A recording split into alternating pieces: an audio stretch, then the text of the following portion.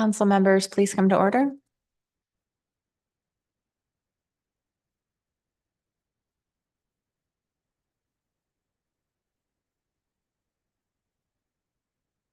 Good morning, everyone.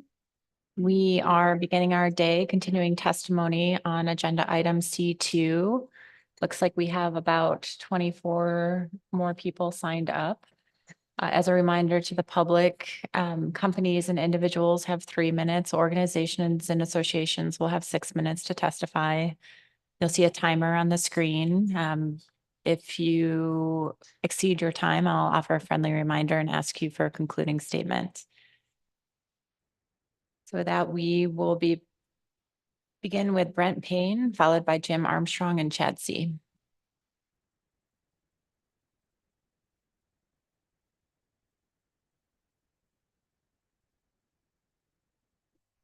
Yeah, good morning, Madam Chairwoman and members of the North Pacific Council. My name is Brent Payne. I'm the Executive Director of United Catch Boats.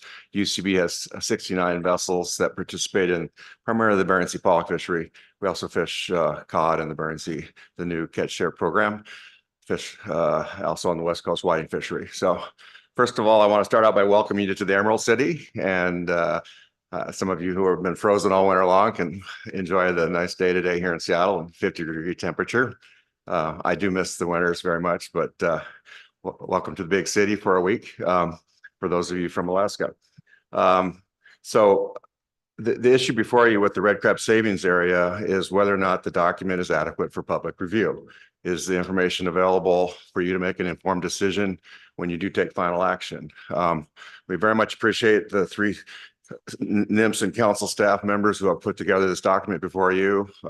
As Ms. Madsen said, it improved it greatly from your June review of the document. There's some good biological information. More importantly, we see the trade-off information in Appendix 2 as being very useful in your analysis. So to start off with, my members find that fishing in the red crab savings area to be a very important place to fish. The document, table 3.5 on page 66 shows the amount of pollock that's been harvested from 2013 through 2023 in this area.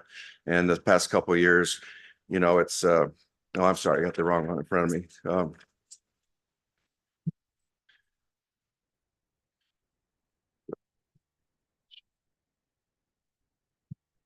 Sorry. Table ES1 on page 7 is the amount of pollock that's been harvested.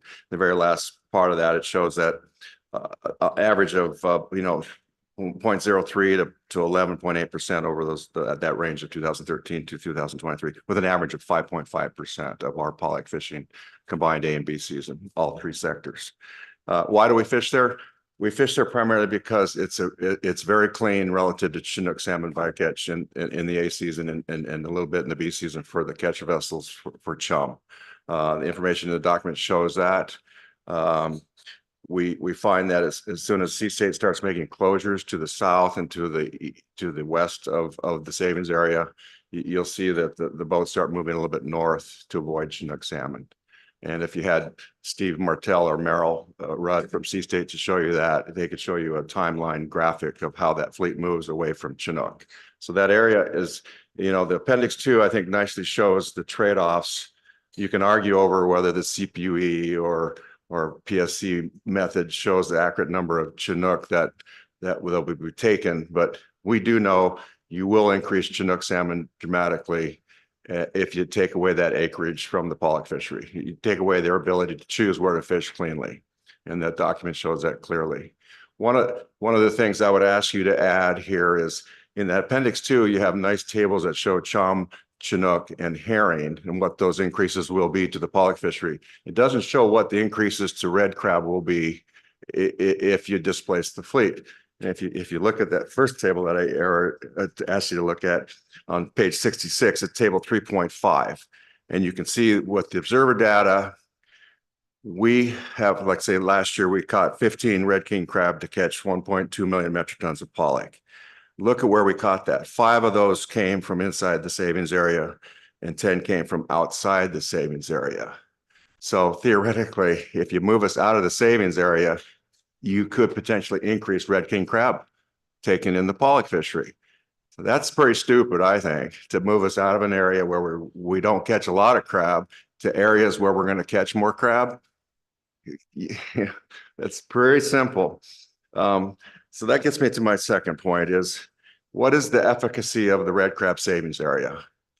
Council staff clearly told you yesterday that they don't have any measure to determine what the efficacy of the closure area has been over the years. And that's one of the problems with time area closures, is that you can create them and you think you're doing a good thing, but if you don't go back and test them, how do you know they're doing any benefit? And that's something that John Goblin over the years has testified to the council. You've got to go back and test whether what you've done historically is an effective measure or not. And looking at the heat maps of where red crab exists at the current levels of biomass, it's not in the red crab savings area. And it's obviously not where we fish inside the red crab savings area in the lower western portion of the savings area. So I guess to wrap things up here, I don't know if you've got the best information to make a final decision at this point. I did greatly appreciate the presentation by Dr. Rose and Dr. Harris yesterday or 2 days ago. I think one of the things that's missing in this document is the fish effects model and the information that has come out of your 2 past reviews of the 5-year review of EFH. I think if you put that in there, that would be great. I greatly appreciated Edward Paulson's testimony yesterday to you. I think that, we do a really great job of moving the fleet away from Chinook and chum and herring and sablefish, but we have the information to do that through Sea State. We possibly could do that with crab, where you can have the polyfleet co-ops do voluntary closures, move along rule type thing if we set a rate, but you wouldn't base it on rate like we do with salmon, but you base it on the kind of information that Scott Goodman's Research Foundation is doing, combined with the summer trawl survey. And you could say, here's where the crab are right now. Let's ask Sea State to draw a trapezoid around areas that they can provide information to the fleet to say, stay away from this area. And I can guarantee it's not in the southern western corner of the savings area, because that's very clean fishing right now for us. So the impacts will be great to move us out of there. I'll wrap it up. Thank you for listening to me, and I'm happy to take any questions. Thank you, Mr. Payne. See if there are any questions. Mr. Mesereau. Thank you, Madam Chair, and thank you, Mr. Payne.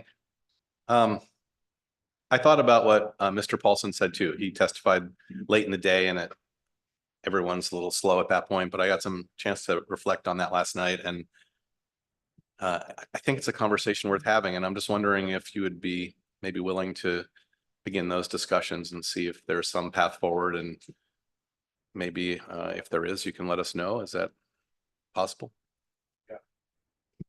Yeah. Just personally here. Yes. I'm so shocked at the polarization of this industry that's fishing out there now, the different gear types and the almost dislike that they have for each other. We're all fishermen. We're all out there making a living, catching fish and selling them to turn them into dollars. So it seems to be that the crab fishermen and the pollock fishermen should get together and talk and figure out a way to solve this problem here. But right now we're so polarized, crabbers are hell-bent on getting the closure zone established. Pollock fishery is so hell-bent on keeping the area open. We're not talking. It's just frustrating to me. So I think, yeah, we can solve problems within the industry if we're given a chance, but we're doing this right now. And it's a really sad situation. Thank you. Thank you, Ms. Kimball. Thank you for your testimony.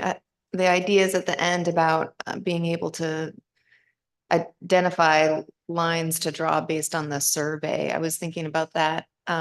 And then having the pollock fleet respond and stay out of those areas. Is there also an opportunity, since you don't see crab in the bycatch, to get that same information on the grounds near real time from other fleets that do see the bycatch, from the Amendment 80 fleet, for example? Or is that kind of cross sharing of information not really feasible? Through the chair, I think the more information we can gather, the better. Yes, I think Sea State does the work for Amendment 80 as well. So Merrill Rudd and Steve Martell have the data. if we sign a confidential release agreement, the fleets can share information amongst each other. So yes, that would be a great source of information. Although I might say they are not allowed to fish in the savings area, so you won't have any data from that, but they'll fish in the strip perhaps, or other areas. I mean, there is, the crab industry has recommended that we expand the closure zones outside the savings area. That might make some sense if crab exist in those areas. So we know that we can have better data. I mean, I just go back to when we had the Chinook salmon closure zone, the trigger closure zone. We had the chum salmon savings area, and we came to you and we said, we have a better tool. We can use sea state on a weekly basis to close areas to the pollock fishery where we know high rates of salmon occur, or herring, or sablefish. We don't do that with crab because we just don't see the data in the observer database. But if we can get the Scott Goodman's data, we're looking at that really hard. We're looking at that pot survey that they did in the winter when we're fishing. We're looking at their tagging study data and saying, where are those crab? And can we use that information? And if there's overlap where we fish pollock, we can create zones, temporal and spatial, that recommend to the pollock fleet stay out of those areas. So Thank you. yep. Thank you. Mr. Down. Thank you, Madam Chair. Thank you, Mr. Payne. Brent, I'd like to ask you, when we're looking at this particular action, we're looking at a way that we can try to protect the Bristol Bay red king crab inside the savings area from impacts from trawling and other gear types. But we're also trying to make sure that we reduce the negative impacts on the pollock fleet particularly, and so, or on all the fleets. But when we're looking at, these negative impacts that could occur, why would one thing that we could do is the council could set the pollock tack at a lower number, and that would reduce Chinook bycatch. So why shouldn't the pollock tack be on the table as one of the things that we're looking at here as ways to help save king crab, but without increasing salmon bycatch? Why is it that we shouldn't look at that? Why is that why is it that should not be on the table from your perspective? Sure. So the chair. So I guess that's the same thing as going to ADF&G and NIMS when they're setting the red king crab harvest amount and saying it should be set to 0, because that's where the most mortality of crab is occurring. That doesn't make sense because there's value in the red crab fishery to the fishermen that participated historically in that fishery. There's value in the tax setting amount that's biologically sustainable for pollock fishing. When the council does in the tax setting process make their determinations, you guys take a hard look at the bycatch that's affiliated.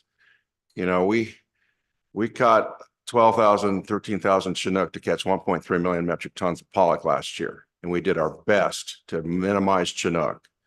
And we come to you and you tell you during the December tax setting process that this is what we're doing. We're going to catch some bycatch, but we're going to do our best to minimize it when we're catching our pollock.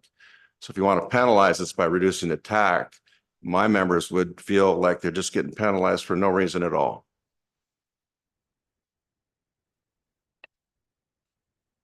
Thank you for your testimony, Mr. Payne. Next up is Jim Armstrong and Chad C., followed by Scott Hansen.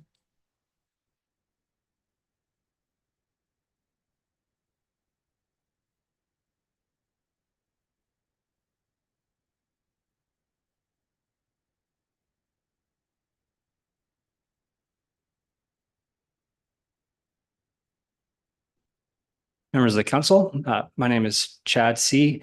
I'm here with Jim Armstrong with the Freezer Longline Coalition. We wanted to offer some brief comments on this agenda item today. Briefly, the Freezer Longline Coalition represents the hook and line catcher processors that operate in the Bering Sea and the Gulf of Alaska.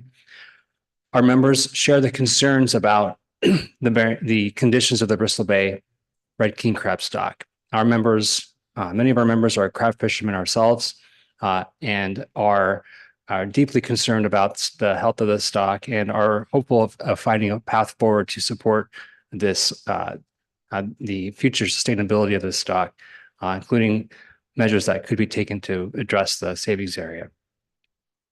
We submitted some comments on this agenda item, and I'm going to have Jim walk through those comments, and then we'll close out our comments with a few additional points. Good morning, Madam Chair, members of the council. The Bristol Bay Red King crab stock and other crab stocks appear to be constrained mostly by factors that are not within the control of management. This leaves the council with a limited list of factors that you can control, and the challenge of triaging those actions based on your best understanding of the likelihood that the action will actually pay dividends. Among the manageable factors, we have fishing mortality from directed fishing, fishing mortality from bycatch, and then a whole category of indirect impacts that are the result of past or ongoing reductions in the quality and quantity of crab habitat. As currently constructed, the proposed action focuses a lot on bycatch mortality. The projection of red king crab biomass provided in section 2.4 of the analysis, figure 2-2, sort of the cloud of lines with different colors. That figure is informative as to the importance of bycatch mortality relative to other sources of fishing mortality. Or, at least I was looking there for that. So in that figure, under current ecosystem conditions, if F equals 0, biomass increases steadily. So where's bycatch in there? I couldn't find it, and I asked the assessment author, Katie Paloff, about that. She said that it's the same as F equals 0. So this is sort of like with the St. Matt's blue king crab thing. There is no differentiating F equals 0 from the combined bycatch of all groundfish gear types. Okay, it's so insignificant and indistinguishable that it basically, in that scenario, it would be the same as if no fishing were occurring. So the take home from that is, to the extent that this action is based on reducing bycatch to benefit red king crab, it appears to be vulnerable to opposition from the perspective that it just won't do much. Having said that, an expectation of benefits to the red king crab stock should be the central question to this action. The portion of Bristol Bay covered by the savings area has been recognized for a long time as being important for red king crab. Ocean currents, concentrations of early and adult life stages of red king crab, patches of gravel substrate, all sort of converge there. The presence of structural refugia is important for young crab to reduce vulnerability to predation. The 1996 analysis for establishing the savings area said that juvenile crab actually prefer epifauna, like urchins and other benthic inverts, over physical substrate. That would seem important regarding the vulnerability of habitat to disturbance. So there's definitely something special about the area for red king crab, and given the insignificance of bycatch mortality, I think the action should be reframed so that the objectives more clearly identify the preservation and protection of habitat as the priority. Our comments also point out the structural complexity of the action, and we think that it's very challenging for the council to differentiate among some of the elements like sub-option 1, which we advocate for, when the marginal impacts of that are not directly addressed. So we look for that to be improved. And we're just very concerned that in a well-intended effort to do something, this could lead to alternative 2 without that sub-option, and then that would reduce our flexibility to harvest cod wherever we can maximize our CPUE, which could include the savings area. We haven't been in there in the past 5 years. Cod have been to the north, but in the previous 5 years, a significant portion of our effort was there. With the return of colder temps in the last couple of years, we may very well be back there this year. Should go ahead and finish it. Thanks, Jim. Yeah, I'll add a couple of additional points just from the conversations around this issue at in the presentation yesterday. There was quite a bit of discussion about the framework approaches and potential for that as another alternative solution, and that's something that's identified in the analysis as well. We'll note that the analysis did not consider the potential for a framework agreement for the hook and line sector. We would support that, given the minimal fishing effects and the potential benefits of hook and line operations with the health of the crab stock. Any additional resources and costs to develop a framework agreement just aren't warranted for hook and line. Speaking generally, though, if council does move forward with framework approaches, we would encourage the council to further flesh out what that means and to come up with a better plan, a specific plan for those framework approaches, so that we aren't here as a council trying to sort that out again in future council meetings, and we can better focus our efforts on finding the best solutions that work for this issue. So with that, I will take any questions. Thank you for your testimony. We'll see if there are any questions. Appreciate your time. Thanks. Next up, Scott Hansen. Not sure he's joining us remotely.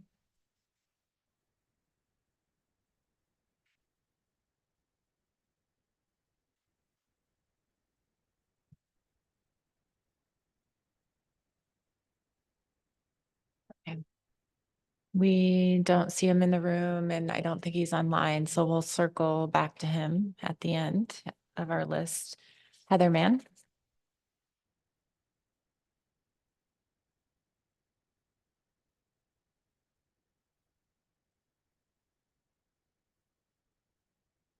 Good morning, Madam Chair, council members. My name's Heather Mann. I am the director of the Midwater Trawlers Cooperative. We have 33 trawl vessels that fish both in the Gulf and in the Bering Sea, as well as the West Coast. I first want to give kudos to Sam and the staff. I think they put a lot of work into a much improved document from the first one that we saw. I think they've been given a real difficult task as well, and they've done pretty well with what they've been given. I'm advocating for no further action at this time.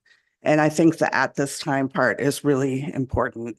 This isn't about saying there isn't a crisis with red king crab. This isn't about kicking the can down the road. This is about waiting until we actually have more information. That's ongoing research right now to inform what we might do.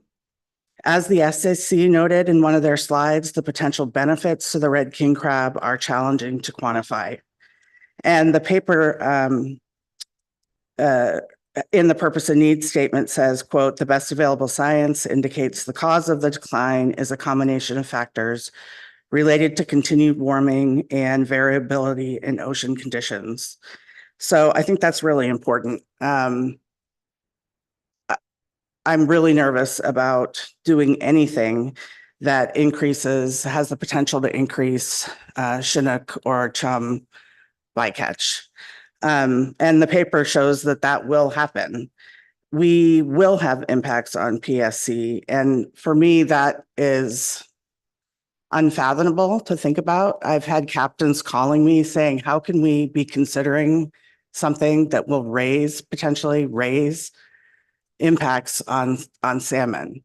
And I know I've spoken to you before about what salmon looks like at the individual boat level, but we have boats that are going after 5 million pounds, 10 million pounds of pollock, and they have 35 Chinook allocated to them, right? It is really difficult. They do a good job, but they're stressed. They're constantly thinking about salmon and avoiding it. And is this the time that I'm going to have a lightning strike? Or is this the time that I'm going to put myself out for the rest of the season when I still have a lot of fish to catch? So it's just really difficult to think about moving anything forward that increases that potential for incidental catch of salmon.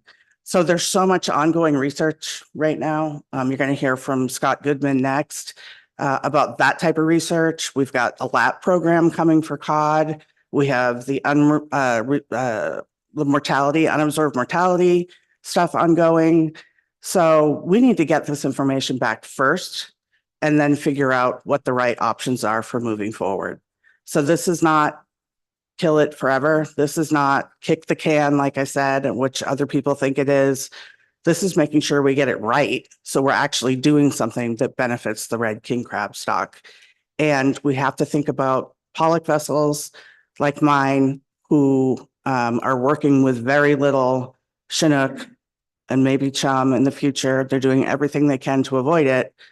Why would we put them in harm's way to increase it with no measurable benefit to red king crab? So that's all I have, and I'm happy to answer questions. Thank you. Not seeing any questions. Appreciate your testimony. So Scott Goodman is up next, followed by Sarah Webster and John Govan.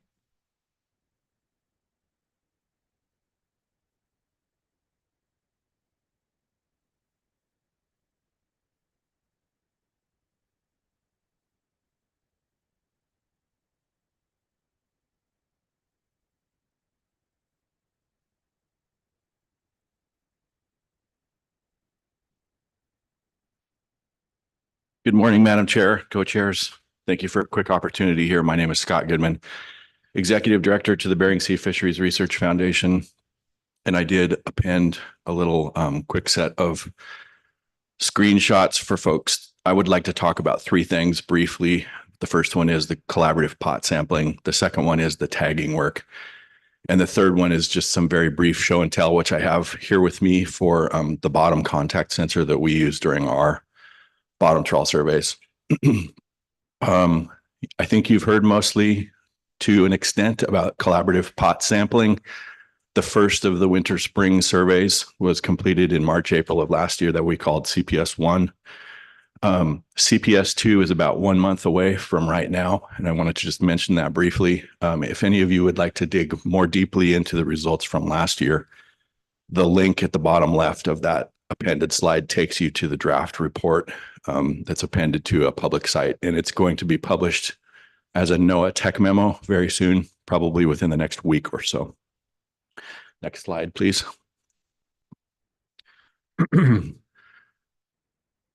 The collaborative pot sampling survey number 2 is again going to be using 2 crabbers. We selected those on Wednesday of this week. We're hoping to sign those charters next Friday. We're also adding a trawler, a catcher trawler to this work, and we're going to use the Nephrops trawl, which is the bottom trawl that's been specifically designed for crab surveys with some Canadian expertise early, but BSFRF has refined that. We work very closely with the state and federal partners on this work, of course. We are going to be covering the same general footprint again in the same general timing.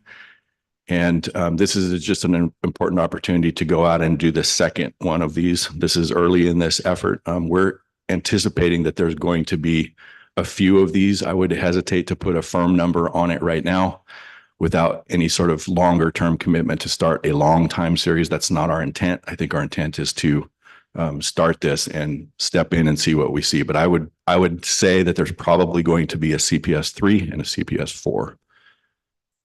We're not putting any tags out on this one. We put several out last year. Our intent is to hold those and get them out at more opportune times. And just a quick note to follow here for this one. There's 10 researchers out there during this period, which is important to note on these 3 boats. Next slide, please. I think most of you have probably seen this, and it has been mentioned so far. I just wanted to quickly note there was about 10,000 red king crab captured during CPS 1.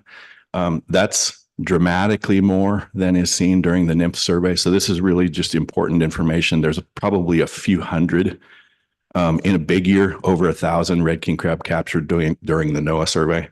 So the pot sampling here is pretty important. And you can see the distribution of all of the sizes and sex categories here in this figure. Next slide, please. So I will skip past this one. I mentioned it. This is just the announcement. This is part of funding for this one is additional and new resources for us, but we put out a notice and a bid to draw in interested parties. There were 15 boats that made it into our selection pool, and we chose 2 of those the other night, plus 2 alternates. And then we have a couple of catch a vessel trawlers on the hook here for hoping to sign that charter very, very soon.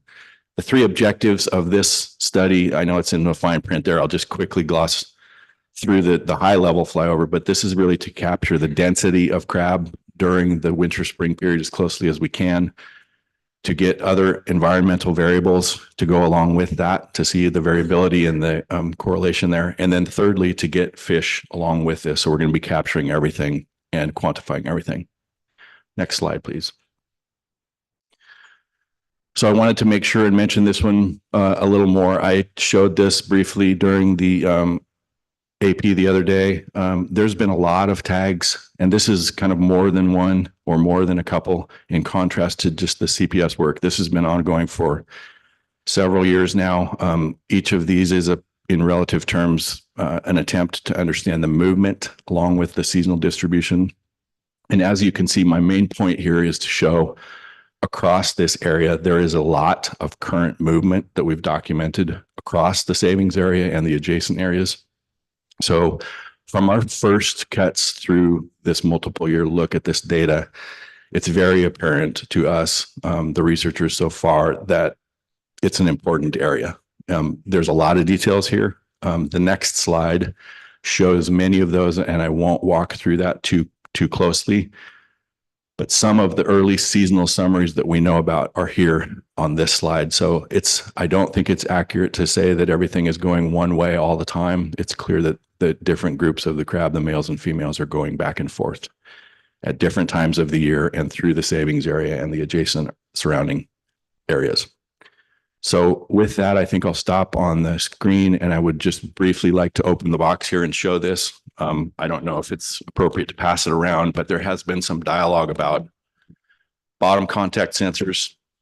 And really the intent here is to just show what we do when we're using the bottom contact sensor pieces on the Nephrops trawl. So this right here is the small sensor itself. That is a accelerometer in 3 axes. It fits into another very small piece here like that. It's a stainless steel cuff. It slides into a secondary housing that's also pretty robust. I mentioned this during the AP. Those 2 pieces close up like that, and they're retained with a small piece of poly retention.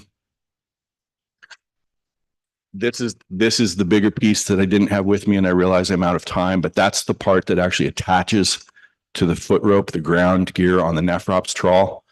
I noted in the AP questioning that this has worked very, very well for us. We wrap it up on the drum. We keep it on every single toe. This part comes off every toe because the device needs to be downloaded. So this is a remote data logger. This one, I would not pretend to say that it would work for other things. What I do know is that after many trials early with our approach, it worked very well for us once we found the place to put it. And I could pass these around if anyone would like to see. I'll leave them here. Thank you, Mr. Goodman. Yep. See if there are any questions. Yes, Mr. Dem. Thank you, Madam Chair. Thank you, Mr. Goodman. My question on the sensor is on your the vessels that you're using this sensor on. Do you just use one sensor? Because one of the things we've heard is that with these 400-foot wide foot ropes, for instance, on some of the biggest nets, you'd need multiple sensors, and then there's other parts of the gear that we would want to have information on whether that part of the gear is also on the bottom or not. So do you just use one of these, or do you use multiple of these in the configuration that you're using? Thank you for the question through the chair. Mr. Downs, that's a good question. We use one. It's located centrally on our trawl. The trawl is very, very small in comparison to fishing gear. The opening of the net is about 12.5 meters on average. It's a very low profile net. It's about 1.5 meters top to bottom when it's fishing. We've done some testing tows early on where we attached several just to see if we had variability in the way that our ground gear came off bottom or stayed on bottom. It's an easy one for us. We do it frequently. It's an integral part of our tows with the Nephrops trawl because we're trying to keep the gear on the bottom, of course, to capture as much crab as we can. We've had video footage on the head rope looking down at the foot rope to document how the can interacts with the bottom and to document crab that are going near the front part of the ground gear. So it's a single one. And there's a lot of other details and variables about how our net fishes that are very different even from the NOAA survey. They tow for 30 minutes at 3 knots. We tow for 5 minutes at 2 knots. So the intent there is to simply go down and do a very good job at getting what's in front of the net and documenting the geometry of the net and staying in contact with the bottom. Thank you. Ms. Vanderhoven? Thank you, Madam Chair. I think Mr. Down's question got to my question. Thanks. And Mr. Mesereau? Thank you, Madam Chair, and thank you, Mr. Goodman. I have 2 questions, and I'm just going to ask them as one to save time. I'm wondering if that sensor operates wirelessly or if that requires wires. And my other question, which is really the main one, is when we had the staff presentation and in the analysis in the Appendix 3, there's maps that show habitat area. And when I looked at those maps last night after the presentation, it looks to me like there is significant habitat for all life stages of crab in the northeast corner of the box, and then it extends in at least more than the box eastward. And what I'm wondering is how can the council determine that the habitat in the box is more significant than the habitat that is east of the box? We don't want to close a box that is going to save a little area that crab like and force the pollock fleet into another area that's larger than that also is valuable habitat. And so I guess I'm just asking this because you do a lot of research on crab, and I think you're a suitable person to answer that question, not because it was in your testimony. Thank you for the question, Mr. Mesereau, through the chair. Yeah, I'll take the first one, I think easier. We have another bottom contact sensor that also rides on our gear that is acoustic, and it's just an XY angle, an inclinometer. So it rides in a sled, and that's the one that pings forward with all the other sensors that are attached to the net. So we do get a real-time idea of what the net is doing. And that is one that simply kind of goes as it's flying in the water and it's toboggan. It's like this before it touches down, then it goes flat, and then it turns like that when the net's coming up. The one I showed here is the one that we actually tie our area swept calculations from. So how long the gear was fishing on the bottom comes from this one, which is a remote logger. So it requires setting some details and then getting it out, downloading it, resetting it, putting it back in. I'm aware now, I was looking because we have to order some of these for next iteration. There are some that are doing a Bluetooth connection. So rather than undoing it, you could walk down with a device and point it at it and get the data. I don't have a lot of experience with that. Second question is more technical, and I would be hesitant to advise too much here, but what I would say, I understand all the efforts here and a lot of the details. I think they're all very important, and the staff's done a tremendous job to pull as much of the available information together into the existing status quo regulations. I would agree with you that weighing, the benefits here is really important. And I also would agree that looking at habitat is very important. The uncertainties about where crab are and how they link with their habitat are also very important. I don't think we quite understand that super well yet. There's another research project that we're also partnering. I think you're aware of this one too, with Dr. Weems from ADF&G, and he'll be using a cam sled at a number of sites here this year to go out into Bristol Bay and several places in the red king crab savings area to try and document more information about habitat and to determine habitat linkages. And then the second part of that one is to deploy larval collectors so that we can kind of connect what we see and learn about habitat with what we see and learn about the biology. Maybe a more direct response to your question is, if we think that there are other areas that become important to protect, that should be considered really closely. Thank you, Mr. Twite. Thanks, Madam Chair. Mr. Goodman, I want to just preface this by acknowledging the real role, the sort of the extraordinary steps that Bering Sea Research Foundation and you've taken to quickly meet the general thirst for information on this. And my questions really are about, one, if you could give us a sense of whether or not the research priority work, prioritization work that we've done, as well as the North Pacific Research Board, give us a sense of whether or not that's been helpful to you in your efforts to pull together the resources. And then also, if you could just give us a sense of what resources you've been able to pull together, and then what you think you're going to need. Particularly, you mentioned you thought there would be a need for a CPS4. I'm assuming you don't have resources locked down yet for that. So maybe if you could just kind of close with the challenges that you see ahead of you to really get to CPS4. That would be really useful to me, at least. Thank you for the question through the chair. Yeah, there's a lot there. Without going too deeply, I would say that this has been a pretty relevant part of what I've tried to help with for at least a couple of years now, is the digging in to try to find research that is going to help the crab industry turn the corner as everybody is trying to survive. The funding for the Crab Foundation is mismatched with the industry right now. We've got new resources that are coming from congressionally directed spending. We've got disaster relief money. We've got a couple of larger sized NPRB projects coming on board. So some of our funding is in contrast to the industry surviving or dying underneath us. And that doesn't make us feel great, because they've supported us faithfully for a long time in the research. So part of our struggle is to shake the trees and see what can help quickly. And science goes slow. And I know people don't like to hear that when they're faced with the economic reality. So that's been the biggest struggle for us. The pot sampling and the use of some of the crab vessels that are now available to do that work, and additional pot sampling, and being on the grounds to document some of the questions that have been these nagging gaps in information, like where are crab in the wintertime in Bristol Bay? Where did the snow crab go? Did they just die, or did they go off to margins? Did they move further north because of thermal barriers?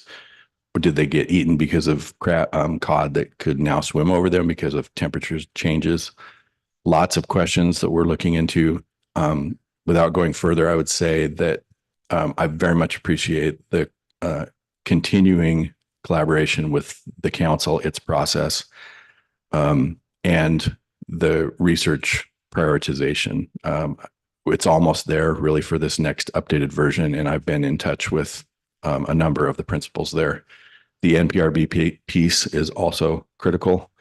I know that they've highlighted crab specifically over the last couple of their cycles, and I believe we're now fortunate to sort of have a working plan with the next part of the disaster relief money. Our group understood that as a policy choice, so we really didn't advise very specifically on that, but we wanted to do stuff that's helpful and to, work on high priority stuff. So it's, I know the council and the SSC together take up that in final, I believe in April. The SSC was a little bit rushed the other day, but I think they accomplished what they needed to, and we're looking for further opportunity to interact and talk more about the crab research in early April with them. Thank you. And Mr. Sakata. Yes, thank you through the chair. Thank you for your testimony, Mr. Goodman. Given some of the discussions surrounding some of the bottom contact sensors, I have a question regarding that. It was very helpful to hear the differences in the size of the net, the speed, and length of tow. But you had mentioned that the sensors worked really well once you found a place to put it. I was wondering what kind of what were the negative outcomes that caused you to place it somewhere different? Was it loss of gear, not good data? Yeah, thank you for that question through the chair. That's important. Early on, we didn't have these sensors for the first couple of uses of the Nephrops trawl. And we worked closely with the race division folks at the Alaska Fisheries Science Center in Seattle. And they were actually refining their sensors at the same time. This was probably 15 to 18 years ago. The placement of these sensors and the housings that hold them is very important. If you get it wrong, you can get misreadings of when you think the net's on bottom and it's not, or when you think you're catching crab or likely going through crab areas, but you're not catching crab. If you get the readings wrong, and then your calculations will get off. This whole effort is part of a technique called area swept calculation. The NOAA survey uses it. Several others around the world in different surveys use it, and that's what we do. Is basically you're trying to find out how wide you swept and how long you swept, and then compute the area, and then whatever you catch, you convert it to a standard catch. So if you get the bottom contact sensor wrong, you've sort of made a fundamental challenge for what you're trying to do. So early for us, it was important that we put it near the middle of our gear, and the magnitude of our gear is very small. At higher speeds, you would have some differences in the geometry and probably lifting of the net off bottom. Our gear, which I wasn't intending to get into, but our gear has a specific way that the ground gear is designed. It has a small chain that precedes the front part of the net. And then it has a relatively small rubber disc foot rope behind that, and then a fishing line. And as it's being towed forward, the chain actually penetrates the substrate slightly to try and not miss any crab. So it kind of, if they're there, it lifts them up unless they're on top of the substrate. Bottom contact is an important piece. Thank you. Quick follow-up. You had mentioned that you also use that alongside of an inclinometer. I'm saying that right. If they're on the same net, was there any correlate? I mean, did your bottom accelerometer sensor corroborate the information and vice versa? Or how accurate was that, I guess? Also a very good question. Thank you through the chair. Yes. We didn't right at the beginning put all those pieces together. So we were doing what we could early, but basically we started with the inclinometer because it came with the suite of sensors that were part of the gear. And then we added a more technical bottom contact sensor, and they corroborated each other. Then we added video cameras to verify how we thought things were working, and that's what we saw. So it was a stepwise process, but that's what we've done. Ms. Kimball. Thank you for your testimony. I just wondered if you could maybe remind us on the pot survey, there is some overlap with the A season. I mean, what do you see as the best use of the data coming out of the pot survey? Thank you for the question, Ms. Kimball, through the chair. Good question. So one of the things that I know of from my own experience is that the distributions do change over time, and it's concerning to me to see the retraction generally of the stock in its both in its abundance and biomass, but also where it is. In 2014, which is not that long ago, Dr. Foy and I were across the table on one of our surveys together, and we were sorting through quite a few bear eye and red king crab far to the southwest, down around AMAC. I know it's been several years since the NOAA surveys have documented sort of an expansive footprint of the stock like that during the summertime.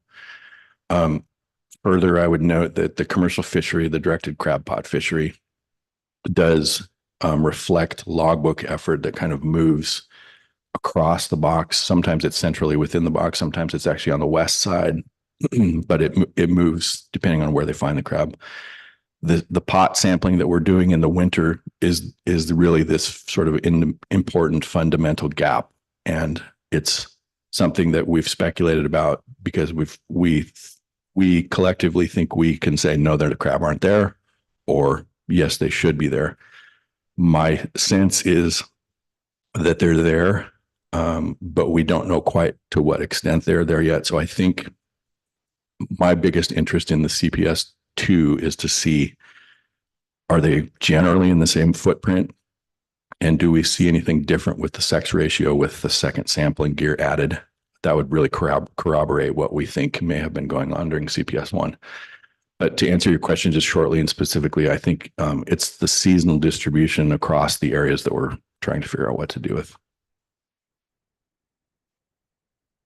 Thank you. And then on the tagging data that you testified to, and I didn't get my glasses on fast enough to see the timing of that, but I think there still is overlap with the A season. And I was wondering if the tagging project is also looking at or able to look at any kind of temperature as a factor in the movement, or if that is something you would need many more tagging projects in order to try to overlay on that project. Thank you for the question. Through the chair, yeah, my quick answer is we have a couple of different types of the satellite tags. One of those, which is the very expensive one, has temperature information on it. So we would get the change there across where it went in and where it was recovered from, I believe. I think collectively, the sort of the principals and the research group on this as a whole believe that temperature is very important, along with the distribution of the other crab. There's actually quite a bit of bear dye on the western edge of what we saw during the sampling from CPS 1-2. That's important to note. You can see it in the report that we've drafted. There's probably some likely correlation with the fish. You don't really see a lot of crab where cod were, I believe, or some investigations that become apparent by that. So temperature is one of the pieces we're looking at really closely. And I don't think we get at it best with the tags. We get at it best with temperature loggers or other stuff.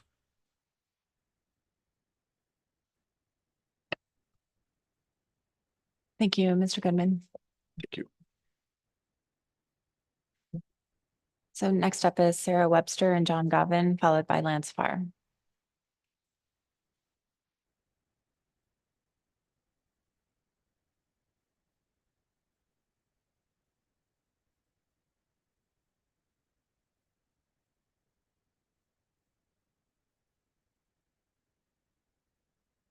Good morning, Madam Chair and members of the council.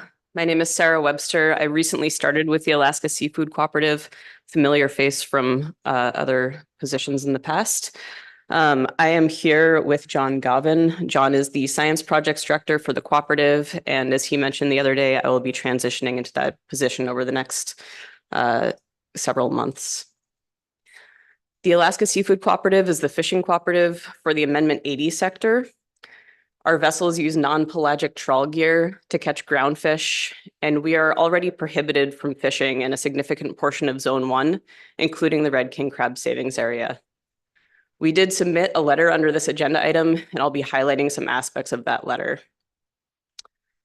I just want to take a minute first to say that we recognize the concerns regarding the lack of red king crab recruitment and low or no fishing in Bristol Bay for the people who rely on this fishery. The information provided in the initial review does not support the assertion that implementing additional area closures to reduce bycatch will provide a substantial positive benefit to the red king crab stock, which is suffering from low recruitment. But it does provide compelling evidence that this action could have negative effects on the many other PSC species and fisheries that could be impacted both for our sector and for other sectors. We don't believe that the action before you is the appropriate action at this time. The primary effect of this proposed action on our sector would be to further restrict our access to the savings sub-area. We believe that the current threshold for access effectively incentivizes our sector to proactively avoid red king crab bycatch. And we think that it shares the conservation burden fairly. The more restrictive threshold upsets this balance, and it brings on too high a cost in terms of the negative trade-offs with other PSC species. In the years that we've used the subarea extensively, our Opilio and Barradai crab bycatch would have been higher. Our Pacific halibut PSC would have been significantly higher, and we would have only realized small decreases in our red king crab bycatch. We've talked to our fleet, and they think that the analysis of trade-offs is in the right direction and of the appropriate magnitude. The prospect of more restrictive closures is particularly concerning in light of recent changes to halibut PSC limits under abundance-based management. We think that the current trigger creates equity, and it better balances a range of stock criteria for opening the subarea. And we feel that this current trigger has and will continue to incentivize our fleet to proactively avoid red king crab bycatch. We appreciated the analysis of the spatial distribution of red king crab from the NMFS summer trawl survey that demonstrated limited use of the savings area in recent years, and that use was predominantly by adult males. The low presence of female and juvenile red king crab in the savings area is important to keep in mind, given that the main problem facing the stock is low adult female abundance and a lack of significant recruitment. We also appreciate the efforts around the Bristol Bay collaborative pot sampling survey. The winter survey results supported the summer survey results that the female and juvenile red king crab are largely absent from this area. The survey will benefit from additional years of data to better understand the winter distribution under a range of environmental conditions, and we're encouraged that some additional years are already planned. We've noted that in areas in the Eastern Bering Sea that have been closed to groundfish trawling for decades, including the savings area, those areas have failed to create the anticipated positive effects on crab recruitment. Before implementing additional fixed closures for crab protection, we need to better understand the efficacy of closure areas and evaluate the effectiveness of current closures. Considering the numerous closures in the North Pacific and other parts of the world, we imagine that a lot can be learned about how crab stocks have responded in closed areas. It will also be important to develop measurable objectives for evaluating the efficacy of any future closures. The types of surveys and modeling efforts that are currently underway, including the winter surveys and the SDM models, are probably the right types of metrics for evaluating whether these fixed closures are in the right place, and they could also be used to evaluate the potential for dynamic closures. So bringing all of these points together, we support decision-making using sound scientific information. We have concerns about how fixed closures perform over time and can create negative effects on other species and inefficiencies for fisheries. We encourage additional survey work to understand the temporal differences in red king crab distribution. And we believe that this will better define areas of high red king crab densities that are important to maintaining or increasing biomass and can inform changes to closed areas, including the use of dynamic closures, which provide the necessary flexibility for all sectors to fish efficiently. So thank you for your time, and we're happy to take any questions. Thank you for your testimony. See if there are any questions. Ms. Kimball.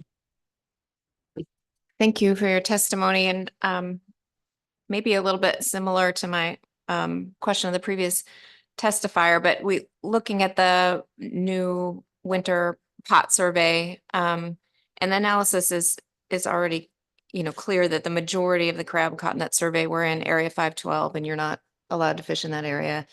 But there was I don't know what you'd call it, a pulse or a distribution of crab in the sub area. And I'm wondering if you see use or immediate use of the information from the winter pot survey for fishing this season, or whether that needs a couple more years before that's useful to you, or maybe it's not useful at all. But I'm trying to find out if this kind of information is used in operations today for fleets that do see crab in the bycatch. If I may, thank you for the question, Ms. Kimball, through the chair. I think it's enormously useful to get a snapshot from the winter survey, and I'm glad to see that and hear from Mr. Goodman about the number of crab that were sampled and the sample size being way bigger than the actual NIMS trawl survey. I also think the additional work with this Nephrops trawl will help understand the questions about why they didn't see females and et cetera. So yes, I think that snapshot is useful for that year. We want to see what this looks like in different years because that variability will be important. As Ms. Webster mentioned, the idea of dynamic closures could very well work in this kind of information, or as someone asked a question about temperature, I think with you actually, we might be able to predict based on that temperature in warm and cold years where we would use as a starting point in dynamic closures, a box, if you will, where we think the crab will be. Let's just say our fleet were fishing in the strip last year. I predict that we would have quickly noted some test hauls that would have shown crab in that area and moved out of that pulse if it really were in the sub area. And that's the kind of thing we're dynamically able to do with the tools we have. Someone asked a question about would we share that information? Absolutely. We would share it with a pot fleet. We would share it with the pollock trawlers. We're really good at collecting that information and responding. As you know, our fleet's been emphasizing and adding priority to the steps we normally did to avoid crab by having the captains actually, whenever they see crab in the catch, filling out spreadsheets, sending the information to the co-op. So we put out that information to all the boats, and also telling us what they did in response, making sure that they appropriately move. So we're on this. I think that survey that they had from last year is kind of the evidence that would have been really interesting if we had a fishery in there to overlap and see if we had seen the same thing. But we may get that this year because we are able to fish the strip if we have the sub area. So we may be able to actually kind of see that in real time. So that's how I see this, dynamic really benefiting from the information from surveys, but also using on the grounds information from our fleet or others to supplement that to see how it's changing or better delineated if needed. Thank you for that. And so, going from conceptual to practical, like what is the mechanism to do that? Because you're a co-op, the pollock fleet has co-ops, like is there just a contractual arrangement necessary with Sea State in order to share information like that? Just concisely a little more about the practicability of doing something like that, since it seems like something we could do very near term. Thank you for that question. I think it's easily done. I think informally it would occur anyway between boats that talk out there, and the fleet does a lot of that even between fixed and trawl gear now. But with the pollock fleet, I think the word would get out really quickly informally. However, working with the crabbers, we'd be happy to detail kind of how we would mechanize that into agreements and formalize it so that we make sure it occurs, and we make sure it occurs in a way that's effective. But yeah, that's exactly what our co-op manager works with the crabbers now on, where they put their gear and how we note that on our plotters and all that. That's all going on now on the water, but it works with an institutional arrangement like a co-op where we can have these dialogues with the other gear groups about how to best share the information. In this case, how we would share the information between other fleets is a well-established protocol, but we can formalize it into agreements just to make sure it occurs in an efficient and rigorous way.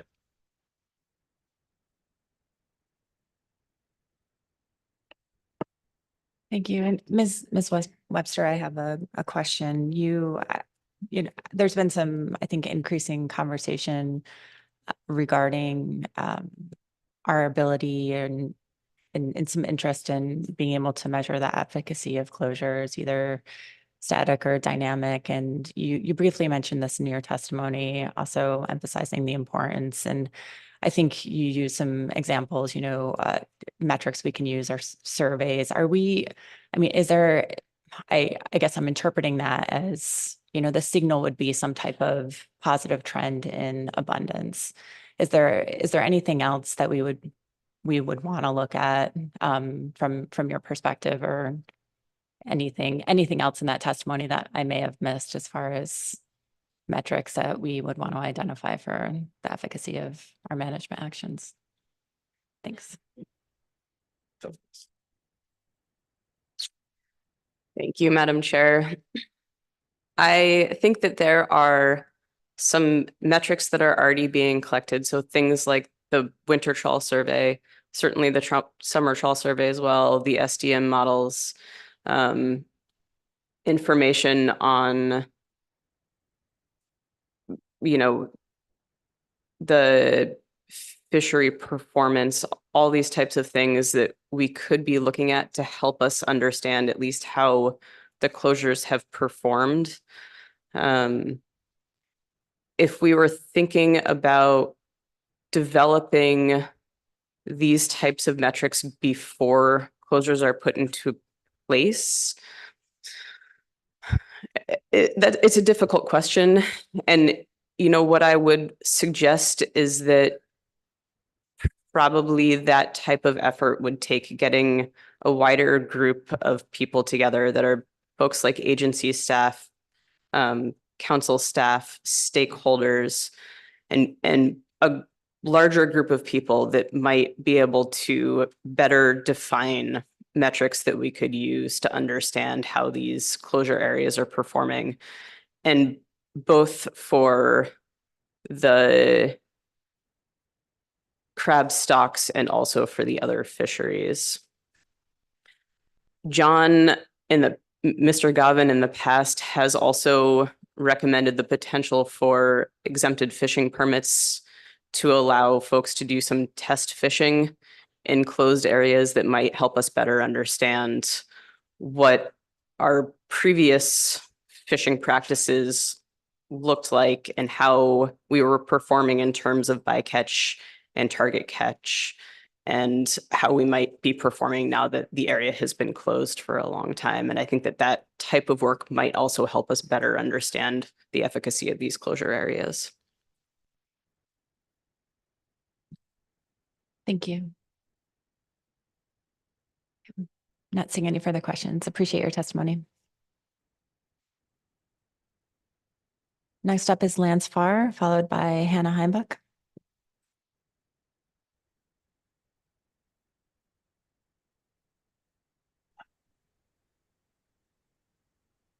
Do you hear me? This is Lance.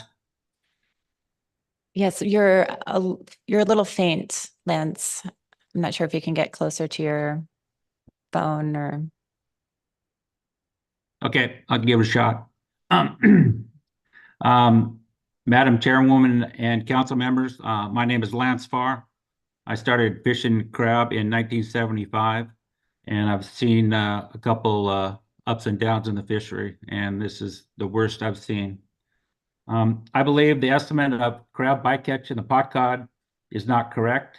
In the crab bycatch data, the cod pots, there are lightning strikes that are included in the crab bycatch estimate that's called an outliner. Outliners can significantly affect statistical analysis if not properly addressed. I believe the king crab bycatch of pot cods is greatly overcalculated because of the lightning strikes outliers being included in the king crab bycatch in the pot cod gear. The one thing that needs to be looked at in the discard mortality rate for king crab that are caught in the pot cod fishery. Mortality rate that is applied to the king crab caught in the pot cod fishery is 50%. It is applied to all fixed gear fisheries, pots and longline. The discard mortality rate that is applied to king crab in the directed fishery is 20%. The pot cod fishery boats are the same boats with the same deck equipment, the same crew that are used in the directed fishery. Applying the directed fishing rate of 20% to the pot cod fishery would greatly reduce the mortality number of king crab in the pot cod fishery. The pot cod fishery is also removing crab predators from the crab grounds where other fisheries are not allowed to fish. This would be a net benefit for crab with removing cod in the area that are feeding on crab. By removing hundreds of thousands of cod that are not then feeding on crab, what is the net benefit to the crab population? Alternative 3, if adopted, would have a negative result on king crab population by not allowing the pot cod fleet to fish in Area 512. The pot cod fleet in the bee season takes 400,000 animals of cod from the Area 512. Those cod feed on crab, and if you conservatively estimate that one cod eats one crab per week, that equals to 1.6 million crab that are saved per month by the cod fleet being able to fish in 512. I believe the council is getting ahead of itself with alternative 3. The pot cod lab program is scheduled to go before the council in June. That program is where the pot cod fleet should be able to develop the tools to address crab bycatch. And we've been asking for this program for 5 years. Pots have also had a small footprint on the bottom and very little bottom disturbance, less than 1 square mile. Any lost pots with biodegradable web that is 18 inches long by regulation. The biodegradable web releases in about 6 weeks after it's put on the pot and lets everything out of the pot. The lost pots could benefit the crab, creating structure at the bottom that crab like.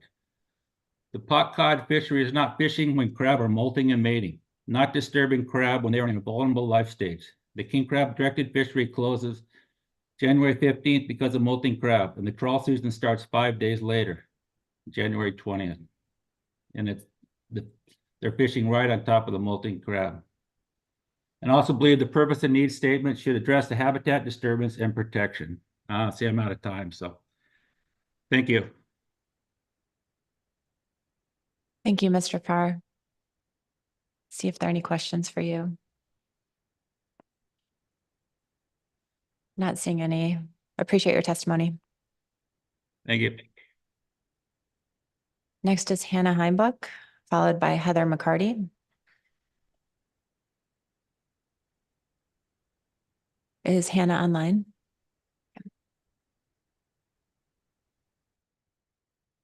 Hi there, can you hear me? Yes, good morning. Good morning, Hannah Heuk here, testifying on behalf of the under 60 cod harvesters. Our member vessels fish in a variety of North Pacific fisheries, including Pacific cod, halibut, salmon, black cod, and crab. We support this item moving ahead to final action to include alternatives 2 and 3 for consideration. The importance of the savings area and 512 to crab, or to pot cod seems to vary boat to boat.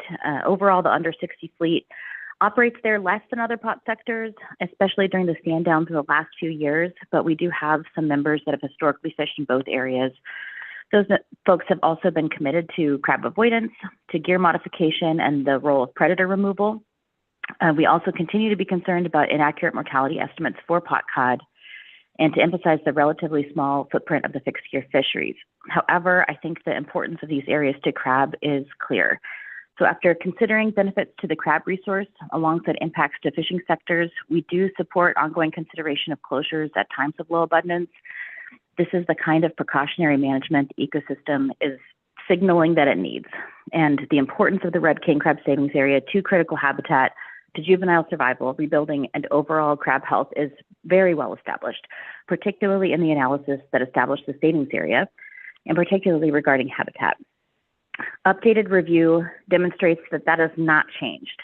Slide 31 of staff presentations articulated that a current main takeaway is that habitat and the red king crab savings area and Area 512 are important to red king crab, and habitat is critical in providing refuge during juvenile life stages and during molting and mating timing. So we believe protections here are warranted. And in future, if pelagic trawl demonstrates an enforceable ability to operate off the bottom, or if developing tools allow pot fleets to show that they can and do avoid crab and crab mortality, restrictions could ease. We should still protect those areas now, and the potential for future information or tools really doesn't need to delay action. In terms of the secondary impacts, I've heard the concern about how to conserve crab and crab habitat without compromising salmon, other species, or just arbitrarily redistributing habitat impacts. But I really feel strongly that the council can meaningfully address all of those things: crab, salmon, habitat, and other species. Current agenda items have crab and salmon conservation issues and a discussion about pelagic trawl gear impacts on the seafloor. We undertake tax setting annually. So we have the ability to enact conservation principles across these topics that function together using dynamic and strategic management improvements. We don't need to pick one to protect more or less, and there's no fishery in this matrix that should be treated as a constant. And then finally, regarding the pelagic trawl performance standard, AP discussion mentioned the need to keep the performance standard conversation out of the pelagic gear definition discussion because it will be dealt with under this agenda item. And I just want to emphasize that the performance standard has been included here, but it's not the only place that it's relevant. So I just want to call attention to the interconnectedness of all those things and the need to not silo it here or neglect it here. The pelagic trawl gear definition is critical to determining an appropriate performance standard. An appropriate and enforceable performance standard is what will make the gear definition mean something. And both are critical to any action around crab and habitat conservation, including this one, and they need to be also considered across the North Pacific. Thank you very much. Thank you, Ms. Heimbuch. Mr. Curlin has a question for you. Thanks, Madam Chair. Ms. Heimbuch, I heard your comments about bycatch implications of this action and, certainly the value or potential value of the action alternatives for protecting crab. But I wonder if you could just elaborate on what you said about we have, forget exactly how you phrased it, but essentially that we have tools and mechanisms for addressing the PSC impacts associated with this action if for essentially managing I gather to not have increases in PSC. Could you just clarify the point you were trying to make there, please? Yeah, through the chair, Mr. Curlin, thanks for that question. I think it's important to note that if we think that salmon interactions could increase in this action doesn't operate in a silo, right? We have opportunities to protect salmon in the salmon protection items. So for instance, one of the things I'm interested in talking about when we get to salmon is the efficacy of perhaps time and area closures or hallways for salmon to, escape towards the coast and towards river systems that allow temporary closures of some of the groundfish fleets. But those are the kinds of tools I think that we can enact, these kind of dynamic management frameworks based on existing or real-time data that can conserve salmon, including caps, whatever else we consider there. But it's important to note that the crab action is not operating alone. We have all of these different items occurring on our agendas in the coming meetings and have an ability to protect both species. Thank you for that. So just to follow up, I gather what you're getting at there is some sort of new approach to PSC management, something different from what we are doing now. So how are you thinking the council should think about this in terms of this action and the potential implications of increasing PSC under the status quo management regime? Through the chair, I think you could recognize in this action that it's possible that there could be impacts, as there is in every action that the council takes, but those impacts aren't a guarantee, first of all. So I think you can recognize that's possible, but also that the council has already signaled intent to address salmon PSC through another item. So I think that those impacts aren't a given, but you also have already, instigated the pathway to address them. Thank you. Yes, and Ms. Kimball.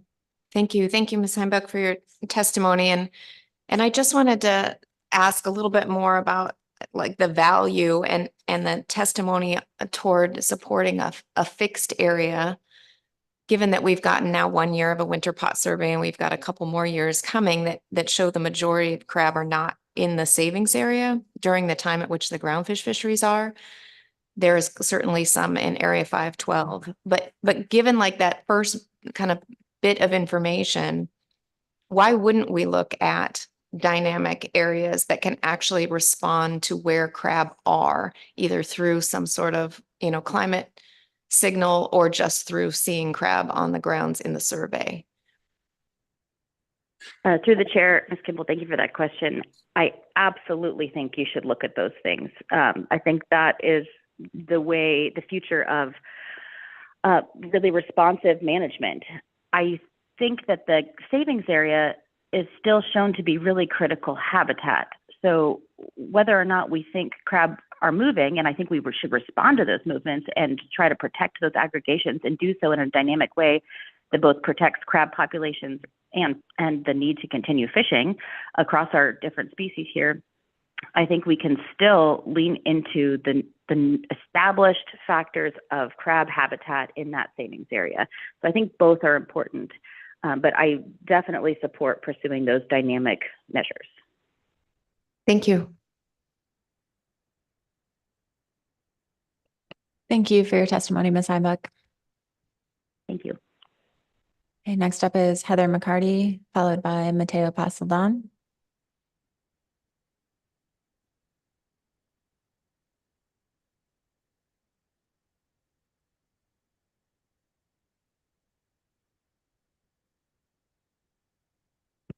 Thank you, Madam Chair, members of the council. I'm Heather McCarty, and I'm up here representing Central Bering Sea Fishermen's Association, the CDQ group on St. Paul.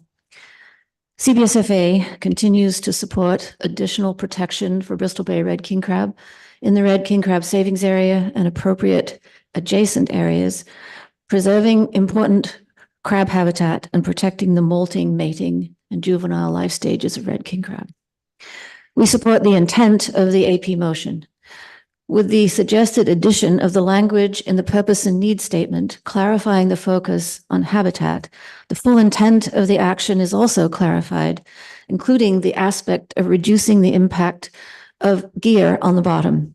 We agree with Mr. Armstrong's testimony today on this subject and strongly believe that protection of crab habitat may be the most essential part of preserving the red king crab stock in the long term.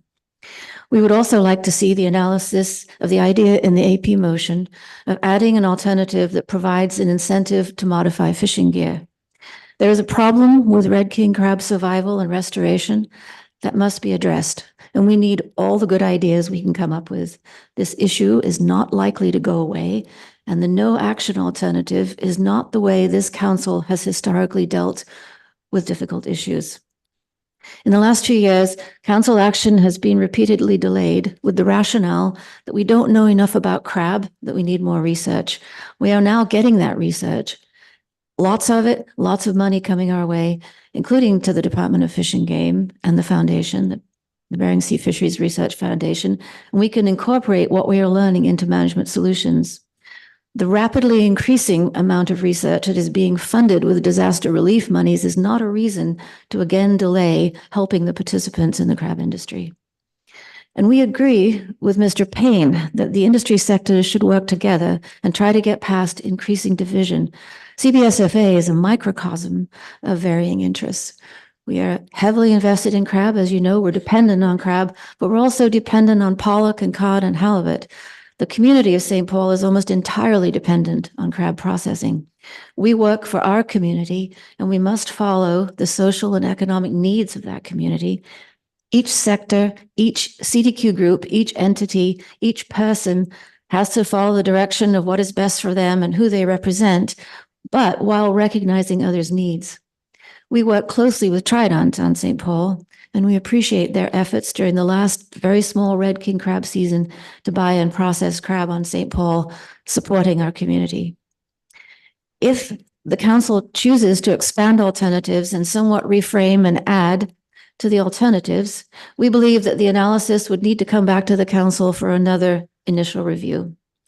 It seems the council needs to take a longer view in building solutions, particularly in light of the concern for potential increase in salmon bycatch. Also, if the alternative that incentivizes gear modification is considered, additional time would likely be necessary for implementation.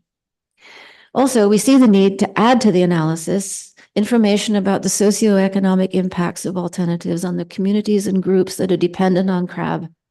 The analysis currently does not include that. What the analysis does have, we believe, is the best available scientific information on the important habitats for Bristol Bay red king crab. And the analysis concludes that increased protection of these important geographic areas would be positive for king crab survival. The analysis also points out, as has been spoken to, that the benefits to the crab stock from proposed closures are difficult to quantify. What we are also seeing in the analysis is that the impacts on salmon and other PSC from the sectors fishing outside the protected areas is also difficult to quantify. Your SSC has essentially told you that and suggested that modeled numbers are likely overestimating that potential increase in PSC. There has also been some suggestion that there are other areas that might be considered that are not currently in the red king crab savings area or in 512. I know that there is consideration in the AP motion of adding a strip north of the red king crab savings area that might have a lot of contact with the bottom and also have a lot of red king crab. It seems there is some discussion about the boundaries of the red king crab savings area. I've heard trawl representatives speak to that and consider maybe even changing the boundaries of the red king crab savings area. I don't think any of these ideas should be discarded. I think the council has some work to do in moving forward on putting together alternatives and thoughts about even changing boundaries and those sorts of things in order to get to the real core of the matter. I encourage you to do that, no matter how long it takes. I know that help is needed for the crab industry and for St. Paul. We feel that very much. But if you're going to do it right. And we would support that. So thank you very much. Thank you for your testimony. Let's see if there are any questions. Ms. Vanderhoeven. Thank you, Madam Chair. Thank you, Ms. McCarty. My takeaway from your testimony was really what you said there at the end, right? If we're going to do this, let's do it right. You were supportive of a lot of the ads that the AP recommended we consider, and yet you also recognize the ongoing research that may help inform some of those decisions, and that with those ads, we would likely need another initial review and delay action. And so I'm trying to read between the lines of what you said.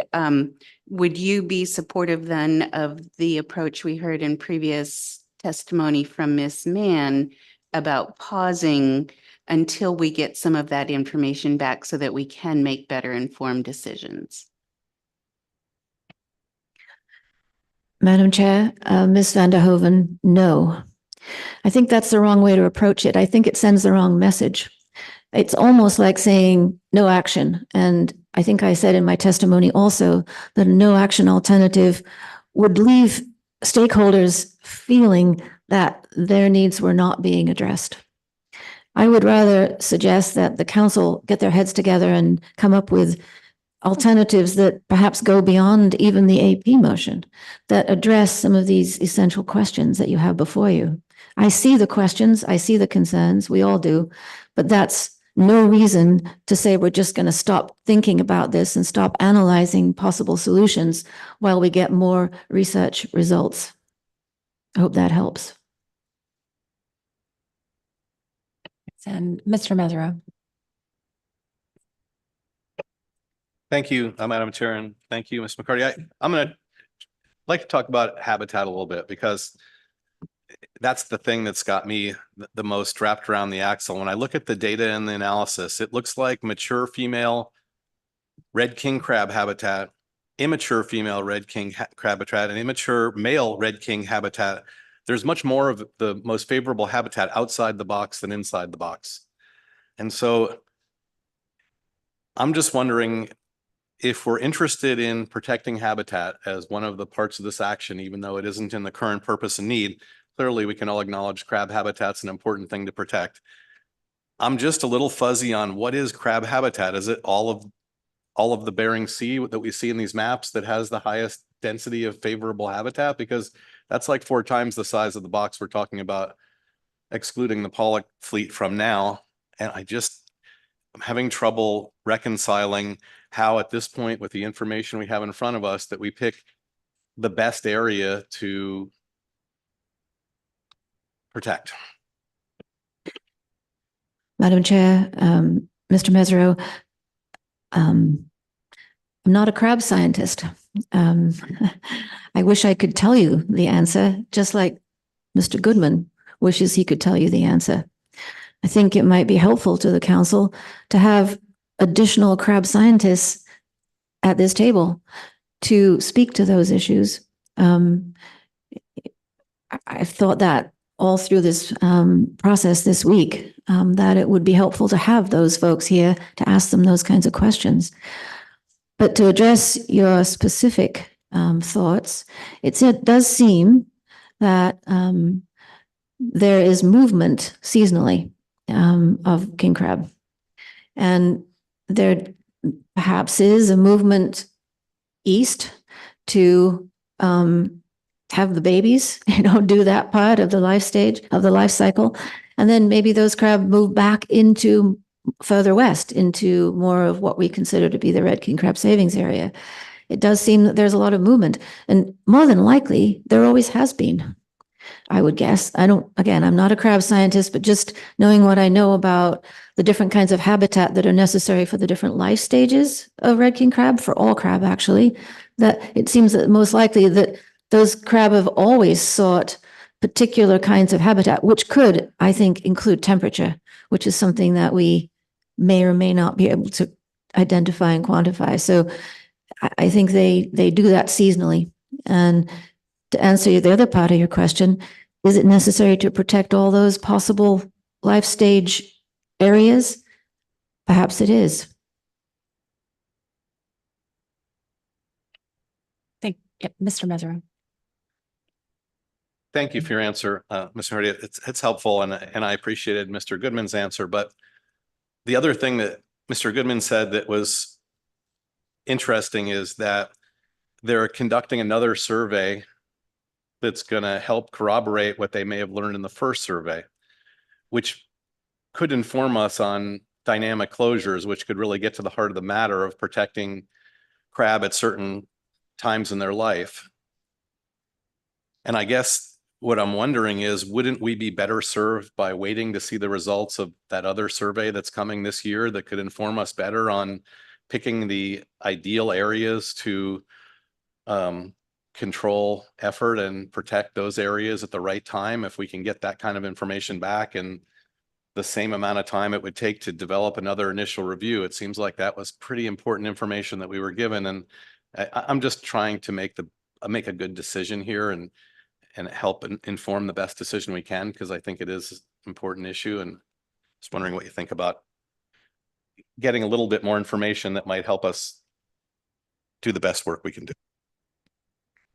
Madam Chair, Mr. Mesereau, I've been struggling with that myself. Obviously more information is better. Obviously a one-time thing is not an accepted fact. I get that. What I don't want to see is what we have before us continue to be analyzed while we get that additional information. I am also trying to figure out how you structure a motion, frankly, that allows continuation of what you're looking at, and maybe with some additions as per the AP and PINCIAC, which I think are important, in addition to conversations with all sectors that would get us somewhere so that we can plug in additional information when it comes. I've been trying to figure that out, and I know you have too, and I appreciate that. And I know you're trying to figure out, you all are trying to figure out what the best thing is to do. You got a problem We all do. So, I have suggested various times to this council that there be a kind of meeting of the minds in some format, committees, workshops, whatever. Sometimes these kinds of conversations in this setting are not as helpful as larger groups, if you will, that sort of put all these things on the table. This issue is not going to go away, and it shouldn't. And so moving forward while leaving room for additional information is not impossible. And I think it's necessary.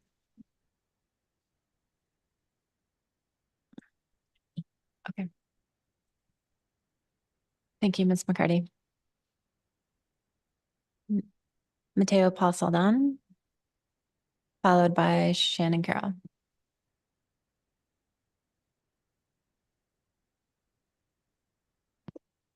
Good morning, Madam Chair, members of the council.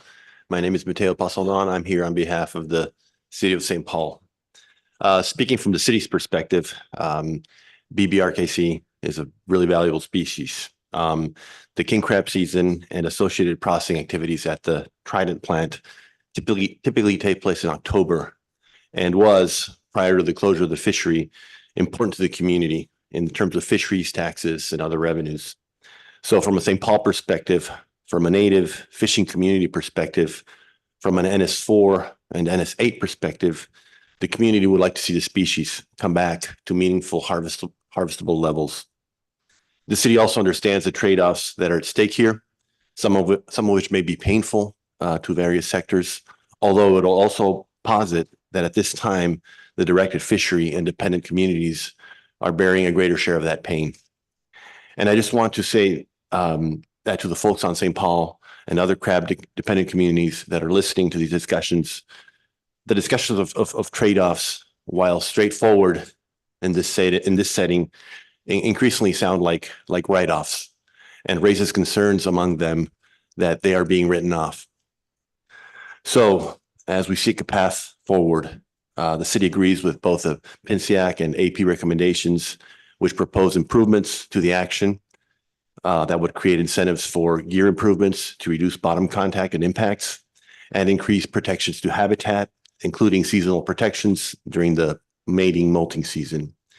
The way St. Paul sees it, our collective obligation is to try to strike the right balance among the NS1, NS2, NS4, NS8, and NS9, and ensure that no sector is disproportionately hurt, but also that the burdens of conservation are shared more equitably. Under NS2, best available science, the staff and SSC have indicated that there's enough science to proceed with some level of action, unless, of course, you adopt the AP recommendations, which may require more time to analyze. Under NS4, equity and allocations, to the extent that there are allocative aspects to this action, burdens of conservation are currently falling disproportionately on crab fishermen and dependent communities. In the case of St. Paul and other native communities, there are an additional set of considerations that come into play pursuant to the Indian treaty rights and federal trust responsibilities also referenced in NS4 guidelines. All sectors need to have an opportunity to fish. Under NS8, providing for the sustained participation of communities. Among the trade-offs that are not sufficiently highlighted are NS8 considerations of crab-dependent communities. The SSC highlighted this issue in its review of the analysis and stated that it was crucial to identify which engaged or dependent communities or stakeholders would likely benefit from the conservation aspects of the action in order to align the action with NS8 guidelines, end quote. We agree.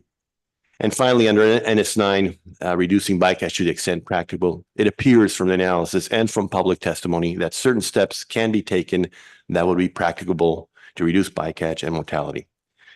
We urge you to take steps on this action, even if they are modest, and if the results of benefiting the crab are at this stage uncertain and of long-term consideration. Thank you. Thank you very much for your testimony. See if there are any questions for you. Seeing none, thank you.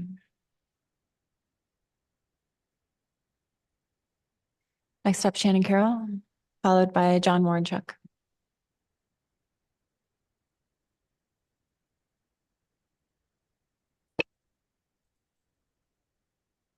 Good morning. My name's Shannon Carroll. I'm speaking on behalf of Trident Seafoods this morning. I'll note that Trident Seafoods is a significant participant in all of the fisheries affected by this action. I'm also a board member, and Trident is a financial supporter of the Pollock Conservation Cooperative Research Center and the Bering Sea Fisheries Research Foundation, and I'm highly supportive of the research that both those groups are doing. I have two primary concerns with this action, and the first and largest is the impact of PSC, primarily Chinook, and that the impact will be significant. I recognize that the SSC had a lengthy discussion on the CPU model and categorized the PSC approach as an upper bound. However, I think the important takeaway is that the signal that these models send, and that's that it will be an increase in PSC. Chinook is one of, and often the driving factor in determining where we fish. We often don't fish in areas with the highest CPUE due to the presence of Chinook, and when and where we fish can change on a weekly basis. When we have been in the savings area, it's been because the pollock fishing has been good and the herring and Chinook rates have been very low. Another way to think about that is we've been in the savings area because Chinook rates outside the area are higher. This is how we keep our Chinook numbers well below the cap, regardless of what the TAC is. Closing off this area will make that harder, and at a time when the Secretary of Commerce and the Council is being asked to implement a cap of 0, I have a hard time fathoming how our boats can continue to minimize Chinook catch at historically low levels. And to respond to an earlier question, I think it's important to remember that TAC and bycatch are not correlated, largely due to our IPA provisions, season structure, and counter variability, and that's evidenced by the past couple of years where we've had low bycatch and a high TAC. And I think you can go back and look at the data stretching back 2 decades to see this play out. My second concern is that it's hard to weigh the cost of increased Chinook bycatch against the uncertain benefits to red king crab. The SSC noted that the potential benefits are difficult to quantify, and I think that this action has been hampered by not having a clear metric by which to evaluate the effects of the closure area. The analysis seemed to vacillate between whether the benefits would accrue to habitat or to crab, and all the assumed benefits seem to be derived from the simple assumption that fishing was having a negative effect, and so displacing that fishing effort would be positive. Yet the analysis doesn't evaluate the displacement impacts to habitat caused by pushing the fleet to other areas, and so those net benefits could be negated by increasing fishing effort elsewhere. So to that end, I think this action would benefit from incorporating the results of ongoing research on both the pollock and crab side, which I've noted we're a strong supporter, and from the development of metrics that could be used to evaluate whether the action is meeting the council's goals and objectives. That I'll take any questions. Thank you. Any questions for Mr. Carroll? Ms. Kimball. Thank you. I thank you for your testimony. I think this related to your last statement and your support of the research. And so how do you see the winter pot survey being used, particularly by the pollock fleet? Do you think there's any opportunity for that data to be used in real time for the pollock fleet? Through the chair, Ms. Kimball, I'm not exactly sure how that could be used. I think it's just really critical that when we're thinking about closed areas, whether they're dynamic or static, that we're focusing on when and where the crab are, or if the intended purpose is to avoid crab, right? I think if the intended purpose is to avoid habitat impacts, then that's probably a different consideration. So I think getting back to what the action is, I think the council should really consider how it would want to use that kind of information, how it would want to structure closures or other management tools around that. And I don't see any of those options in the current package. And so I think it would probably require going back to the drawing board and sort of thinking that through from the start. And I guess with that in mind, I think it's important to I know there's a lot of there's sort of like institutional momentum once a package has already started, but I think if it's not the right action and the benefits aren't outweighed by the cost, then it's not worth moving forward if it's not going to really be able to be evaluated correctly.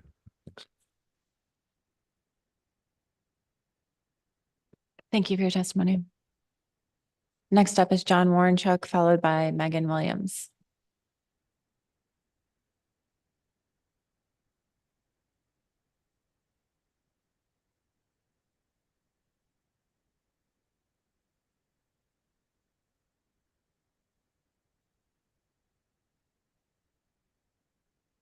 Is John online?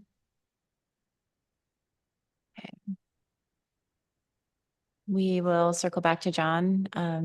Is Megan Williams online?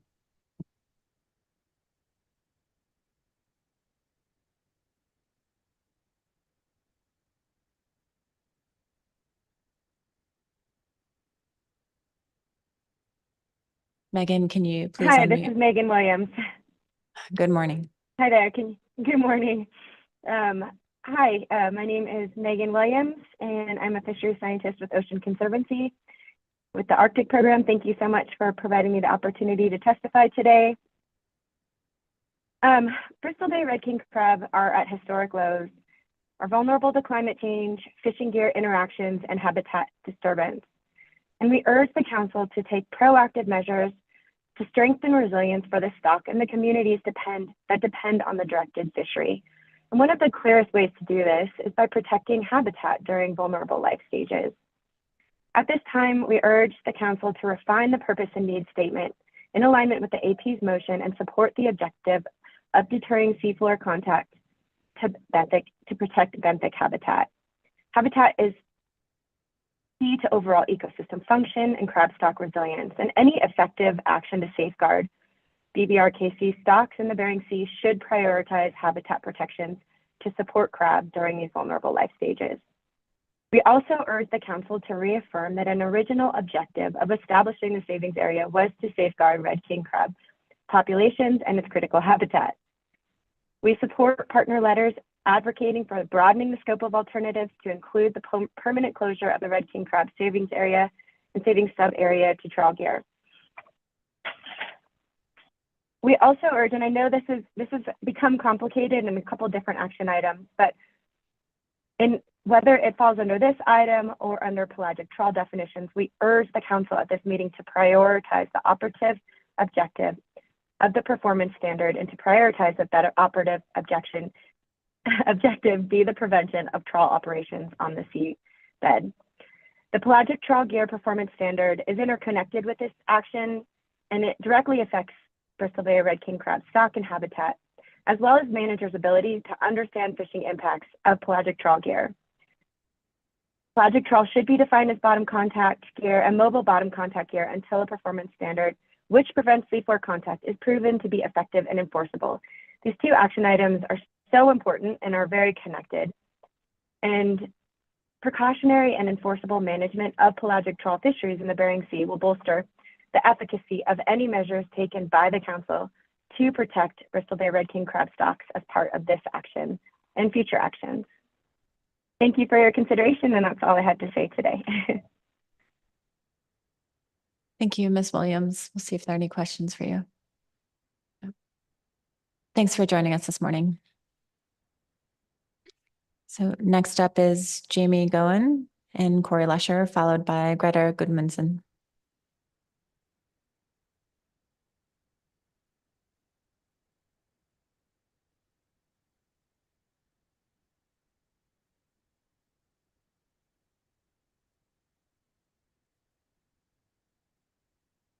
Good morning, Madam Chair and members of the council. I'm Jamie Goen, and with me is Corey Lesher from Alaska Bering Sea Crabbers. We're the industry trade association representing the majority of crab harvesters fishing in the crab rationalization program.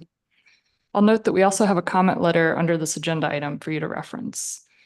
Alaska Bering Sea Crabbers appreciates the second initial review draft and the additional information provided. We want to thank the staff for great work on a very complex issue. We support PINCIACs and the AP motions and recommend to the council to move the document on to final action as scheduled in June. The motions from these groups strikes a nice balance of allowing flexibility and creating strong incentives for gear innovation while reducing crab mortality, both observed and unobserved, and reducing habitat disturbance. Some additional items to note. We continue to hear how Bering Sea crab stocks are at historic lows and the crab fishing industry is in crisis. For Bristol Bay red king crab, poor recruitment for over a decade further complicates recovery. Status quo protections are no longer enough given the status of the stock. I'll remind the council that nearly 30 years ago, you acknowledged and acted upon concerns for molting and mating crab and acknowledged unobserved fishing mortality concerns, stating, and I quote, "Because unobserved impacts of trawling on softshell crab may impact crab rebuilding and future crab harvests by pot fisheries." And this was in 1996. You use that information to balance trade-offs, even though the analysis could not quantify the magnitude of impacts. And even with the uncertainties, you took action to implement the red king crab savings area, an area we know continues to be important today. However, the stock has again declined and requires additional protections. So what do we know? We generally know where crab are even at different times of year. We know that now, and the knowledge is continuing to improve. We know that both alternatives 2 and 3 would benefit crab, as stated in the analysis, at a time when the stock is at a level of conservation concern and in need of additional protection. What we're disputing is the magnitude of that benefit. We know the red king crab savings area has worked, and we have recent data showing it continues to be an important area to crab and crab habitat. The stock showed recovery with implementation of the red king crab savings area, as shown in published literature. But after 2014, the stock took a downturn, coincident with increased pelagic trawl effort in the area by a gear known to have bottom contact. We know reduced unobserved crab mortality and reduced bottom contact by pelagic trawl gear would benefit the crab. We also know we have pelagic trawl gear performance standards that do not work paired with gear that is on the seafloor. If that is not addressed with this action, then the red king crab savings area should be closed to pelagic trawl until it is addressed. It directly affects the crab and its habitat. Other areas closed to protect crab and crab habitat, like the nearshore trawl closure and Pribilof Islands, are closed to both bottom and pelagic trawl, recognizing that bottom contact. In addition, the analysis acknowledges that further protections than the action alternatives may be warranted, such as permanent closures and additional areas outside of existing closures. Given this, and given the purpose and need statement, the current range of alternatives is too narrow and does not comply with NEPA requirements for a reasonable range of alternatives. Additional alternatives are listed in the ABSC letter and in the PNCAC and AP motions. Also in ABSC's comment letter, we speak to the need for a higher threshold option in the alternatives at 100,000 metric ton total area swept biomass. I see the AP motion recommends a revised purpose and need statement to include habitat, and ABSC supports that. And we note that we interpret the existing purpose and need to include measures to reduce both observed and unobserved mortality and to protect habitat. It's great to see EFH specific to Bristol Bay red king crab and broken out by life stage for the first time. This is new information since the Council's EFH review and further highlights the need to protect habitat for red king crab. I'll speak briefly to the trade-offs. Given the challenges fisheries in the Bering Sea are facing with several salmon and crab stocks at historic lows, paired with growing uncertainty and changing ocean conditions and ecosystems, we acknowledge management of Bering Sea fisheries is increasingly complex. The Council analysis highlights some of the trade-offs, particularly around bycatch and displacement of fisheries. Chinook and chum salmon bycatch rise as a priority for bycatch avoidance. Next should be crab, given its level of conservation concern compared with other bycatch species. There are currently management measures, bycatch caps, in place for Chinook salmon and in development for chum salmon that, if set correctly, constrain salmon bycatch and prevent increases in salmon bycatch beyond acceptable levels. Similarly, for concerns over increased crab mortality or habitat impacts from displaced effort, the additional alternatives recommended in ABSC's letter and in the AP motion would protect other important areas for crab to address any displacement concern. These are tremendously difficult times for many in the fishing sectors and communities that rely on Bering Sea fisheries. We must all share in the burden of conservation for these resources to keep them sustainable. Let's look for ways to work together and keep everyone fishing, including the directed crab fishery. And with that, I'll take any questions. Thank you for your testimony. I'll see if there are any questions.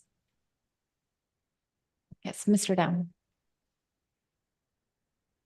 Thank you, Madam Chair. Thank you, Ms. Cohen, and thank you, Mr. Lesher.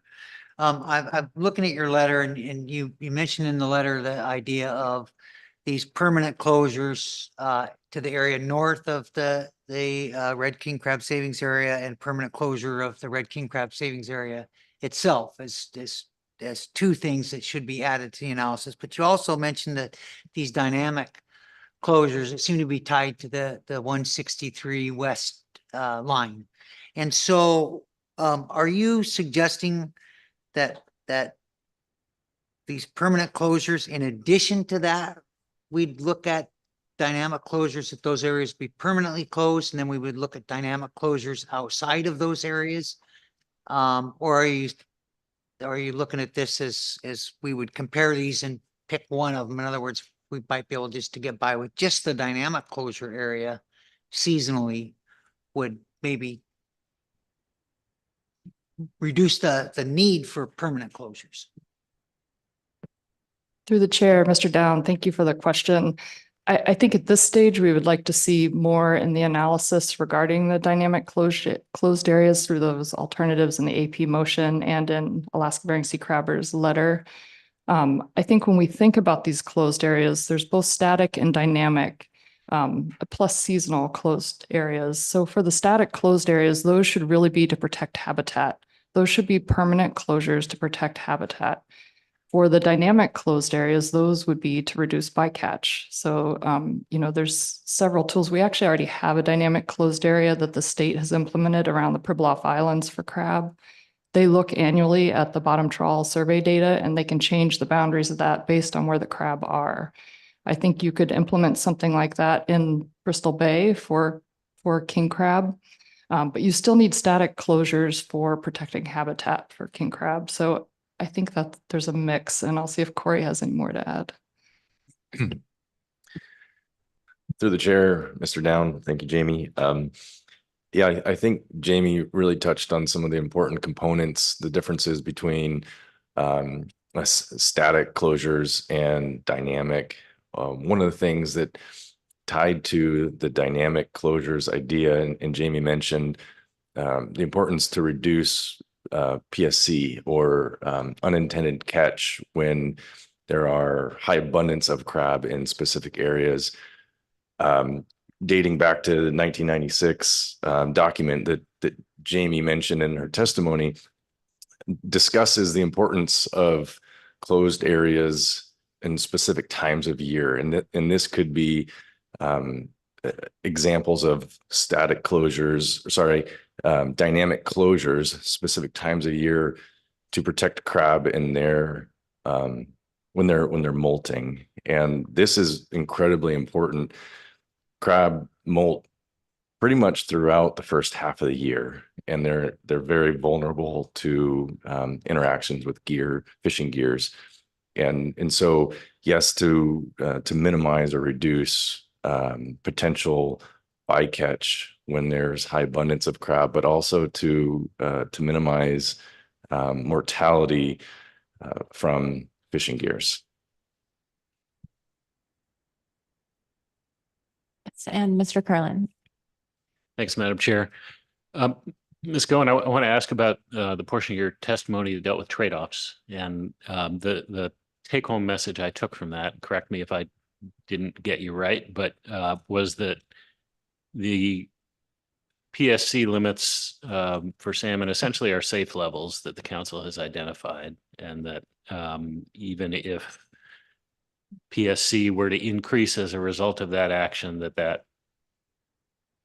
is a trade-off that the council should accept, given potential benefits for crab. Was I understanding your point correctly on that?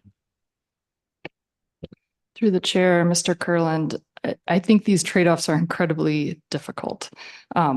My understanding of these caps are they're the upper bounds of what is acceptable for the stock. That's why you set the cap where it is. I think there should always be an incentive to keep that well below the cap and keep it as low as possible. And I think the pollock fleet is working hard to do that.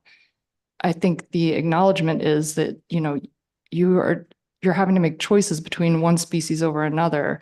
And there is a prioritization there, clearly, for salmon, but crab should be close behind. And so there may need to be a little bit of give and take. You may have to increase salmon bycatch slightly to reduce crab bycatch, But I think there's creating the incentives then to keep the pollock fleet again as low as possible on the salmon bycatch as well.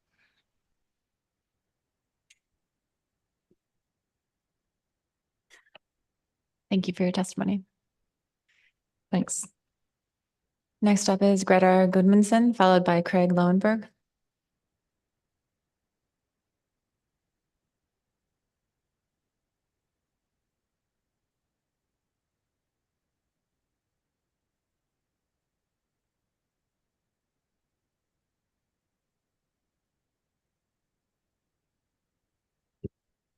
Thank you, Madam Chair, members of the council. My name is Gr Goodmanson. I had quite a few little points I was going to break up, but I've heard most of them come through here in previous testimony. So I'll just add a few. I would say one that bothers me a lot is that we are closed by Fish and Game January 15th. It opens for trawling January 20th. And I would say it takes a special kind of logic and or science to justify that. The best available science which we're supposed to use, it doesn't say the best available science is 2040 or 2050. It's the best available science today.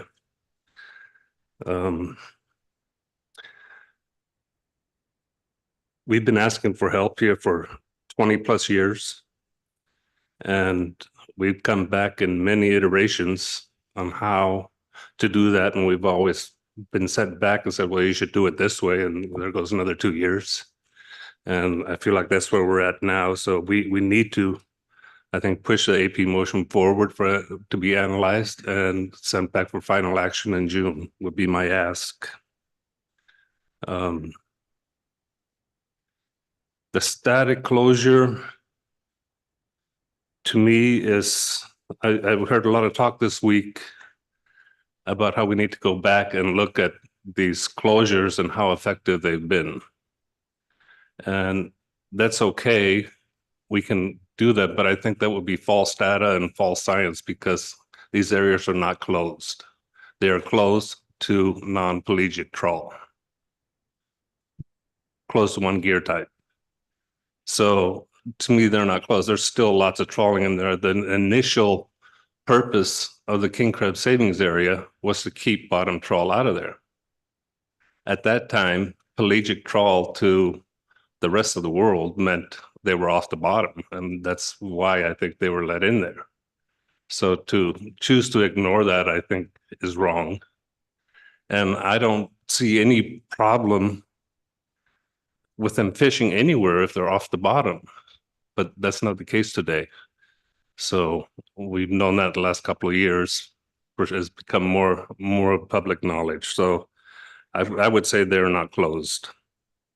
We hear a lot about lack of data, and yet we're asking for things to be analyzed, and there's others asking, no, we don't want to look at it. So it needs to be analyzed. We're looking for more data, and we're looking to get this stuff, but we can't wait for another 10 years for new data. We need to use available science today and use some common logic with our science and our efforts. Thank you. Thank you for your testimony. See if there are any questions for you. Thanks for joining us this morning. Next up is Craig Lenberg, followed by Dan Martin.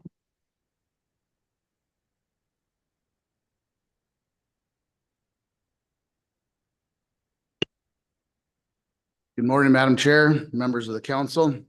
For the record, my name is Craig Lenberg, and I'm here today on behalf of the Bering Sea Pot Cod Cooperative. BSPCC is a trade organization that represents participants in the BSAI greater than 60-foot pot cod sector. We support the AP motion on this agenda item and appreciate the options included to continue to allow our sector to fish in Area 512.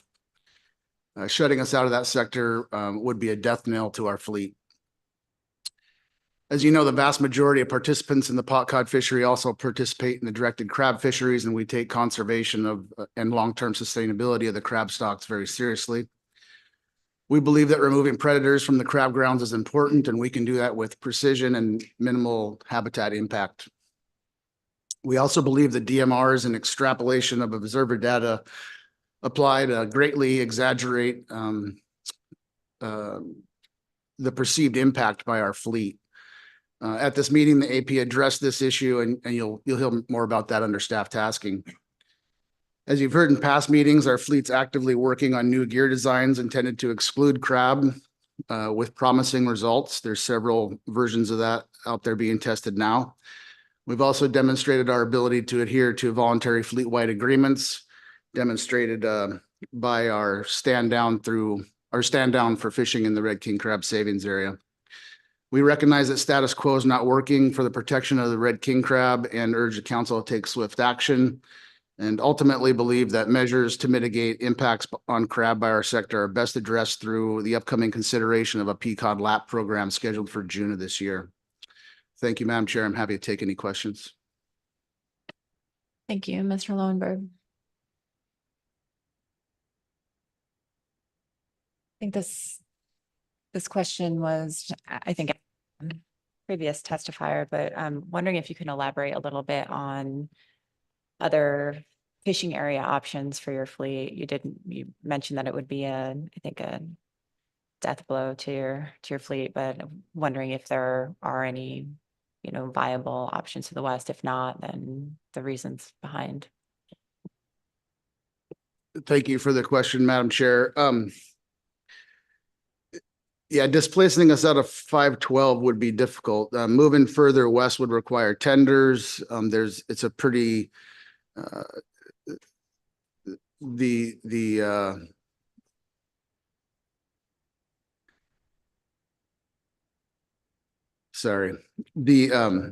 economics of the fishery right now don't really provide enough for tendering activity. Moving further west would require tenders. Moving further to the south would push us into gear conflicts and crowded areas. And then of course we have the red king crab savings area that we're trying to avoid. So we do believe that area 512 is important to remain in, and pushing us out of there would create economic difficulties and gear conflicts. Hopefully I'm answering your question. You are. Can you maybe expand on, does the fleet have the same perspective on the importance of the savings area relative to 512 now that we've seen some of the winter survey information, and we're, that doesn't necessarily overlap with their timing, but also have some more information from the trawl survey as far as the distribution of females further east and where your fleet is fishing? And the original thinking behind the savings area. I mean, has that changed at all based on some of the new information on distribution, or do you still feel it's important to prioritize the savings area for your fleet? Thank you for the question. I think the red king crab savings area is important. Of course, we're open to and willing to respond to the movement of crab stocks, and we'd be willing to move out of areas where we think the crab are. We're trying to avoid crab, of course. So the red king crabs area, savings area, is important, and if that area shifts or moves and we see that the crab stocks concentrated in a different area, we would be willing to address that as well. Thank you. Thank you for your testimony. Thank you. Next up is Dan Martin, followed by Lauren Devine.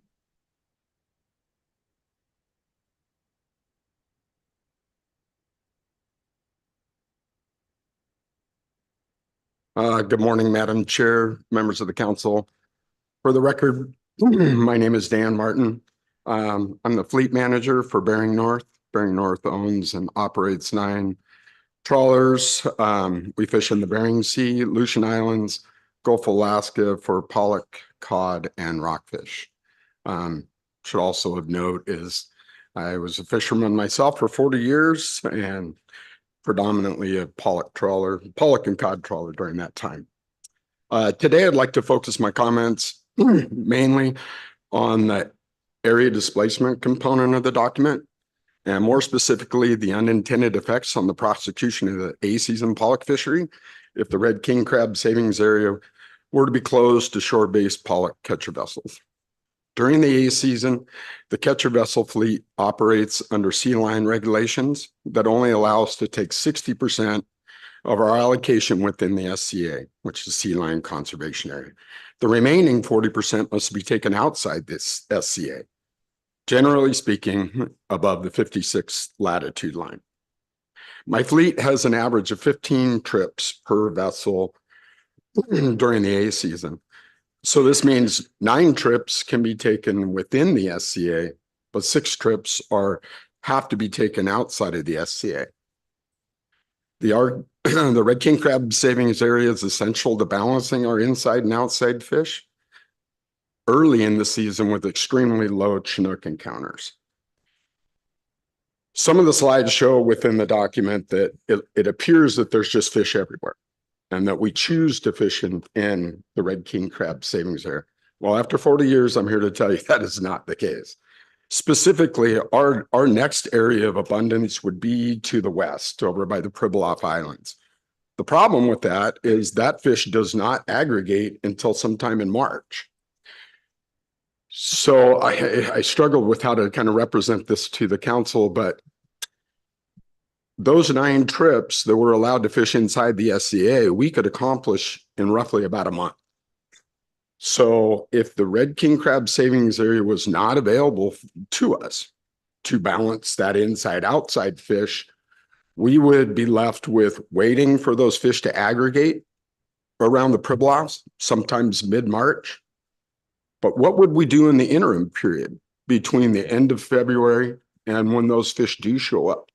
We would be forced into areas of very low CPUE, which conversely is going to equal more Chinook encounters. I mean, that's just the fact of it. Or be presented with the option of standing down, and then which causes huge inefficiencies in the processing sector, because then it becomes a pulse fishery almost. Start, stop, start, stop.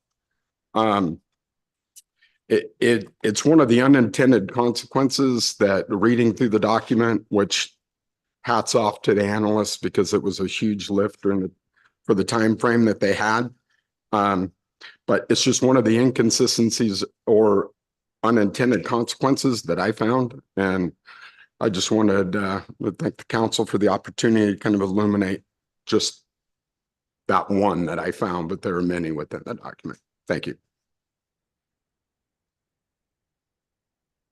Thank you, Mr. Martin. Ms. Kimball. Thank you. Thank you for your testimony. And there were some years in which the document shows, like for the CV sector, there's very little fishing in the savings area. And then a couple more recent years where there is more in the A season. And so I'm wondering if is it a factor of salmon PSC, or are there other factors like in recent years that would have moved you into fishing more in the savings area in the A season? Or is it solely a CPUE and salmon issue? Thank you for the question, Ms. Kimball, through the chair. It's a great question. It's more driven by PSC and how clean that area is. Also, it's that balance of inside outside fish. There is some fishing, obviously, as some of the slides show, directly to the west of the box. But as kind of pointed out by Brent Payne in previous testimony, it also happened to be where we had the most encounters of red crab. It wasn't within the box. So by closing that area, and if there was fish just on the line, that's where we're going to go for the highest CPUE and the lowest Chinook encounter. So does that meet the intent of the action? Were we to be closed out? Thank you. And then didn't hear, and what community do your vessels deliver to? Are you in Unalaska or somewhere else? Oh, through the chair, Ms. Kimball. Yeah, we're delivered to Dutch Harbor.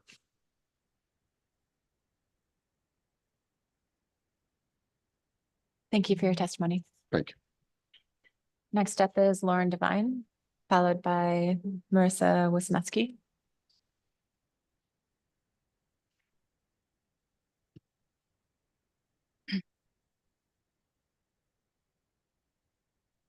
Good morning, Madam Chair and council members. My name is Lauren Devine, and I represent the tribal government of St. Paul Island. As others have noted, I'd first like to say we appreciate the adjustments taken by fishing sectors to avoid prohibited species catch of king crab, chinook, and chum salmon. We also appreciate staff and all those that contributed to this analysis.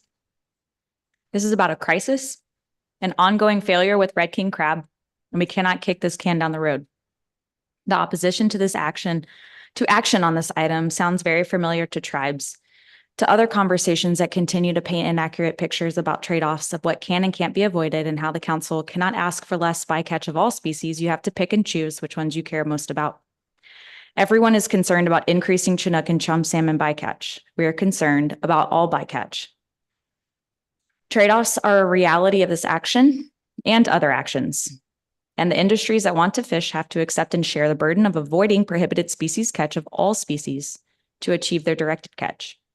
It is a difficult balancing act. Every other sector continues to be constrained, continues to ask for equitable actions that provide them opportunities to continue to fish into the future and to reduce bycatch so that directed fisheries can operate. And all of this is occurring within an increasingly variable and ever-changing ecosystem that is creating more losers than winners. And we have this ongoing issue of gear that is clearly demonstrated to be operating on the seafloor and impacting habitat that is critical to king crab recovery, as well as current closures and measures to protect species that are not currently enough to do so, or are hampered because we are allowing gear that damages the seafloor to continue to operate in areas that have been closed to bottom contact gear for the purpose of protecting the habitat. Given the concerns of how low the Bristol Bay red king crab stock levels are in the council's overall purpose and need statement from the December 2022 motion, we are in support of those previous commenters that have provided written and oral testimony in support of additional protections of the Bristol Bay red king crab savings area closures and adjacent areas to preserve important crab habitat to protect molting, mating, and juvenile stages of king crab. We agree and support PNCAC and AP motions that seek additional language to the purpose and need statement with expanded alternatives to address much needed habitat protections. Speaking as a crab biologist, I'm a bit personally concerned with the 50,000 metric ton threshold that removes restrictions that we know. This species takes 7 to 12 years to recruit. It's already being exposed to observed and unobserved mortality during critical and vulnerable life history stages. 100,000 metric tons is more ecologically appropriate to adequately reduce habitat disturbance through gear interactions with the seafloor, habitat, reduce gear and crab interactions directly, and provide a real opportunity for the stock to recover and recruit. The analysis makes clear that the June 2023 motion directed analysts to maintain a section of the document to discuss the trawl gear performance standard pertaining to seafloor contact, though that's not currently part of the action alternatives under consideration. And the analysts conclude in section 8 that based on the information in the analysis, the pelagic trawl performance standard is not an effective tool to limit seafloor contact for pelagic trawl gear. The analysis also states it's reasonable to assume less physical damage to essential fish habitat. Undisturbed habitat may provide greater predator refuge for late juvenile crabs, allowing for higher proportion of crabs within the area to survive, to reproduce, and reach harvestable size than under a disturbed state.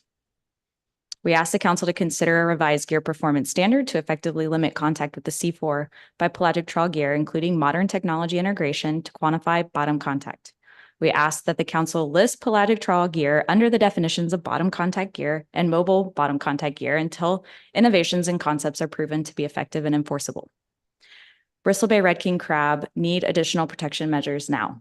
The analysis, which uses the best available science, the best available data we have, and industry knowledge have shown this to be true. Bristol Bay red king crab need area closures and seasonal closures. and important habitat areas identified inside and outside of existing savings areas to allow king crab to stabilize and recover. These actions should be a priority. Status quo is no longer an option. Thanks. Thank you, Dr. Devine. See if there are any questions. Seeing none. Thank you for your testimony. Before we move on to the next testifier, sorry, I think pushing the limits on a mid-morning break. So let's go ahead and take a 15-minute break, come back at 10:35, and we will resume testimony with Marissa Wisniewski. Thank you.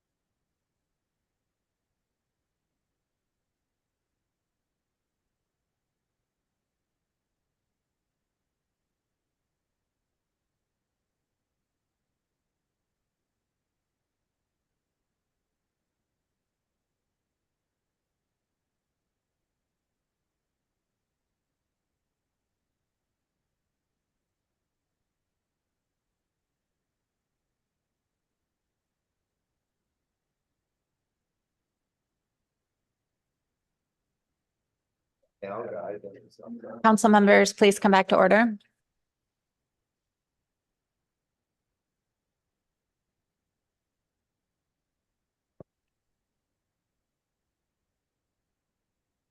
We are still on testimony for agenda item C2. We're beginning with Marissa Wisniewski, followed by Craig Lenberg. I'm sorry. I'll get a better pronunciation on that. Sorry about that. Good morning. Good morning, Madam Chair, members of the council. Marissa Wisniewski from the Alaska Marine Conservation Council. Our written comment contains specific requests which are responsive to our urging that crab count is not an appropriate performance standard to limit seafloor contact or to indicate interactions with crab or halibut. We advise that pelagic trawl gear be restricted from areas closed to bottom trawling until an enforceable performance standard is enacted and pelagic trawl gear can be proven to be operated off the seafloor. Additionally, we support the recommendation from the AP to add reference to habitat into the purpose and needs statement. Habitat is essential to biodiversity and precautionary protections are essential to sustainable fisheries.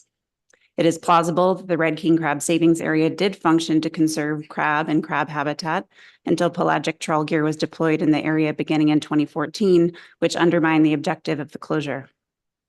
Seafloor contact was recognized to have impacts on unobserved mortality and habitat in the original action that established crab protections. To underscore this, I quote from the EA that the council intended the areas closed to vessels fishing for groundfish with non-pelagic trawl gear to protect red king crab or red king crab habitat, but also be closed to scallop dredging to ensure protection for red king crab. As spoken to in previous testimony, habitat was much more thoroughly qualified in the EA-RIR in Amendment 37 in 1996, which established the red king crab savings area and other crab protections. Section 4.3.5 of that analysis, red king crab biology and habitat requirements, describes crab behavior, currents, and upwellings, which contribute to spawning distribution.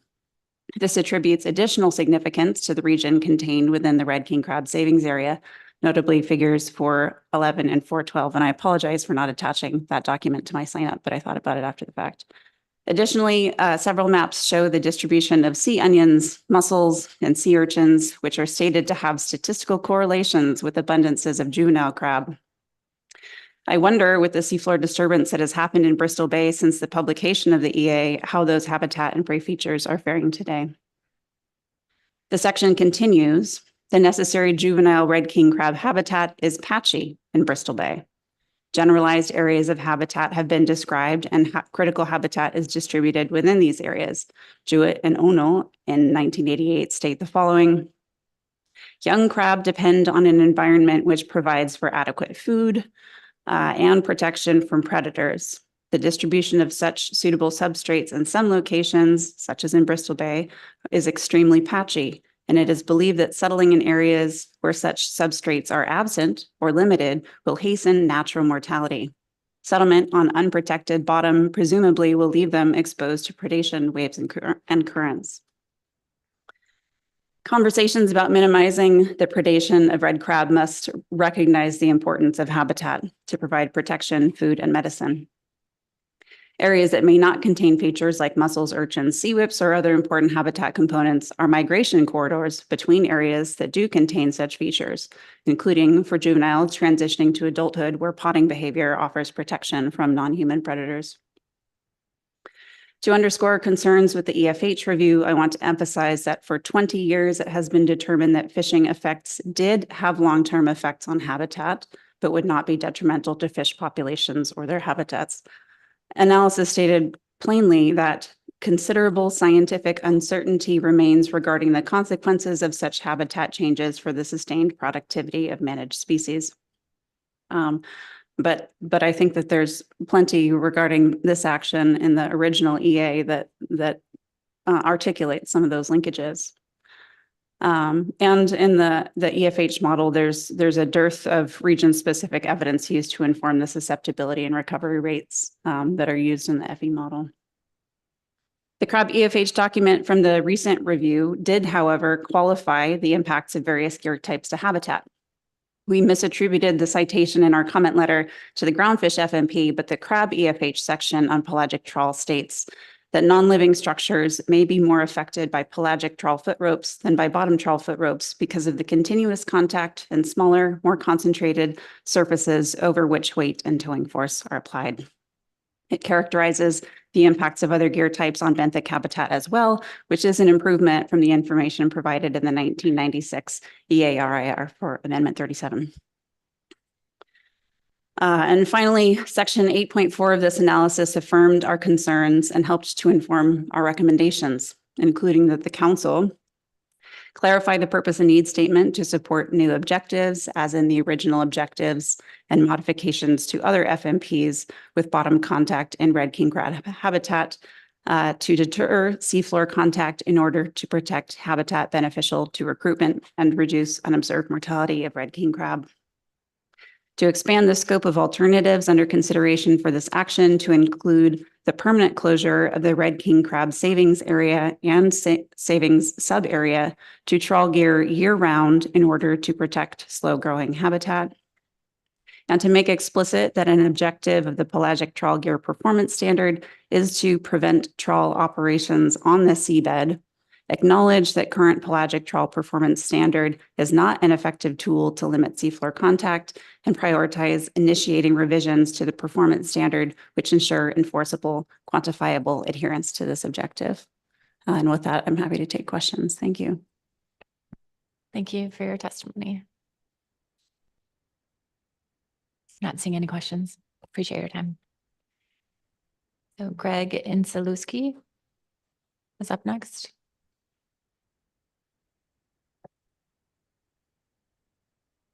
Is Greg in the room?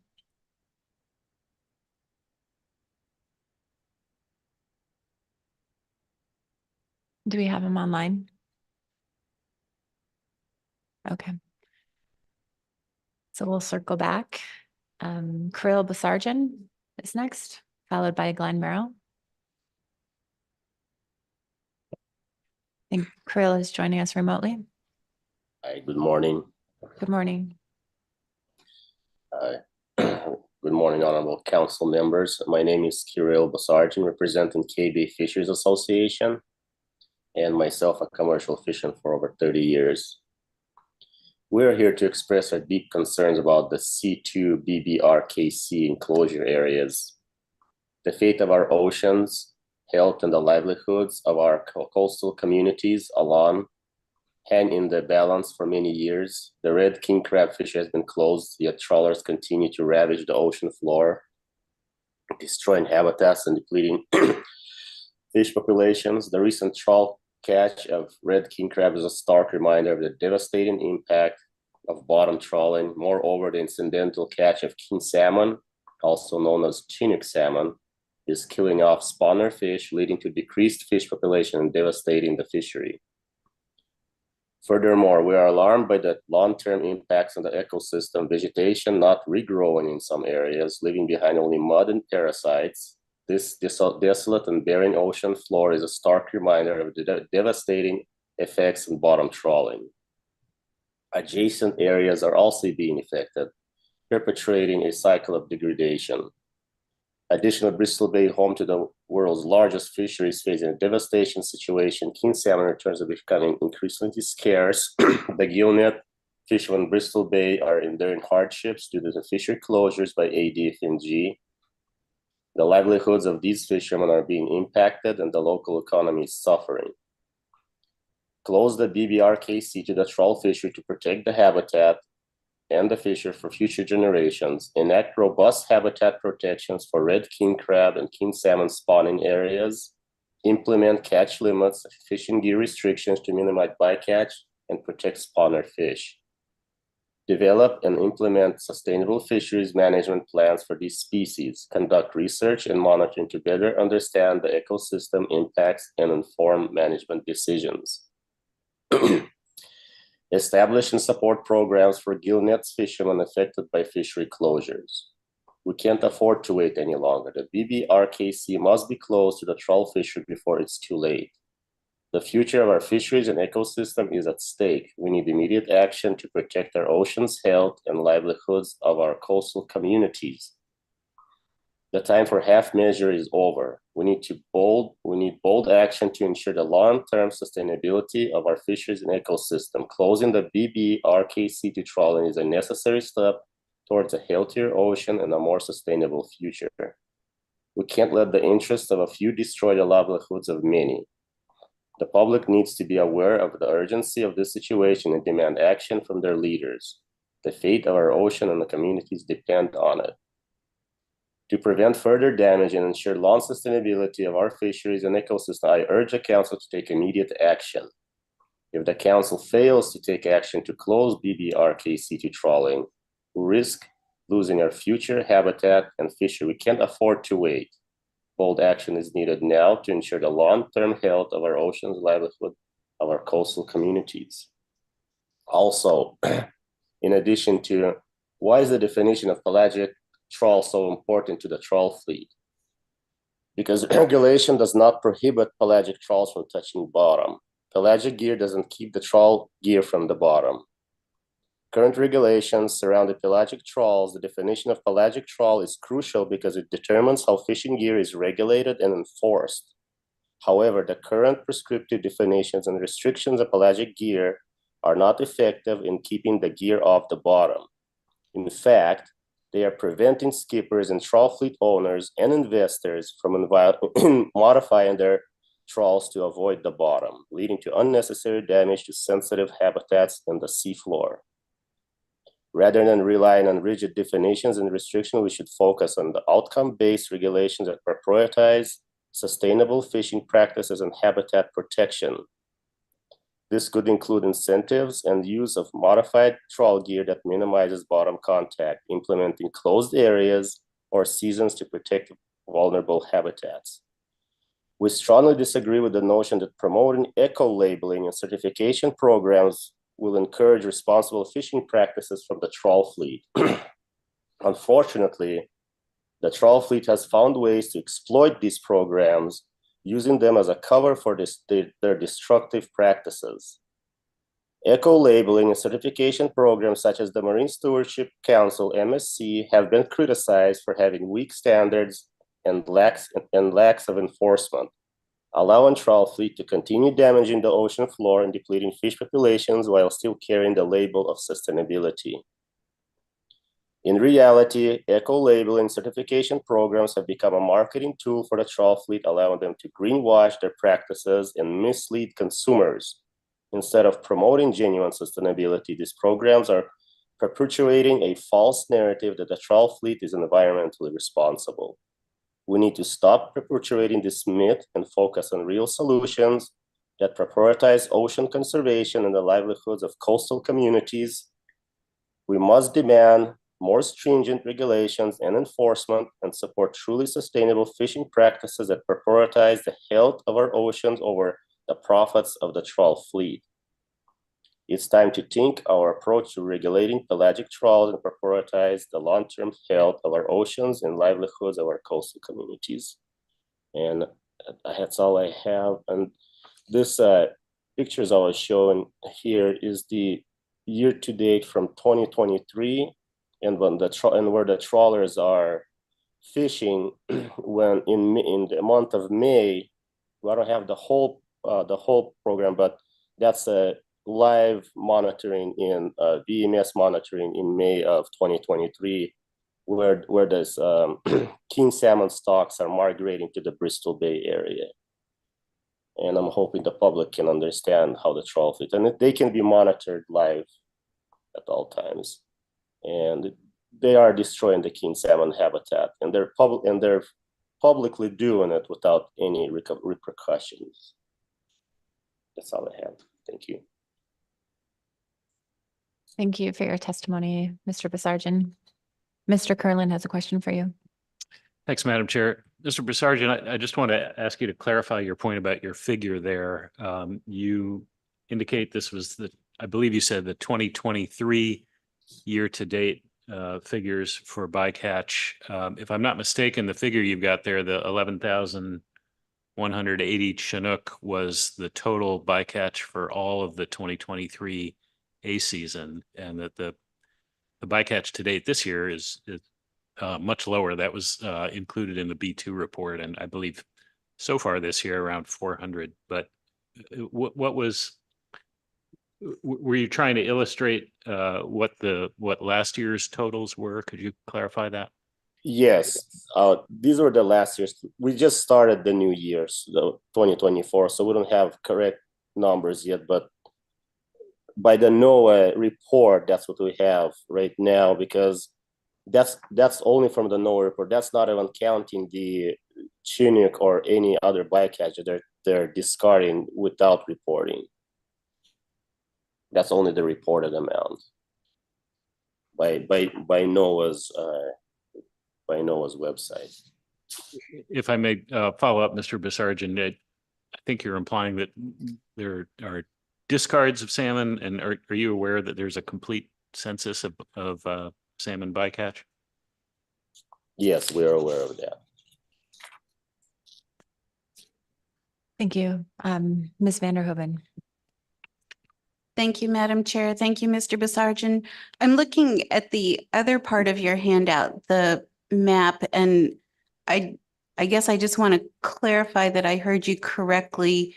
It appears to me that that's the yellowfin sole fleet, not the pollock fleet, and I'm not aware of any salmon bycatch in that fleet in that area. And so I'm trying to make sure I understood what the point you were trying to get to, and if you are aware of that fleet getting salmon bycatch, if you could steer me to where I could find that information. Thank you. Well, this evidence of trawlers fishing in the areas where salmon migrates.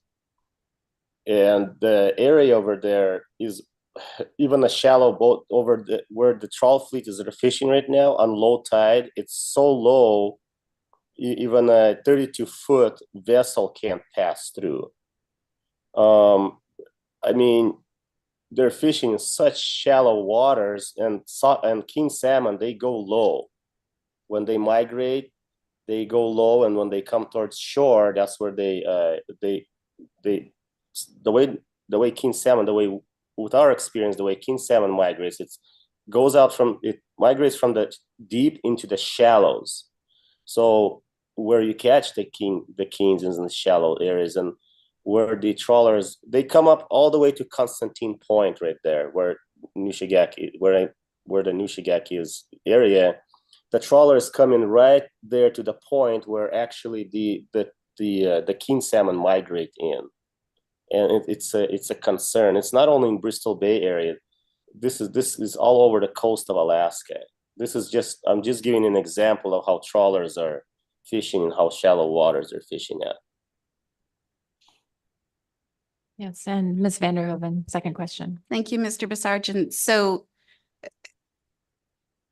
I guess I didn't hear the other part of my question, so I'll try rephrasing it a little bit. This is the yellowfin sole fleet that has 200% observer coverage. So we have a pretty good idea of what they're catching, and I have not seen salmon bycatch in their bycatch reports. And so I'm trying to understand if you are making an assumption based on where they're fishing and what other fleets may encounter, or if there's a data source you can point me to where I can see how you're coming to the conclusion that that fleet, which is not the pollock fleet, is catching salmon.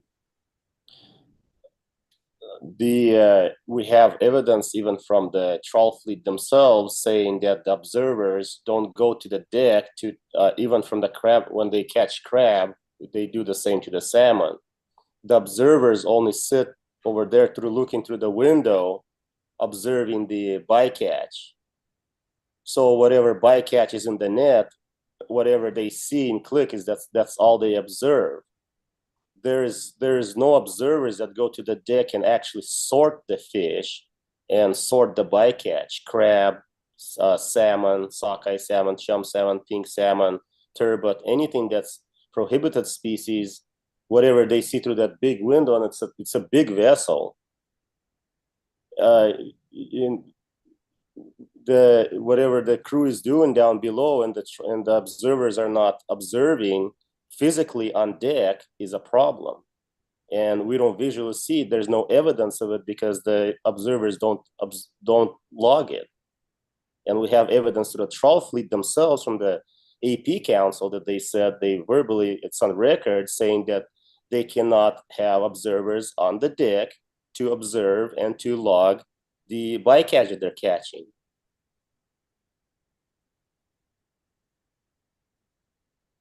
Ms. Vanderhoven. Thank you, Mr. Basarjan. That doesn't answer my question, but I'll let it go for now. Thank you for your testimony, Mr. Basarjan. Next up is Glenn Merrill, followed by Nick Sousa.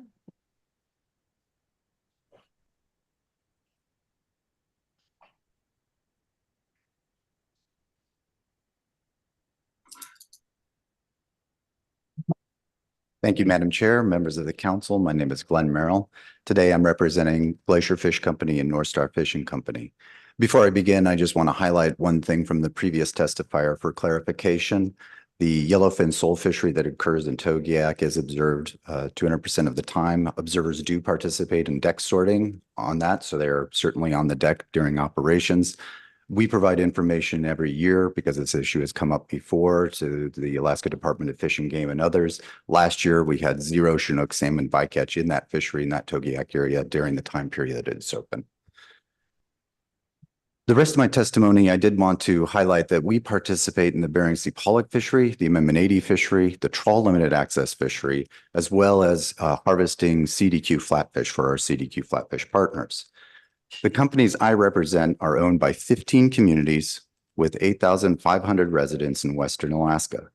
We manage our fisheries to minimize bycatch for all of our fisheries, particularly salmon bycatch. It is essential for our companies. It's essential for our owners. For pollock, we fish in the red king crab savings area because it can have low Chinook salmon bycatch in the A season. Access to the red king crab savings area allows us to fish efficiently and minimize the times on the grounds.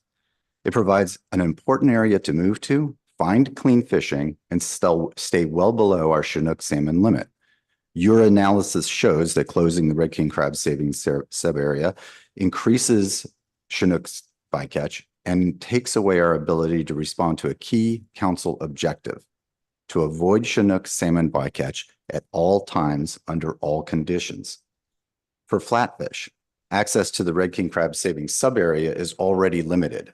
It is closed when the red king crab fishery is closed and has a separate low bycatch limit tied to crab abundance when it is open. It can be a seasonally important fishing ground for rock sole and yellowfin sole and can be an area with low halibut bycatch. As we all know, minimizing halibut bycatch is essential for our fisheries. After extensive scientific review by crab stock assessment authors and dozens of other scientists, the impact of all groundfish fisheries on red king crab essential fish habitat was determined to be minimal and temporary. Will closing these areas make our impacts more minimal or more temporary? We cannot say. The analysis does not demonstrate this. The action before you may force the fleet into areas with increased crab habitat impacts. The Bering Sea crab fishery is facing the challenge of warming and variable ocean conditions and poor recruitment. But the action before you does not address those challenges. The analysis does not demonstrate clear savings in red king crab bycatch or habitat by closing the red king crab savings subarea to groundfish fisheries. The analysis does show increased bycatch for Chinook salmon, increased bycatch for chum salmon, herring, halibut, and beard eye crab.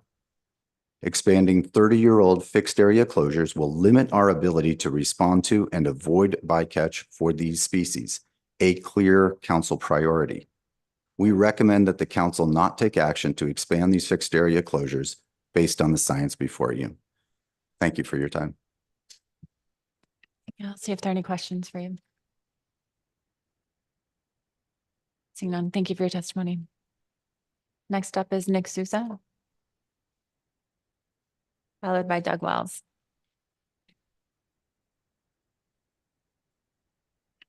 Good morning. Can you hear me okay? Yes, good morning.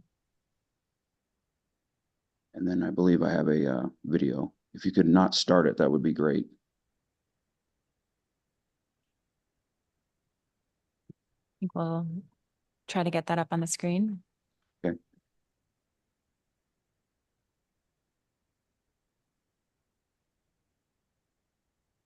And then just pause it, please. Thank you.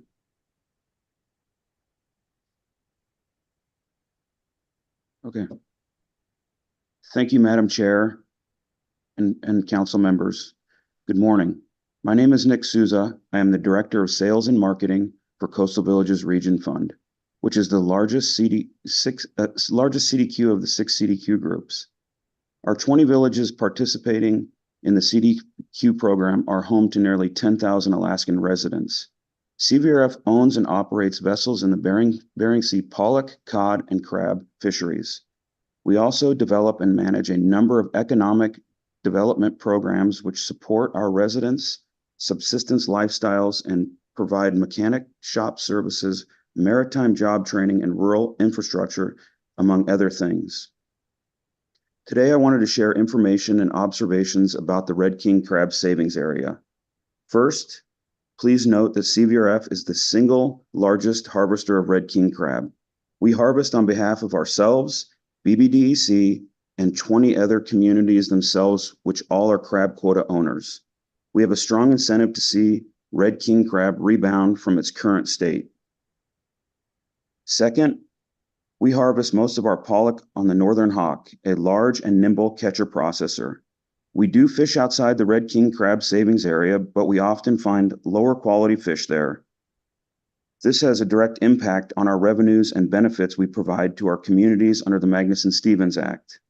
Third, we believe that the analysis behind closing the savings area is vague. While we have not modeled the specific impact on our pollock operations, we are confident it would be a negative. Again, that directly correlates to fewer benefits to our communities. Fourth, what is clear is that closing the savings area will increase Chinook bycatch. We arrived at this conclusion by analyzing the Northern Hawk's trawl locations in A season going back to 2016. Coincidentally, this visual illustrates what Mr. Payne stated earlier in the testimonial. If you could please start the video.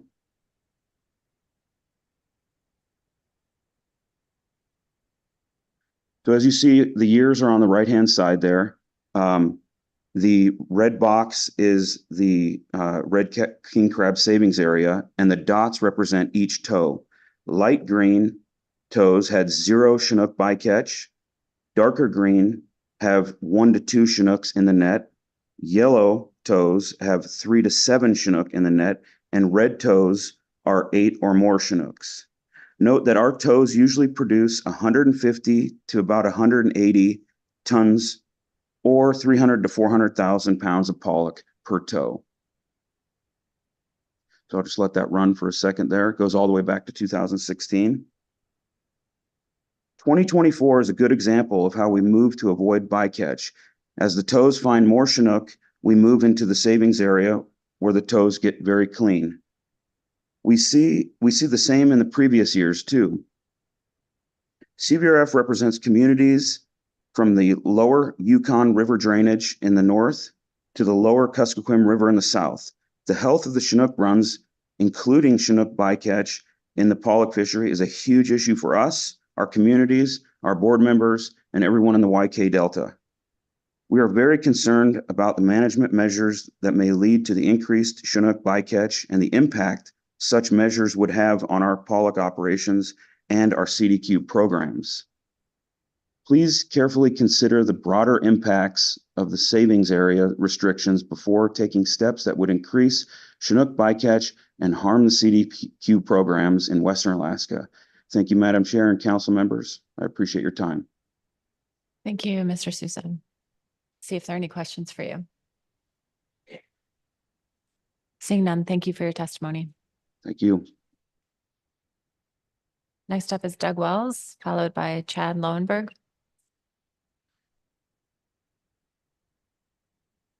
Doug is joining us remotely.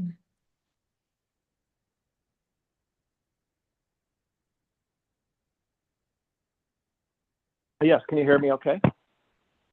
Yes, good morning. Okay, good morning. Yes. Madam Chair and council members, it's Doug Wells representing the Romanzoff Fishing Company. We have the catcher processor, Baranoff, and been in the king crab fishery for many years. I think you've heard in written testimony, written comments and testimony that the fishery and survey data show that the red king crab savings area is not important to red king crab. I believe that assertion is mistaken. The fishery occurs almost entirely inside the red king crab savings area. The Bering Sea Fisheries Research Foundation CBS1 survey shows both male and female crab present widely inside the box, with the exception of the southwest corner. That survey, of course, is one snapshot in 1 year. Doesn't indicate the presence or absence of male and female crabs in the box at other times of the year. Our vessel, Baranoff, is fished in January, which is unusual. Typically, that fishery occurs in October and November. We fished in January in out of the last 4 openings. We fished almost entirely inside the box, tending to be in the northern half. We found that this time of the year, unlike the October, November seasons, pre-spawn male and female crabs are gathering to mate. In nearly every pot pulled, quite a few thousands of pot pulls over 3 seasons, there were female and male crab present in every pot. This isn't the case again in October and November, when the males and females are not mixed, and the fishermen target schooled male king crabs. This mixing is a clear indication of the importance of this area for the red king crab stock. Of course, once these crabs molt, they are incredibly vulnerable to any bottom tending gear, and do suffer extraordinarily high mortality rates when encountered. We carry 100% observer coverage, so those data are readily available.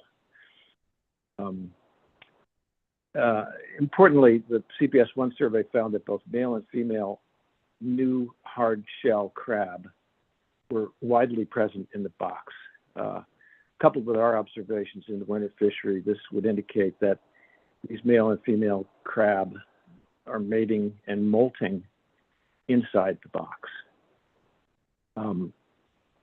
I hope the council can find some path forward to provide additional protections for this stock that's in difficult shape. Understanding the trade-offs are incredibly difficult. Perhaps some dynamic closures to protect molting and mating red king crab might be an effective tool to look at in this analysis. Thank you.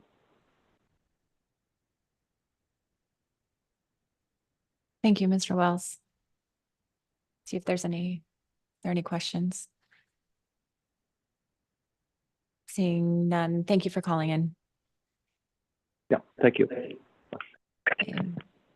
Chad Lowenberg, and then I'll circle back to a couple of people that we missed.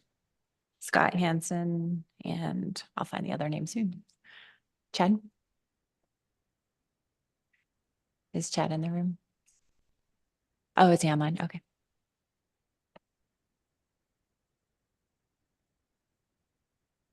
How about now? Can you hear me? Yes, good morning. Hello? Oh, good morning, Madam Chair and members of the council. Chad Lenberg here. I am a owner operator of a Bering Sea Aleutian Island crab vessel, as well as a BSAI pot cod over 60 vessel. Calling in today to just to give my take on the Area 512 closure for the Pequod sector. You know, we've heard a lot about predation and predation of cod and crab and stuff like that, and I do believe that it plays a big factor and a big role in the crab stock. And I believe if we take away the harvesting of those cod, that we will have a tremendous more amount of predation. We've heard from Scott Hansen for several years about his you know, bellies and the crab he finds in the bellies of the cod, and I've seen it firsthand out there as well, and I think we're just you know, making a larger problem for the crab stock if we take away the harvesting of those cod, and for us to be going there you know, with as a surgical precision approach and harvest those cod and get them off the grounds. I think it's huge for the crab stock. So you know, shutting that down for pot cod and hook and line and stuff like that, I think would be a major blow to the crab stock. And I also heard earlier today in some testimony, a question was asked about if we do get shut out of there, the displacement for the fleet. And as an operator out there, I can give a little history on that as well. And if we get shut out of 512, it would move us further east or further west, excuse me. We can't really go much further east. And if we were to go further west, which is where we traditionally started, you know, there's issues with us getting into Unimac Pass now. It's full of 58-foot smaller boats that fish in there for weather protection and things like that, and it's pretty tough for us to maneuver as a larger vessel within those, you know, 30 some odd boats in there, and there's not a lot of area, so it kind of forces us out of that area. And then as we move up into Mordvinoff, it, you know, the cod aren't, you know, in abundance there as they used to be for whatever reason. I'm not sure, but it appears that they, you know, go out further and up through the king crab savings area and up into 512 further offshore than they did in the past. We used to be able to, you know, get them right there on the shelf up in Mordvinoff, but not in a very big abundance there. So to displace us out of 512 would have a tremendous effect on our fleet, and just ask that you guys take a look at that, and open for any questions.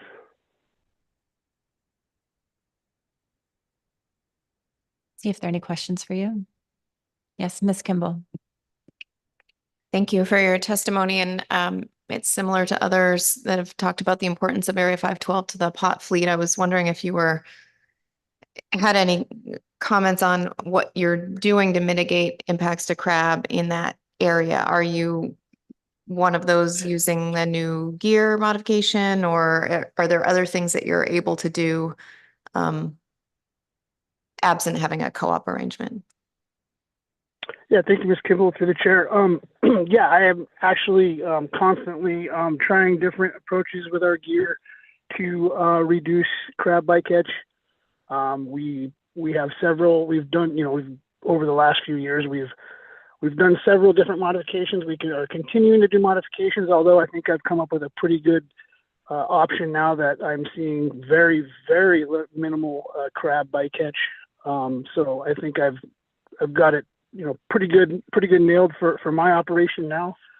But yeah, we are currently, you know, looking at options and still trying new options and modifying our gear to the best extent possible to help reduce crab bycatch. You know, the last thing we want to do is decimate our stock, because it is our livelihood as well, being a crab vessel as well. And I can assure you that we don't want to go out there and decimate it. So we're going to do everything possible we can to help mitigate crab bycatch and get the predators off the grounds. Thank you. Thank you. I'm not seeing any further questions. Thank you for joining us. Thank you. Okay. So I'll circle back to Scott Hansen, see if he's online. Good morning, Madam Chair. Can you hear me? Yes, good morning. Good morning, and members of the council. My name is Scott Hansen. I'm the owner operator of the Beauty Bay. Beauty Bay is a freezer longliner. We're members of the FLC. I fish for cod. I started fishing for crab in 1979. I'm still a stakeholder in crab, and my partner harvests my crab for me on his vessel, Pacific Sun. But I understand, in consideration of the closing gear out of the Bristol Bay Red King Crab Savings Area, I just want to emphasize the low impact that longline gear has on habitat and on crab. It's a barely negative gear that we deploy. It gently lays on the bottom. We set at 5 to 6 knots, and we retrieve the gear at 2 knots, and it rolls down. It lays down, and we roll it up. There's YouTubes available on longline gear in Norway. That's the same gear we use, showing it fishing. The amount of fish that we remove in one trip, average for us is it all dependent on the size of fish, but right now it's 220,000 fish for one load of our longline caught fish.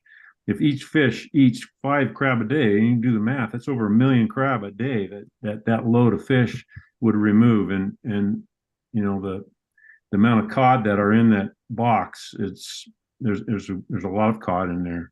We haven't been in there in the last few years because the markets don't really had not accepted the number of parasites that weren't found in the fish. However, the markets are becoming more receptive just because of the global decline in cod. And so I think we're real close to that area now, and we'll be in there, I'm sure, this year. And we would like to continue to go in there and remove cod, and carefully.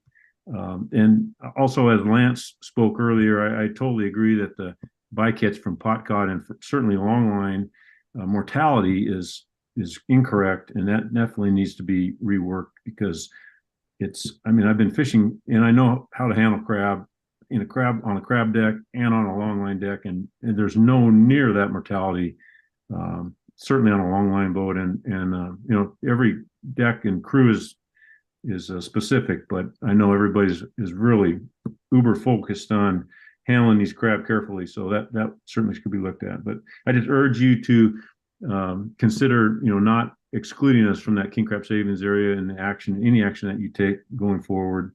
And it's a tough road that has to be resolved. So I have nothing further. Thank you very much for your time. Thank you for your testimony. Not seeing any questions. Oh, here we go. Mr. Down. Thank you, Madam Chair. Thank you, Captain Scott. I just wanted to note that the piece of gear here that you left with staff has made its way around the council table. I picked up a few things that you said, but was there a particular point in your testimony of passing that piece of gear around during your testimony? Yes, through the chair, Mr. Downs, thank you for your question. Yep, but it's just that if you can envision that gear rolling down onto the ground and then rolling straight back up, because we don't drag it across the bottom, because the fish would come off those hooks and they would be bruised. They're really a delicate fish. I mean, you touch them and you get a bruise on them. So we do all our best to roll it straight up. And it's just a very minimal gear. And to visualize it, it's hard to picture a trawl, but you can certainly picture this gear in action because it's so simple. And that was my point. Thank you. Thank you. Not seeing any other questions. Thanks again for your testimony. Thank you. I'll do another call for Greg Insulewski.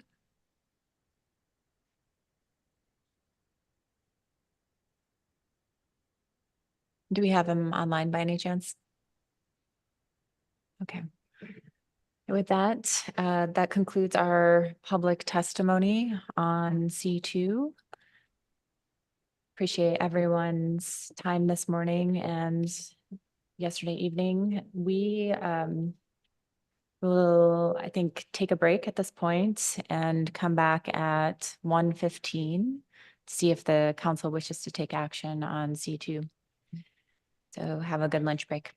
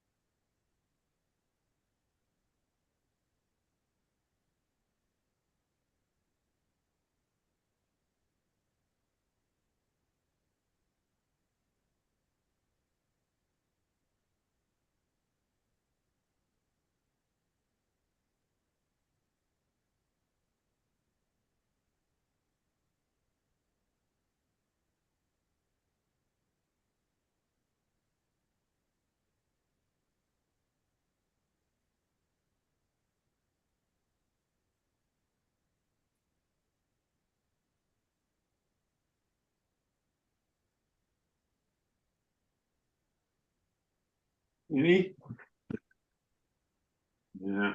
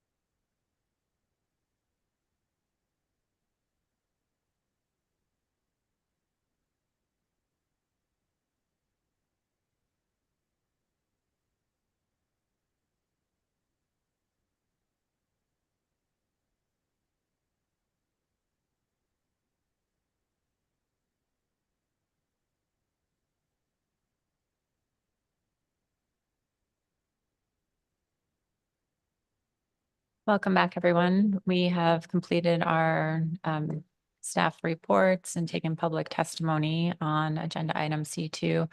We did have a pending question for staff from yesterday. We have Mr. Cunningham with us, who's regarding some of the discussion at the SSC about proportional analysis to see whether or not it would change our understanding of PSC impacts related to Chinook. And we asked Mr. Cunningham if he could take a cursory look at that for us before we begin our discussion. Thank you. Thank you, Madam Chair, Council members, Sam Cunningham, Council staff, and I definitely want to also acknowledge Mason Smith from NIMS Habitat Conservation, who was part of the relay to get this turned back to you today. We have applied the what you see on the screen on the bottom panel. We've applied the method that the SSC had described at this meeting. So that was in contrast to what was in the document as the CPU-based approach, which is what the SSC had recommended at the June meeting. And then at the top of the panel here, on the left side, since we're just comparing A seasons, that's the PSC rate approach, which was characterized as kind of the maximum impact worst case scenario. So the council asked us to look at pelagic trawl gear, A season, and the net change in retrospective Chinook salmon PSC with alternative 2 area closure.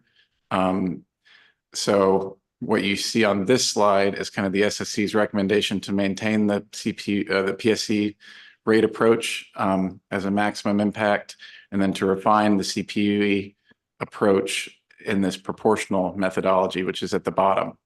If you were to look at the CPUE approach results that we presented earlier in this agenda item, you'd see that the direction of effect on net change in Chinook salmon is the same, generally increases. The degree of effect is muted by this approach for a couple of reasons that were not surprising. So we were glad to see that the arithmetic worked out as we expected. In short version, the CPUE approach was displacing effort from the savings area to a set number of areas, a subset of the total areas outside of the savings area that had the higher CPUE rates. So naturally, that would estimate more Chinook PSC occurring in the area to which effort was displaced. This approach is proportionally redistributing the effort and trawl minutes that did occur on a yearly basis, the actual data in the savings area, and distributing it across all other non-RKCSA statistical areas in the Bering Sea in proportion to the trawl effort that occurred in those areas. So one reason that kind of mutes the effect is that it's not putting the effort into areas where you would expect to see higher CPUE. As a byproduct, another benefit is that we're redistributing effort to the places where people were fishing. And so you couldn't enumerate the reasons they were fishing there, but they were doing so for certain reasons that kind of cover and explain a lot of the things you would hear in testimony for why people make choices they do. So we think it's as good a representation as you could get of if an area was closed, where would they go? Obviously, there's more details about like the length period of the year of time that we got these rates from. But I think this is the result we expected. The direction of the effect was the same, but to a lesser degree in terms of number of salmon. Thank you for your quick work on that, Mr. Cunningham. We appreciate it. See if any council members have any questions. Yes, Mr. Dunn. Thank you very much, Madam Chair. Thank you, Mr. Cunningham. So, and I apologize for having some trouble tracking all of the different methods that we've used. We've used this PSC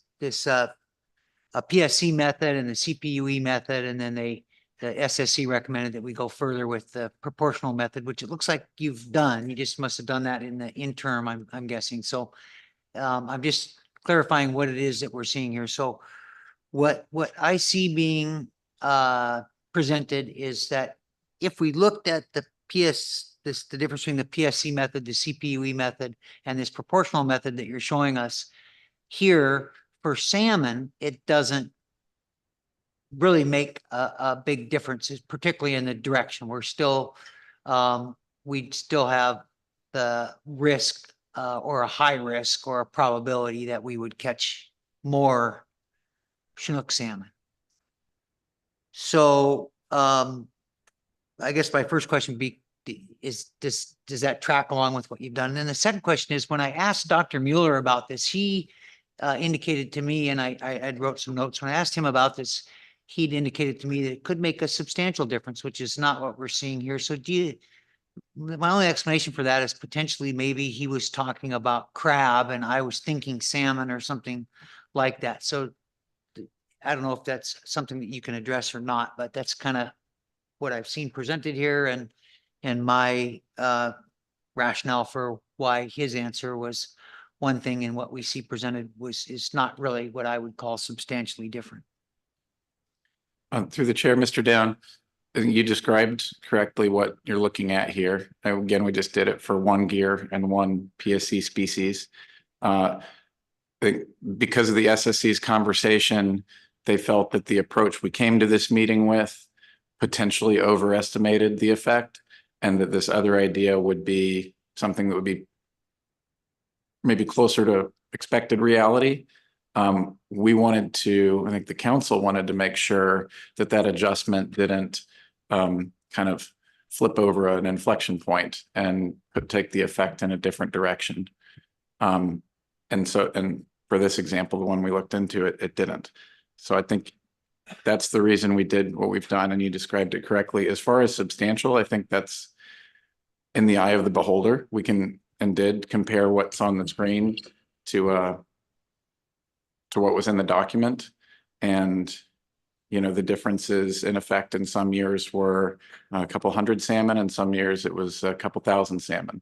So I'm not here to say, you know, what number of change in Chinook salmon PSC estimated is substantial or warrants giving direction to your action.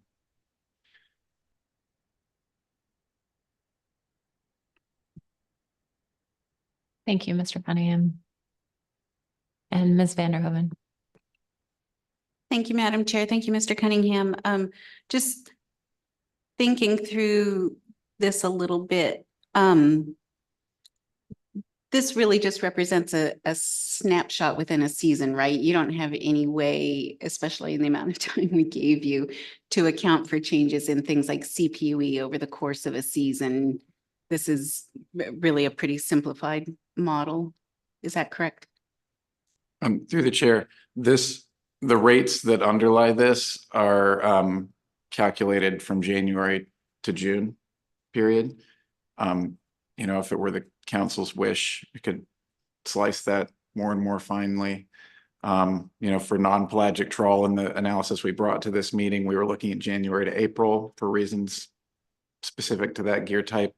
So all those things are possible. This is just maintaining the methodology that we had coming into this.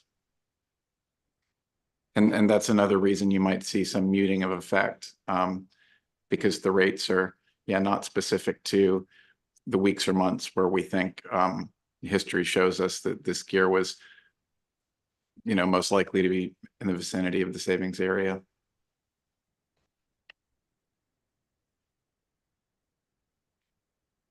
Thank you, Mr. Cunningham. I appreciate your time and your work. Thanks to the council, and again, thanks to Dr. Smith for his help in this. Yes. Thank you, Dr. Smith. So with that, I will see if the council wishes to take action on C2. Ms. Baker. Thank you, Madam Chair. I have a motion that's been sent to staff.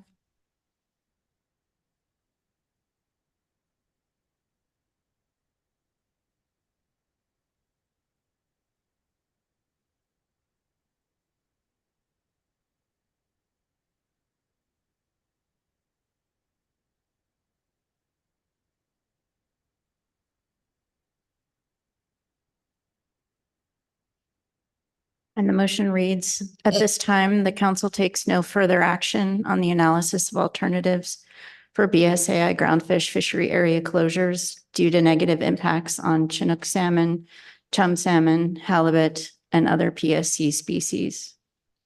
The council intends to use in-season information and results from several ongoing research projects, winter pot surveys, crab tagging studies, pelagic and pot gear research to develop framework agreements for dynamic closures and crab avoidance measures for BSAI trawl, pot, and hook and line sectors to respond to changes in crab abundance and distribution with measurable objectives to evaluate performance. The council requests regular updates on ongoing collaborative research. 2, the council tasks staff with a discussion paper to inform options for incentivizing pelagic trawl gear innovation with the following objectives: minimizing bycatch to the extent practicable, minimizing the impacts of pelagic trawl gear on sensitive benthic habitat and unobserved mortality of stocks that rely on such habitat, improving or maintaining fishing efficiency, flexibility for trawl gear innovation within the constraints of other objectives, for example, adapting to new technologies. The discussion paper should detail the current limitations to gear innovation and modification, for example, technological or enforcement constraints, the process for such gear revisions, for example, exempted fishing permit or EFP, examples of how past changes to gear definitions have been moved through the council process, for example, elevated sweeps on non-pelagic trawl gear, management tools that could be used to inform metrics to achieve these objectives, for example, essential fish habitat or EFH and fishing effects model, downstream impacts to the management objectives of the various regulatory provisions that use the current definition of pelagic trawl gear and have been built upon the previous actions, if applicable, potential displacement and spillover impacts from any potential changes, for example, PSC or target species catch. The council will review options for changes to the performance standard following this work. With a second, I'll speak to the motion, Madam Chair. Thank you, Mr. Sakata. Ms. Baker.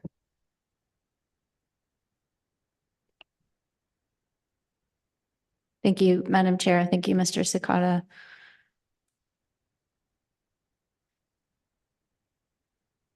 I'll just start out by noting that clearly, given the complexity of the analysis and the high degree of input on this is a difficult motion to make and a difficult decision in front of the council on this topic. I am suggesting in this motion that, at least with respect to the action alternatives in front of us under this agenda item, that at this time, the council take no further action. And my reason for recommending that is really based on what we've been talking about over the past few days in terms of, while it's clear and the analysis is clear that the action alternatives may provide some benefits to the Bristol Bay red king crab stock and habitat crab, Bristol Bay red king crab habitat occupied, the magnitude is unquantified due to the uncertainty about links between the stock status and other factors like fishing mortality and unobserved mortality, habitat effects, et cetera. And I think what really stood out for me, in addition to those highly uncertain benefits for crab, is the highly likely negative impacts to other PSC species with this action, and particularly Chinook salmon. The analysis clearly demonstrates that it's highly likely there would be increases to bycatch of salmon, halibut, and as we just discussed with Mr. Cunningham, I think it was important and appreciated the staff update to the PSC impacts analysis, since at least for me, that was a critical decision point in whether or not to move forward with this analysis. And I very much appreciate and understand the input that the council received to continue moving forward with this action, to make the changes to the analysis and keep trying to refine this approach. But at least as a state of Alaska representative, given the pretty clear likely outcomes on Chinook salmon PSC for fixed area closures like this, like we're looking at, particularly in alternative 2, I just can't support the council moving forward with this action at this time. With that said, I think I share the council's interest in finding management approaches to reduce mortality of Bristol Bay red king crab in groundfish fisheries and reduce fishing impacts on Bristol Bay red king crab to help the stock recover. But I just don't think a fixed area closure of the type that we're looking at here in alternatives 2 and 3 is the way to do that. So given this conclusion, at least on my part, I'm recommending that the council focus action on available fishery and environmental data, survey information, and results from ongoing research that can inform council consideration of the framework agreement concept for BSAI trawl and pot gear and hook and line sectors as discussed in the analysis and supported by PNCAC and the AP and in public comment on this agenda item as well. My intent is that this motion would signal council encouragement of the ongoing discussions among groundfish sectors to identify the important components of something like a framework agreement and those concepts that we heard about during public comment, and again, that were supported by PNCAC and the advisory panel. I would expect that these ongoing industry discussions would result in recommendations to the council for developing and operationalizing those framework agreements to prioritize crab avoidance using data sharing capabilities among fleets and the other tools that we heard about in public comment. The council also received, as I mentioned, public comments in support of these framework agreements specifically in dynamic closure approaches in general to provide a flexible management approach that uses available data and forthcoming data from ongoing research projects to inform groundfish fleet operations and really provide the best opportunity to optimize groundfish harvests while prioritizing avoidance of all important PSC species.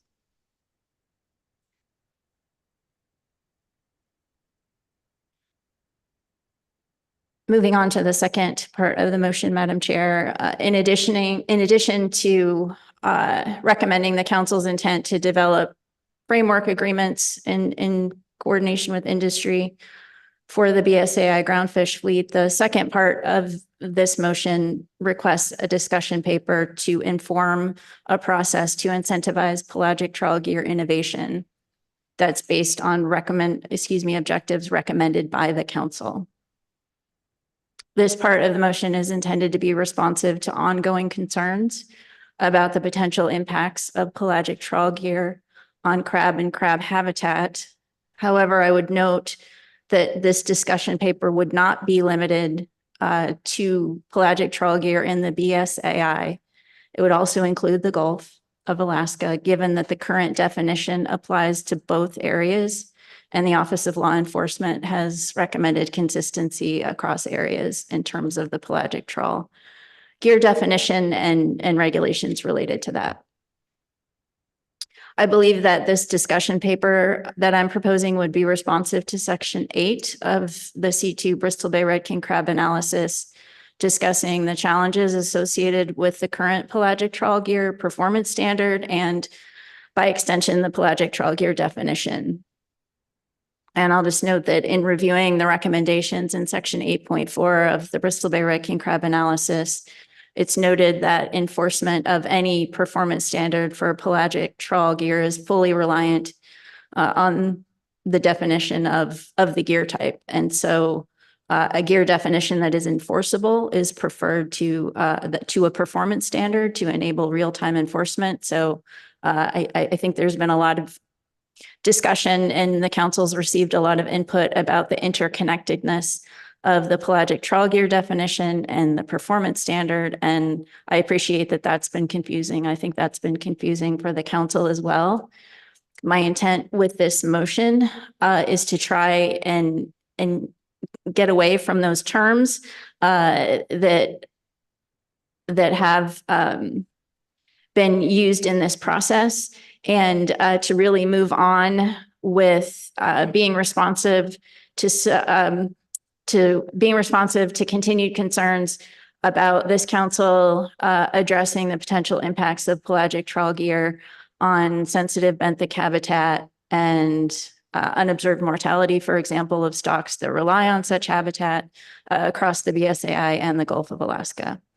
And my intention is for the discussion paper to, again, broaden the discussion in this process related to the details of the pelagic trawl gear definition and the performance standard, to really focus on outlining a process to incentivize pelagic trawl gear innovation, and again, to address ongoing concerns about the potential impacts of pelagic trawl gear.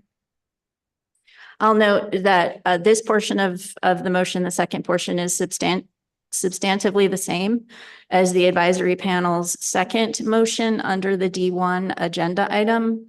And I apologize, Madam Chair, although the council has not yet taken that agenda item up at this meeting. As I was reading through the advisory panel's motion, I realized that those recommendations are directly relevant to and consistent with my interest in moving forward on this topic here at the council. And finally, Madam Chair, prior to questions, I'd just like to take an opportunity to really thank the staff for this analysis, and I'll add my thanks for the improvements that were made from the last version of the analysis we saw. Also appreciative for the SSC and advisory panels contributions on this topic, as well as to PNCEAC and the fishery stakeholders and the public that provided input thus far. Happy to answer questions, Madam Chair. Thank you, Ms. Baker. See if there are any questions on the motion. Ms. Vanderhoeven. Thank you, Madam Chair. Thank you, Ms. Baker, for your motion. I apologize if you hit on it as you were speaking to your motion, but I was reading it and playing catch up a little bit regarding the second paragraph for the development of framework agreements. I guess I just wanted to clarify that effort would be to basically identify what types of elements we would be looking for in those agreements going forward, that assuming it was going to be something the agency would approve the agreement, that they would then have what boxes to check going forward and reporting requirements and that kind of thing. Not that we're looking to actually develop those framework agreements ourselves. Is that correct? Through the chair. Thank you, Ms. Vanderhoeven, for the question. That is my understanding, yes. I have to admit that I've had limited conversations, side conversations with respect to how the framework agreements might actually work. But so I'm really relying heavily on what we heard in public comment. And I understand the discussions that are ongoing. But yes, Ms. Vanderhoeven, as you've described it, I believe that is the concept. Ms. Kimball.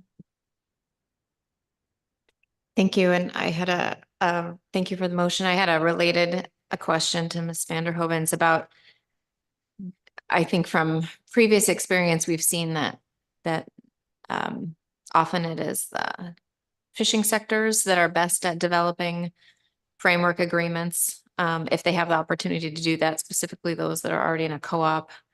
And so this kind of language, I guess my question is, doesn't preclude industry from going forward and trying to use these same types of information, ongoing research today, to try to work toward what your intent is in this motion. So it's very similar to Ms. Vanderhoeven's question. I think a little bit pulled back that there may not be any role for regulations in this process. And I just wanted to ensure that we weren't kind of closing off that opportunity if industry had the wherewithal, capacity, and to go forward with this right away. Through the chair, thank you, Ms. Kimball. It is not my intent to preclude those discussions or activities at all across the industry. I think you're exactly right. My intent with this is to encourage industry to undertake these actions to the extent possible. And I think you're absolutely right. There may not be a regulatory nexus in the end. It may better be done industry-led.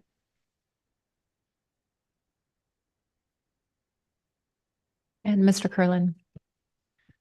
Thanks, Madam Chair, and thanks, Ms. Baker, for the motion.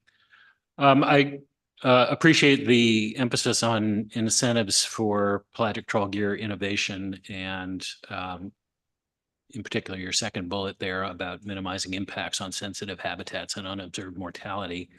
I guess my question is around some of the issues highlighted by the Office of Law Enforcement and in the analysis around the ability to manage the amount of seafloor contact by pelagic gear, and creating incentives to minimize impact seems to be part of the issue, but another part is being able to sort of understand and use that understanding for enforcement about what degree of bottom contact is happening. And so I guess my question is that something you considered in this motion, and how do you see this motion addressing that issue? Through the chair, thank you, Mr. Curland.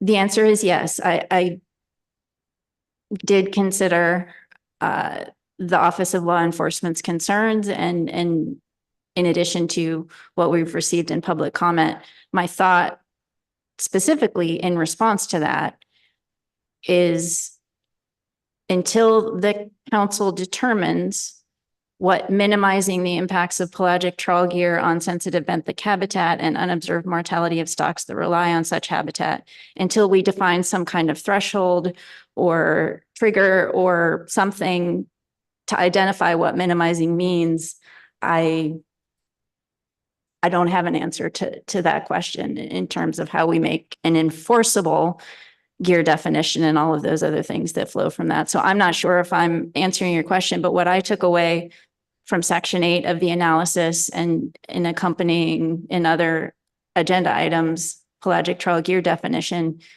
and also from the public, is really the starting point of this discussion is the council identifying objectives.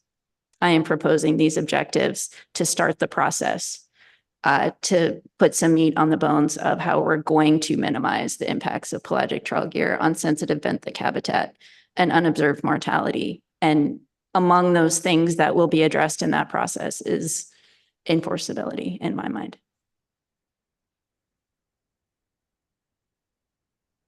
Ms. Kimball. Oh, and then Ms. Vanderhoeven. Thank you, Madam Chair. I am based on Mr. Curlin's question, and so just to clarify the intent, that my read of this is the discussion paper would highlight some of the issues that Mr. Curlin just mentioned, and that in following, we would be able to tell whether a performance standard was needed at all, or whether a performance standard needed to be significantly modified. Is that the correct interpretation? And then I have one more question. Through the chair, thank you, Ms. Kimball. Yes, particularly the bullet under the detail discussion paper elements that reads downstream impacts to the management objectives of the various regulatory provisions that use the current definition of pelagic trawl gear. That's where I was thinking the issue Mr. Curlin raised would begin to be addressed in this discussion paper.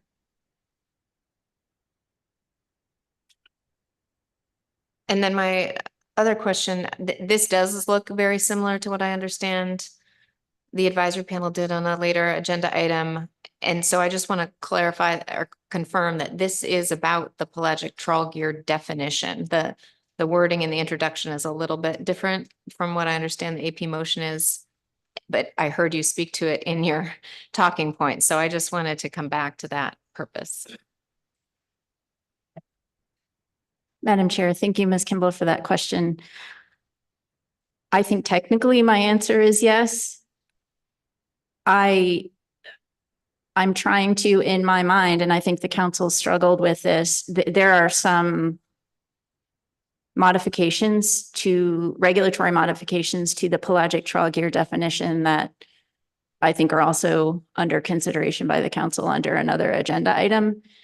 And so I'm trying to separate, if you will, the idea of pelagic trawl gear innovation as presented in this motion that goes along with these objectives that I'm recommending to minimize bycatch to the extent practicable, minimize impacts of pelagic trawl gear, et cetera, to keep us on the innovation path rather than getting hung up on the details, quite frankly, at this stage of the definition, because I think we're trying to approach management in a different way and making it more flexible. And in my mind, I think we want to lay out the possibilities and the best paths forward for doing that. Obviously, working in collaboration with the fishing fleets. And then once we figure out what's possible and might make most sense and how, then we turn to the regulations to determine how prescriptive or flexible that they would need to be. I think, I'm not sure if I'm answering your question, but there was just to get to finer detail, if it helps folks to reference documents for this council process, the discussion paper under agenda item D1, the pelagic trawl gear definition was broken up very nicely into a few sections. And I think it was section 4 that was focused on pelagic trawl gear innovation that was very separate and distinct from the technical regulatory amendments to the pelagic trawl gear definition. And so in my mind, I was trying to separate those technical revisions to the pelagic trawl gear definition that I believe will address in the D1 agenda item with this suggested process for pelagic trawl gear innovation moving forward. Thank you. I understand now the change in that language. I wasn't following. Now I do. Thank you. Ms. Vanderhoeven. Thank you, Madam Chair. Thank you again, Ms. Baker. In the section on the discussion paper, I'm trying to think about how this discussion paper would interact or not with some of the ongoing research on pelagic gear, particularly the APU work that we've been briefed on several times. And I guess just looking for what you were thinking as far as how that work would inform the discussion paper or not.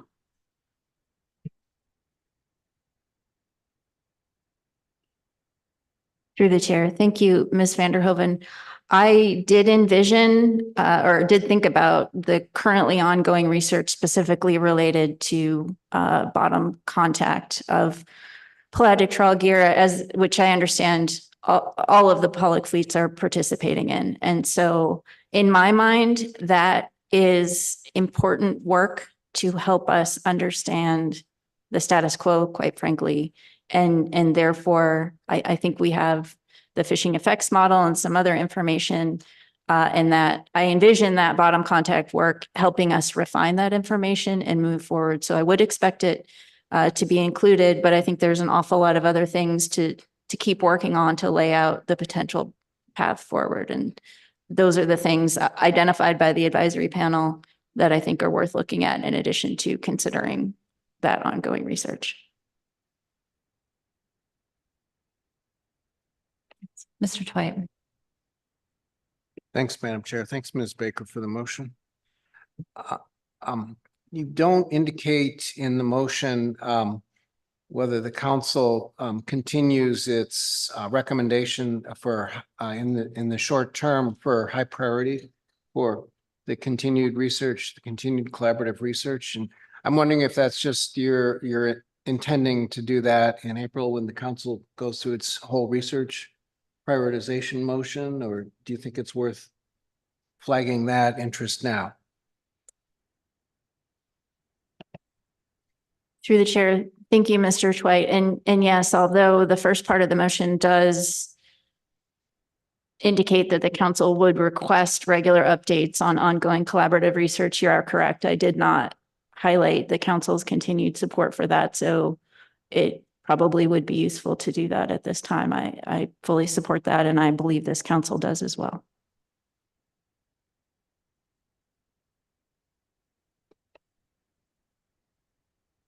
Thank you. Any other questions? Mr. Down.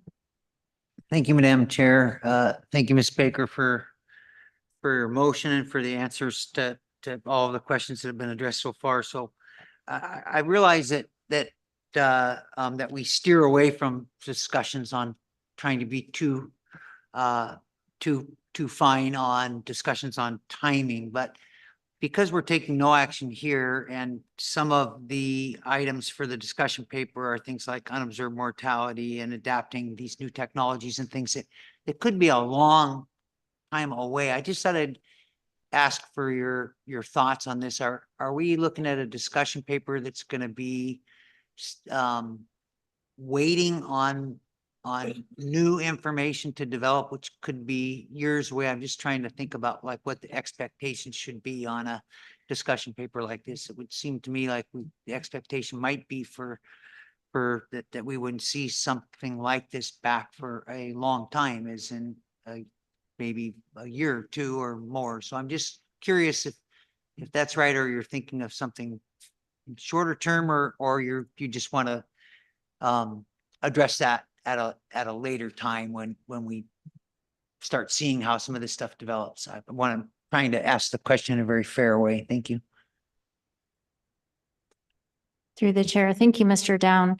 It is a little bit difficult given the current status of ongoing research projects. However, by making this motion, and I tried to speak to it, although I'm suggesting that the council takes no further action on the analysis at this time, I think where we can take meaningful action is moving forward to take a look at this discussion paper to incentivize pelagic trawl gear innovation. I would hope that as staff resources allow, that we would be able to get that discussion paper as soon as possible with whatever information is available. Understanding, I assume the paper would also include, potential future information, and the council would consider it at that time. So I'm not looking for a year or two in the future, but again, I'll always defer to staff resources available and the prerogative of council leadership.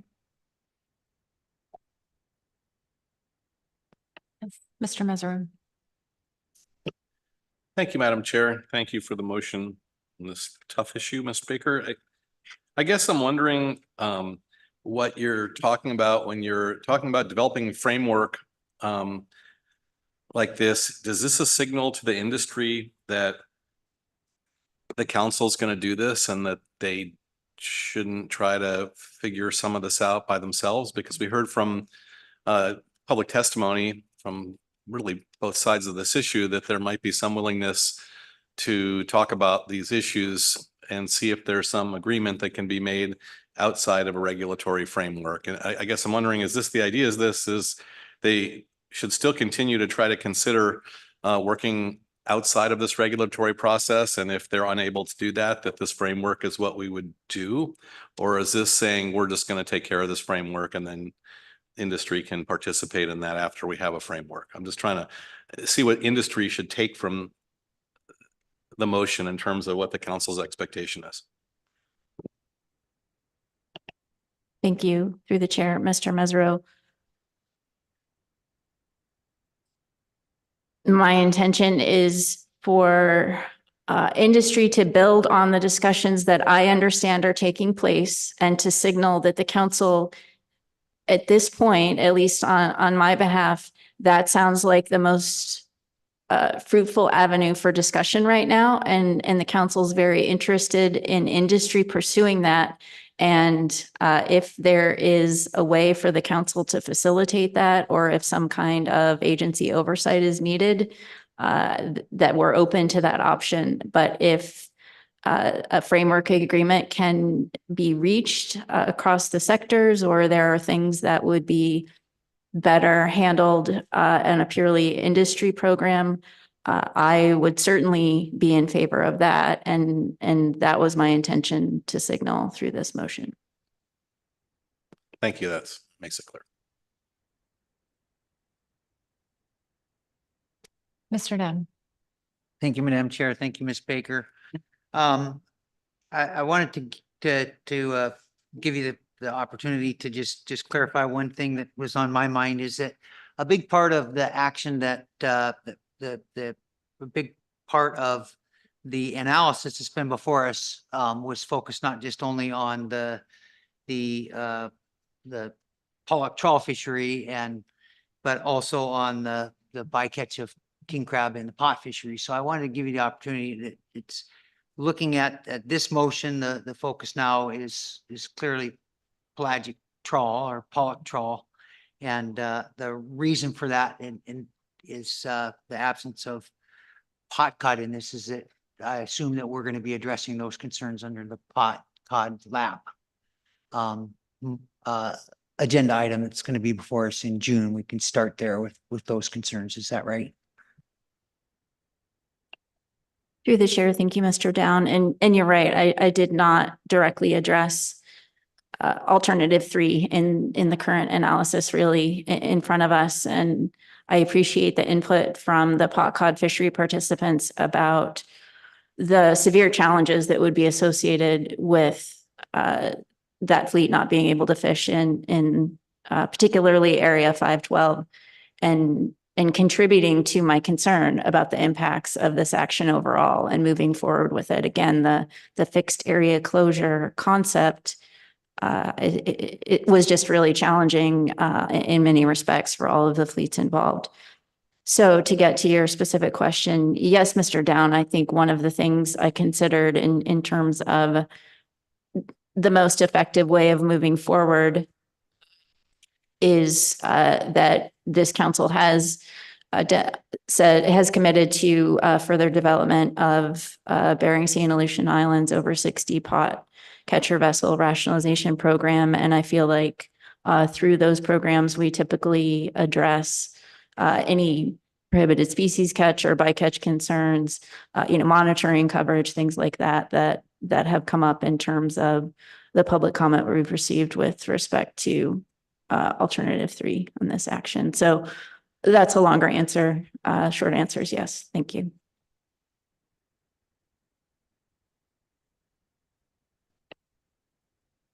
Any further questions? Any amendments?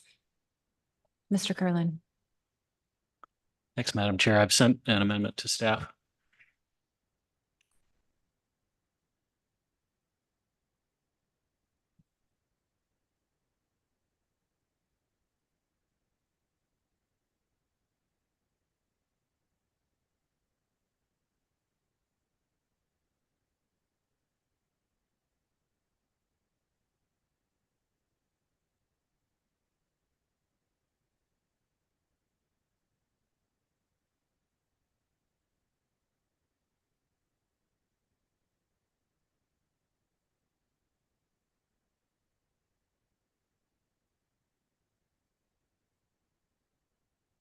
Thank you for your patience while we wait for this to come up on the screen.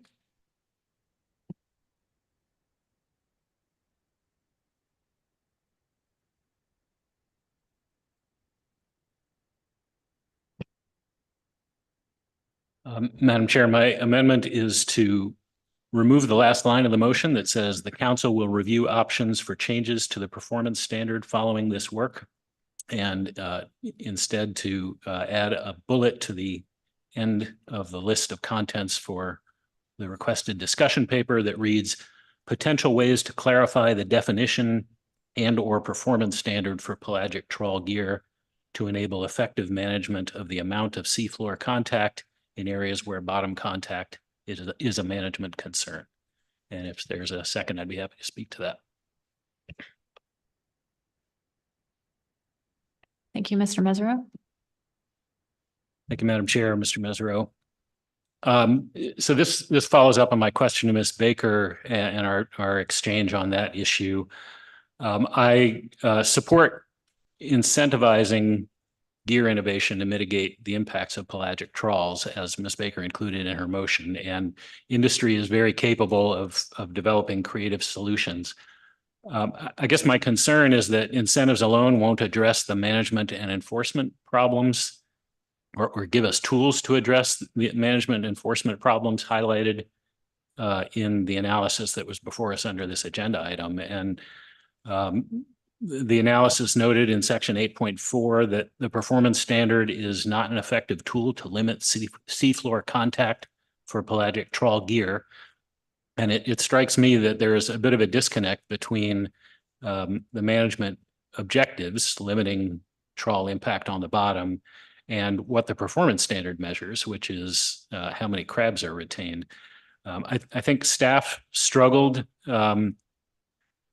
previously when we discussed this after the June meeting over how to respond to the request to examine ways to make the existing trawl performance standard more enforceable, correctly pointing out that the management objective wasn't very clear. Is it to count how many crabs are retained or to evaluate whether that helps measure an objective related to bycatch reduction and bottom contact? So my aim here is to respond to the Office of Law Enforcement's concern about enforceability, as well as respond to public comments that we heard about what is effectively a loophole in our existing management regime, where some bottom tending mobile gear is prohibited due to its effect on the bottom, but another type of bottom tending or sometimes bottom tending mobile gear is allowed. And I'm not suggesting we jump to closing the red king crab savings area to pelagic trawls, as many have requested. My suggestion here is that this discussion paper includes some options for how to enable effective management and enforcement of the degree of bottom disturbance by pelagic trawls. And then the council can decide whether modifications to the gear definition and or the performance standard may be appropriate and where. And I'll note that this is similar to a motion from the advisory panel. Ms. Baker pointed out under D1 their motions, and I'll offer the same apology that she offered, that recognizing this hasn't come before the council yet. But under D1, the AP's third motion asked the council to initiate a discussion paper to define acceptable levels of seafloor contact by pelagic trawls, identify tools or mechanisms to enforce the council's defined limits, and consider the efficacy of existing bottom trawl closures in the context of the management objective. And I don't think we're at a point to be able to do what the AP was asking for there, to be able to define acceptable limits of bottom contact. So instead, my amendment here would just help us identify options for managing the amount of bottom contact in areas where that's relevant. And then we'd, I think, be in a better position to articulate what degree of management may be appropriate, whether it's in the Bristol Bay red king crab savings area and or potentially other sensitive areas. So that's my thought behind the amendment, Madam Chair. Thank you, Mr. Kurland. I'll see if there are any questions on your amendment.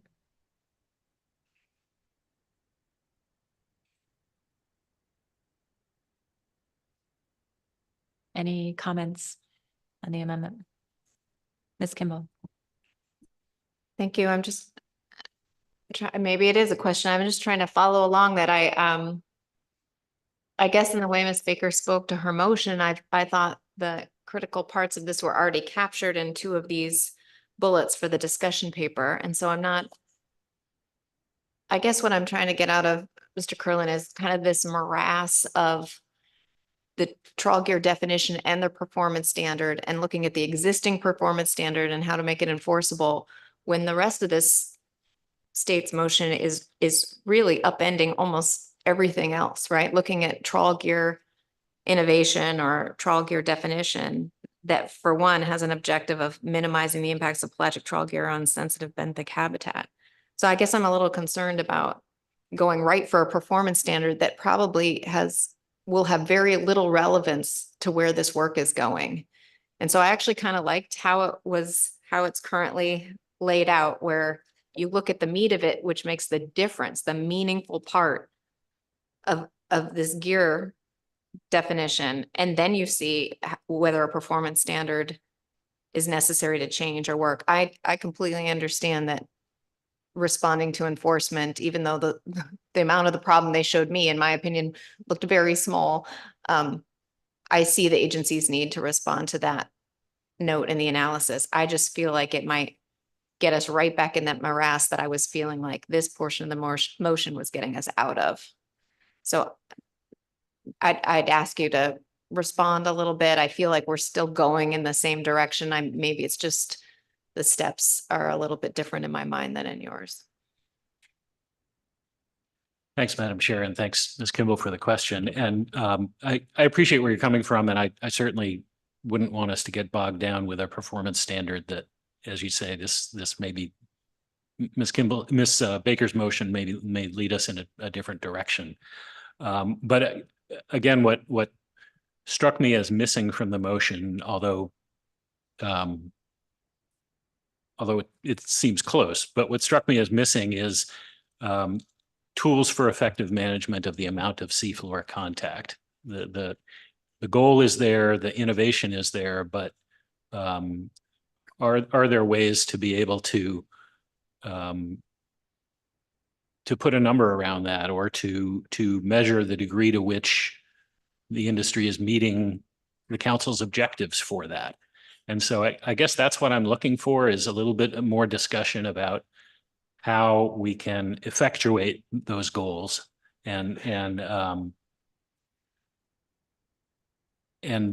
be able to have effective management of the amount of seafloor contact in areas where that's important, recognizing that's not all habitats, but some habitats this council has identified as sensitive and important. Some areas the council may wish to minimize unobserved mortality, as Ms. Baker's motion indicated. And I'm just not sure we have the tools to be able to get that. So it's a little hard to do this on the fly, but I guess that was something that, to me, it wasn't clear to me that it was in the main motion, and that's why I'm suggesting the amendment.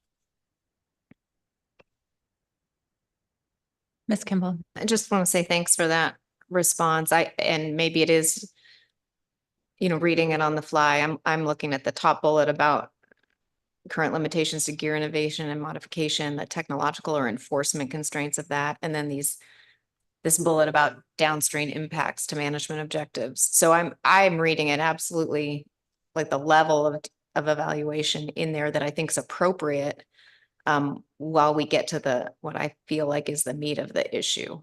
So anyway, thanks for your response. I see why you put that forward. I'm not sure I can support it, but thanks for the response. Thank you. And Ms. Baker. Either one. Yeah. Do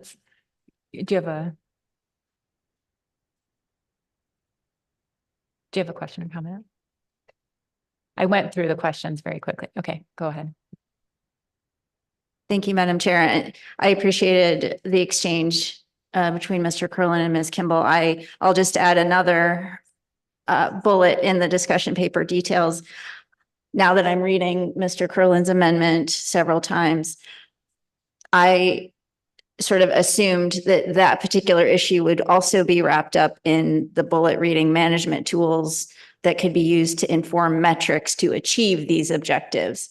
But again, I also was coming at it exactly from the lens that Ms. Kimball described, trying to get out of the trigger language, if you will, of pelagic trawl gear definition and performance standard. So yeah, I'll have to think about ultimately whether to support this amendment, but I appreciate the discussion. So thank you, Mr. Curlin.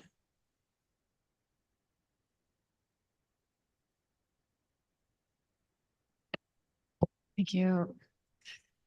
Mr. Curlin, I'm recalling a conversation, I'm sorry if this is going to be repetitive, an interaction with a council member and Mr. Perry yesterday, where there was an example given regarding, the potential for inherent in this gear work, a change in or a bottom contact adjustment threshold identified. And how that would be incorporated into a performance standard, or whether or not that would actually just be inherent in the gear definition and enforceable.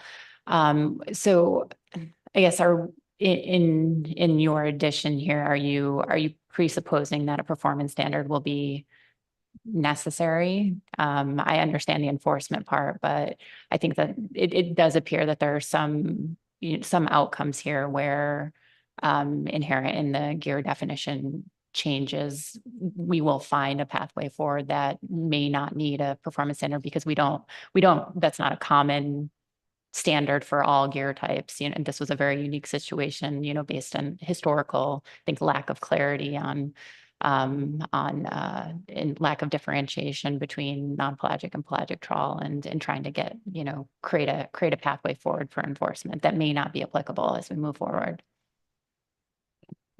Yeah, Madam Chair, thanks for asking that, and I agree completely. I think with a better definition, it may be that a performance standard is entirely unnecessary, and that's why the and/or here in my amendment, just ways to clarify a standard or a definition for pelagic trawl gear that would help us more effectively manage that gear in areas where its interaction with the bottom is important.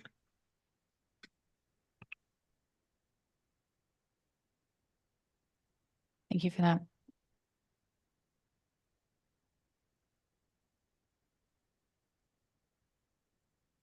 Any comments on the amendment?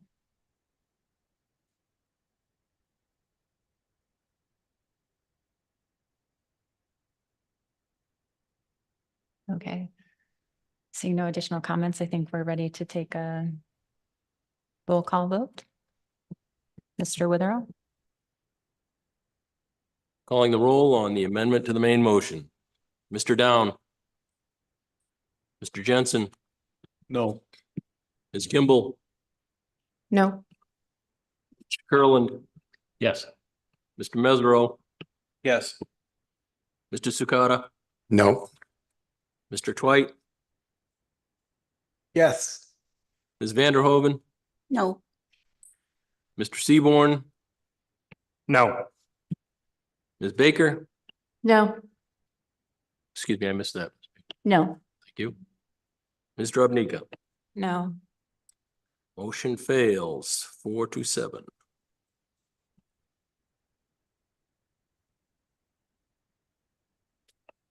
Okay, we have the main motion back on the floor. Any further questions before we move to comments or, excuse me, or amendments? Go ahead, Mr. Twite. Thanks, Madam Chair. I do have an amendment, motion to make for an amendment, and I think I got it to staff. Good.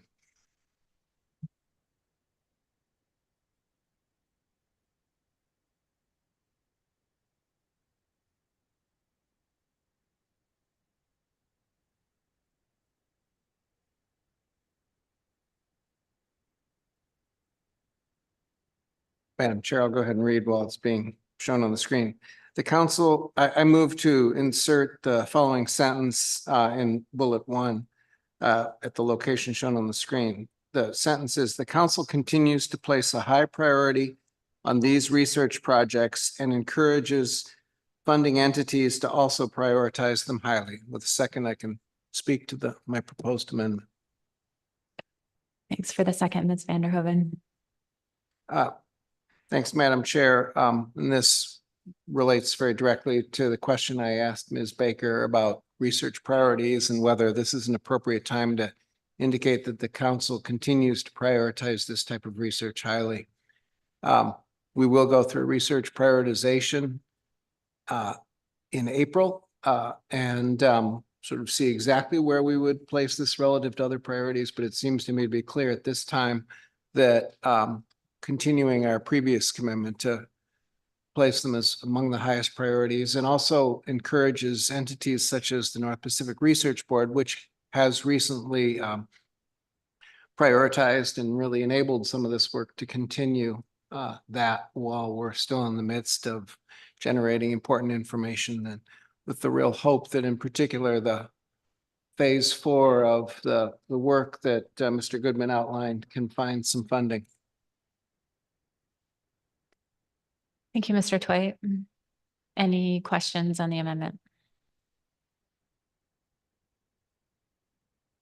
Any comments?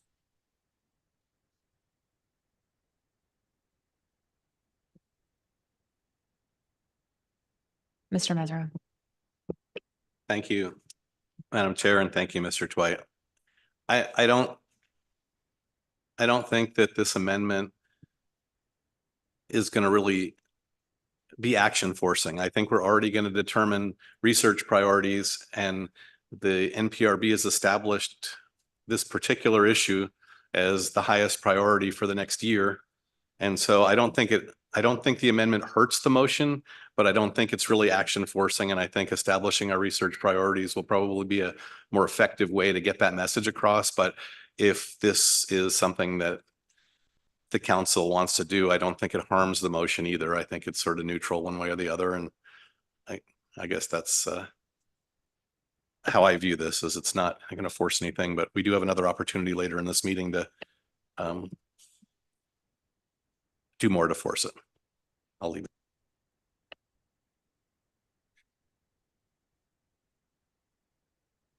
Any other comments? Is there any objection to the amendment? Okay, that passes without objection. Thank you, Mr. Twite. Any further amendments?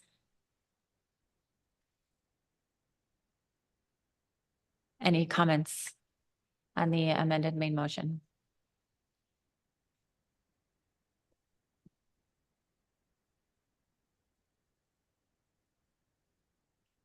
Mr. Down. This is final comments on the amended main motion. I'm reading off some rather scattered notes from that I've made and considered, not just looking at this motion, but also just looking at this problem as a whole. You know, this is one of the terms I've liked, you know, because it kind of caught my interest years ago, is this scientific idea of a wicked problem. And this is a wicked problem. A wicked problem. I looked that up this morning just to make sure I understood what that meant when scientists use that term. Is and I used the infallible source Wikipedia for that definition. So it says in planning and policy, a wicked problem is a problem that is difficult or impossible to solve because of incomplete, contradictory, and changing requirements that are often difficult to recognize. It refers to an idea of problems that cannot be fixed, where there is no single solution to the problem. I think that's where we're at. One aspect of why this is a wicked issue is that no one wants to see increases in salmon bycatch. All aspects for a solution, I believe, though, should be on the table and not viewed as a right or wrong, and well bookend by a wide range of options.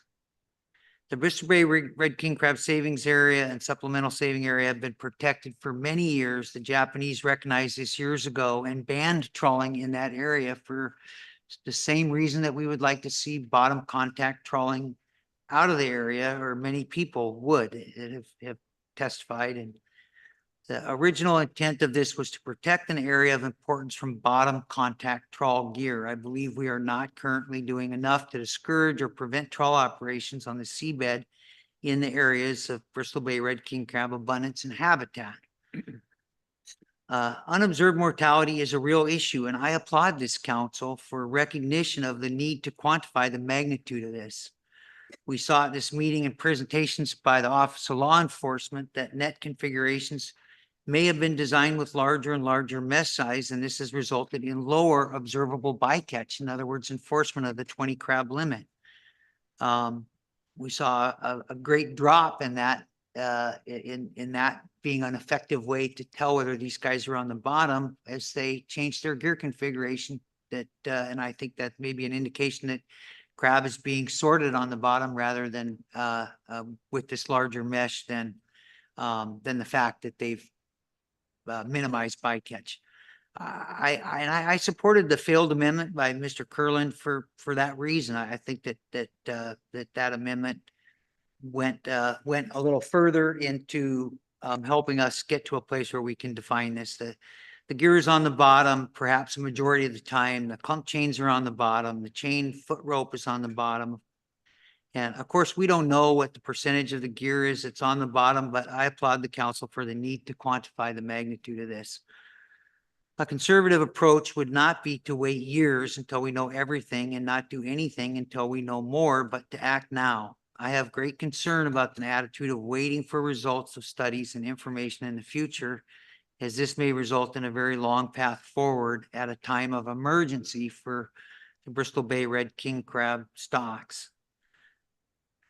I would note that the area to the north and to the east of the savings area is just as important as the Bristol Bay red king crab savings area, and we should be looking at moving or expanding this area now, as we know that these areas are important to protect. On the note of a perceived reluctance by the council to take protective action without a means to have a measurable method to assess those impacts, I would remind the council that we've closed many areas in the past and have a good record of providing habitat protections in the Bering Sea and Aleutian Islands, and we may not have perfect methodology to measure the effectiveness of this. And Jim Armstrong gives a good metaphor about using a microscope and having a coarse knob and a fine knob when we're tuning in, and to believe that we are at a place where we can have a fine resolution on some of these things, I think is a bit unthinking, because we're not going to get to a place where we have a fine resolution on some of these things. I think often for many years, and we should take a more conservative approach when we're in that place. Attempts to seek clarity through the fine tuning knob when that knob does not improve resolution can be viewed as many as an excuse for delaying protections and not taking action. The original intent of this was to protect an area of importance from bottom contact to trawl gear. We don't understand the magnitude of unobserved mortality from bottom contact. And again, a precautionary approach would be to take action to protect that rather than wait for this quantification of unobserved bycatch, which I think is maybe years out. I believe we can protect Bristol Bay red king crab and reduce salmon bycatch, but these options have significant impacts on the pollock fleet.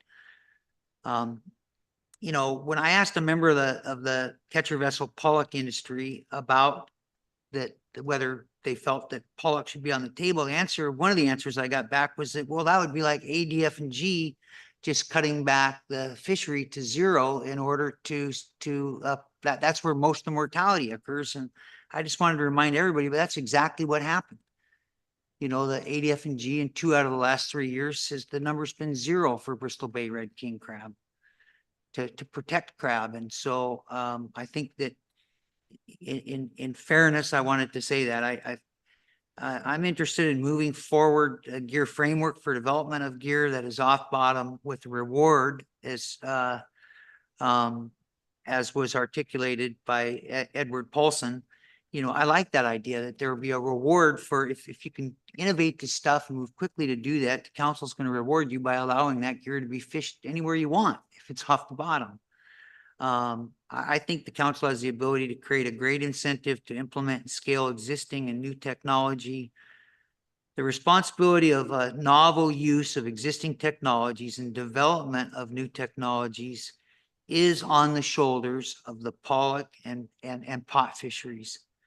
By delaying action, I fear we may take some of the pressure off industry to move forward as quickly as possible to get bottom sensors on this gear and improve crab escapement and capture rates in the pot fishery. The pot fishery will be addressed in upcoming lap action, as I mentioned in my question, and got the clarifications we received from Ms. Baker.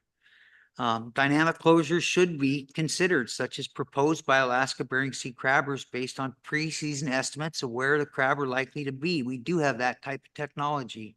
We do have that information available to us, and at present, that would could give some flexibility to the trawl industry, for instance, by opening up some of the areas in the box that to the south and west, and balance that flexibility by closing areas that are to the north of the current box where areas exist are just as important to king crab as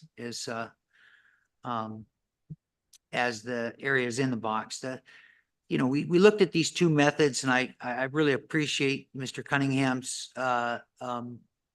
clarification on some of that. But what we looked at with Mr. Cunningham's clarification is just, what would happen in one season in 1 year with one gear type. And that's quite different than what the SSC recommended.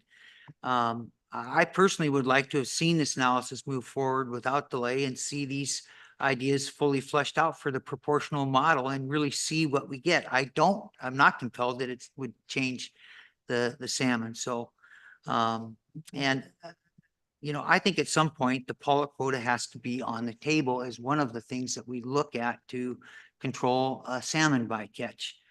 The idea of from our purpose and need and actions that we can minimize those negative impacts, and I believe in that, but that means that there would be some negative impacts. I don't see any way around that there comes a time whether you use hard caps or area closures or something when your TAC is at risk. And I've been in that position as a fishery manager and a person fishing out on the boats, where I can remember when the freezer longliners got closed in March for the entire year because of bycatch cap. And they took some action, haven't been in that position since, and that's been many years ago. I'm going to be voting no on this motion to preserve and support the many voices that called for action now and not later, and for this action to stay on track for final action with additional options and alternatives, and the SSC suggested changes, and in support of our own advisory panel.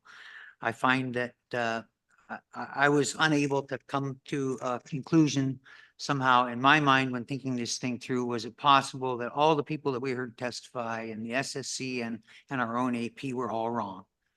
And so I hope that this perspective that I've outlined here is welcomed and is not overly critical nor disrespectful of the motion, which I appreciate, and I appreciate the bulleted items, particularly in Ms. Baker's motion, and the idea of moving those items forward, that we're not dropping the ball completely, but I'm compelled and will be voting no. Thank you. Thank you, Mr. Down. See if there are any other comments on the motion. Ms. Kimball or Ms. Baker. Thank you, Madam Chair, and I will be brief. I just thank you, Mr. Down, for those comments. I fully appreciate and understand your perspective. And at least, again, from my perspective, in making this motion, it was not my intention to suggest that the advisory panel or all of the stakeholders that support moving forward with this analysis are wrong or in any way. This council is in the position of making very difficult decisions with the amount of information we have in front of us with limited resources. And it just happens to be my perspective that our resources are better spent in the approaches that I'm suggesting. So I appreciate your comments, and I hope that clarified my perspective on that. Thank you. Thank you. And Ms. Kimball. Thank you.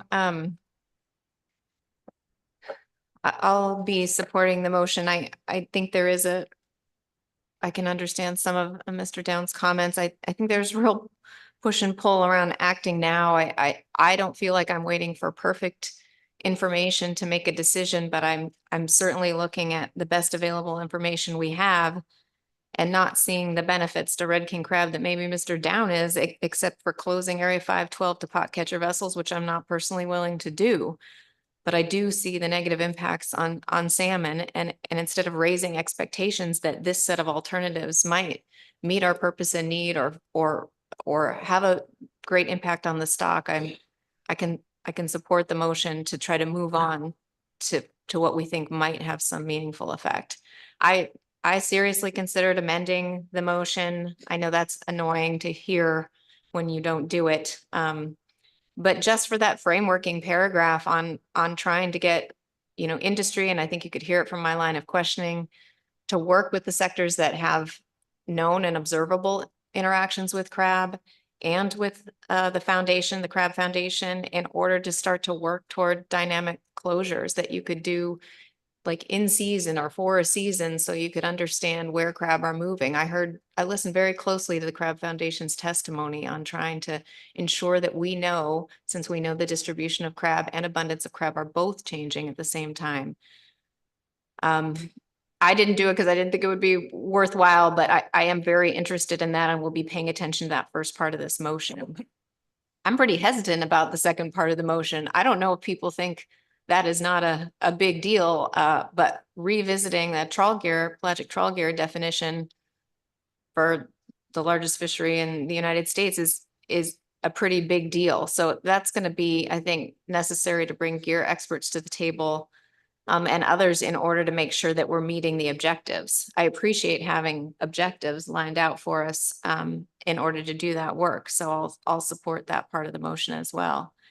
I think this really pushes us in a different direction than fixed closure areas. And personally, I think with the way things are changing, that makes more sense. I really think crab is obviously a priority of the council. I just can't support something that doesn't seem like it will make any meaningful difference while having a really negative impact on other PSC species that we've already prioritized. So that's why I'm in support of the motion. Little concerned about the part 2 of the motion, but it is the direction that I think the council has been indicating it wants to go. So I'll be in support. Thank you, Ms. Kimball. Mr. Crone. Thanks, Madam Chair.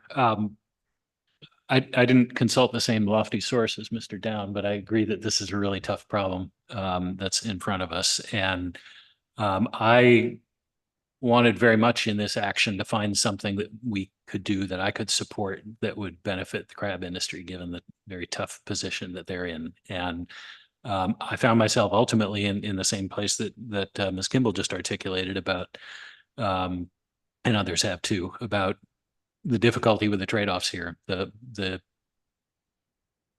prospect for benefits, but uncertain benefits to the crab industry, and really the PSC impacts were decisive for me in coming around reluctantly to the view that that further action on this is not going to be fruitful. Although as you could tell from my attempt to amend the motion, I thought it wasn't as clear as I would have liked about specifically what we would want to get out of a discussion paper on the pelagic trawl inquiry and the options for managing the interactions between pelagic trawls and sensitive areas of the bottom. There's a lot to like in what's here. And as I indicated during the discussion on that failed amendment, the structure here about incentivizing innovation and really trying to lay out some objectives that offer a pretty clear signal, I think, to the pelagic trawl fleet that the council is looking for some changes. I think that is quite appropriate. There are definitely situations where there's a motion and you don't like everything about it, but you're going to support it, and that's where I am. Thank you. Thank you, Mr. Crone. Mr. Mesereau. Thank you, Madam Chair, and thank you, Ms. Baker, for the motion. And I agree with the rest of everyone that's spoken to this before. This is a very difficult issue. And I appreciate Mr. Down's sentiment regarding this. And, the decision to support this motion is really, for me, about salmon. And I can't move forward with supporting something that's going to create a bunch of staff time on something that at the end result is likely to increase the mortality of Western Alaska Chinook salmon if we take that action. I can't do that. We heard from, Olivia Irwin in the B reports. I don't need to remind you what her testimony was, but for me, I can't sit here at this table and support an action that's going to result in the unintended mortality of any more Chinook salmon in the Bering Sea. That's just the deal breaker for me. So I'm hopeful that this motion will get us to a point where we can do what's really critical and define bottom contact and create some incentives and penalties for maintaining pelagic trawl gear without significant bottom contact. That's the solution to this problem right now without creating more unintended consequences. And I just don't want to be associated with creating those kind of unintended consequences that result in any more suffering in Western Alaska. So that's where I stand on this issue. And I appreciate all the work, and I wish we could solve all the problems in one action, but we can't. And to me, this is the best path forward with the options in front of us right now to minimize salmon bycatch. And that's really the driving force behind my decision to support this motion. Thank you. Thank you. Mr. Jensen. Thank you, Madam Chair. My concerns align with Mr. Mesereau's. I wouldn't want to see any more effort pushed over onto the king salmon or Chinook catches. So that's one of the reasons I'm supporting this motion. I do agree with Mr. Downs and his thoughts, but right now my biggest concern is catching any more king salmon by making one part of the industry move over to another area where there's a known greater Chinook bycatch. So I'm going to support this motion. Thank you, Madam Chair. Thank you, Mr. Jensen. Mr. Twite. Thanks, Madam Chair. Thanks, Ms. Baker, for your motion. I do support it. As I was listening to public testimony and reading the letters as well, I think I shared with every other council member a lot of mixed emotions. One of the things that really struck me, though, was the hearing from several members of the public that maybe we could reframe this and not think about it as a series, as a set of trade-off decisions between different types of bycatch. And oh, how I wish. But that's not the world that I think we live in. And for me, the testimony that sort of best exemplified that was Mr. Souza displaying the journeys of the northern hawk over a series of years, and the areas where it moved to fish. And of course, part of that is just following the pollock and staying on good pollock. But as Mr. Souza showed, a large part of that was avoiding Chinook. We also know that at the same time, in some of those years, they were having to avoid squid or having to avoid herring, having to avoid sablefish.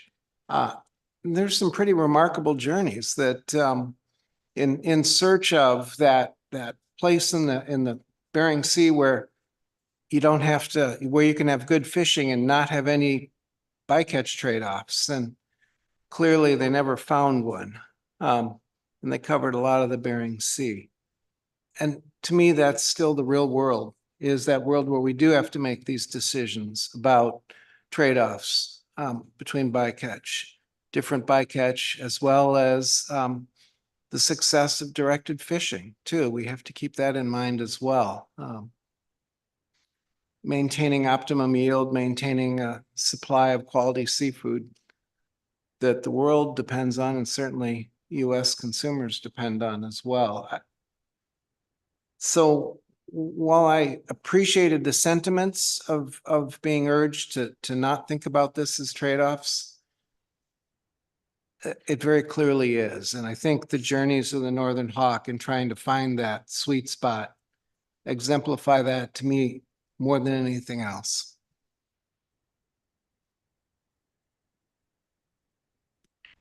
Thank you, Mr. Twite.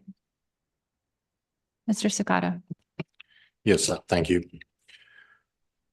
You know, as I heard all the deliberations, it was pretty easy to see the crab folks, wanted it closed. Pollock folks wanted it open. the company I represent doesn't have, not here, but I work for, doesn't have pot cod, but we do a lot of pot cod and long lining. And it's extremely difficult when, I'm sure it's easy when you only do one of those fisheries to take a position and to argue for it. And I thought it was done very effectively on both sides. But as Mr. Souza pointed out, Coastal Villages Region Fund is the largest harvester of red king crab. Yet we have a very strong interest in the pollock sector. And so it just makes my stomach turn to think, what would be the best way out on this and what we could do. When I first initially read the motion, not being very new to the council process, I thought, ooh, I'm not going to be able to support a no further action. But I realized quickly that after reading into the number 2, that that is not necessarily like we're not going to do anything about this problem.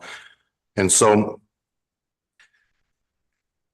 for us, we haven't even gotten to the math of what would happen if the Northern Hawk had to move. How much more would we make if there was a red king crab season and the stocks came back?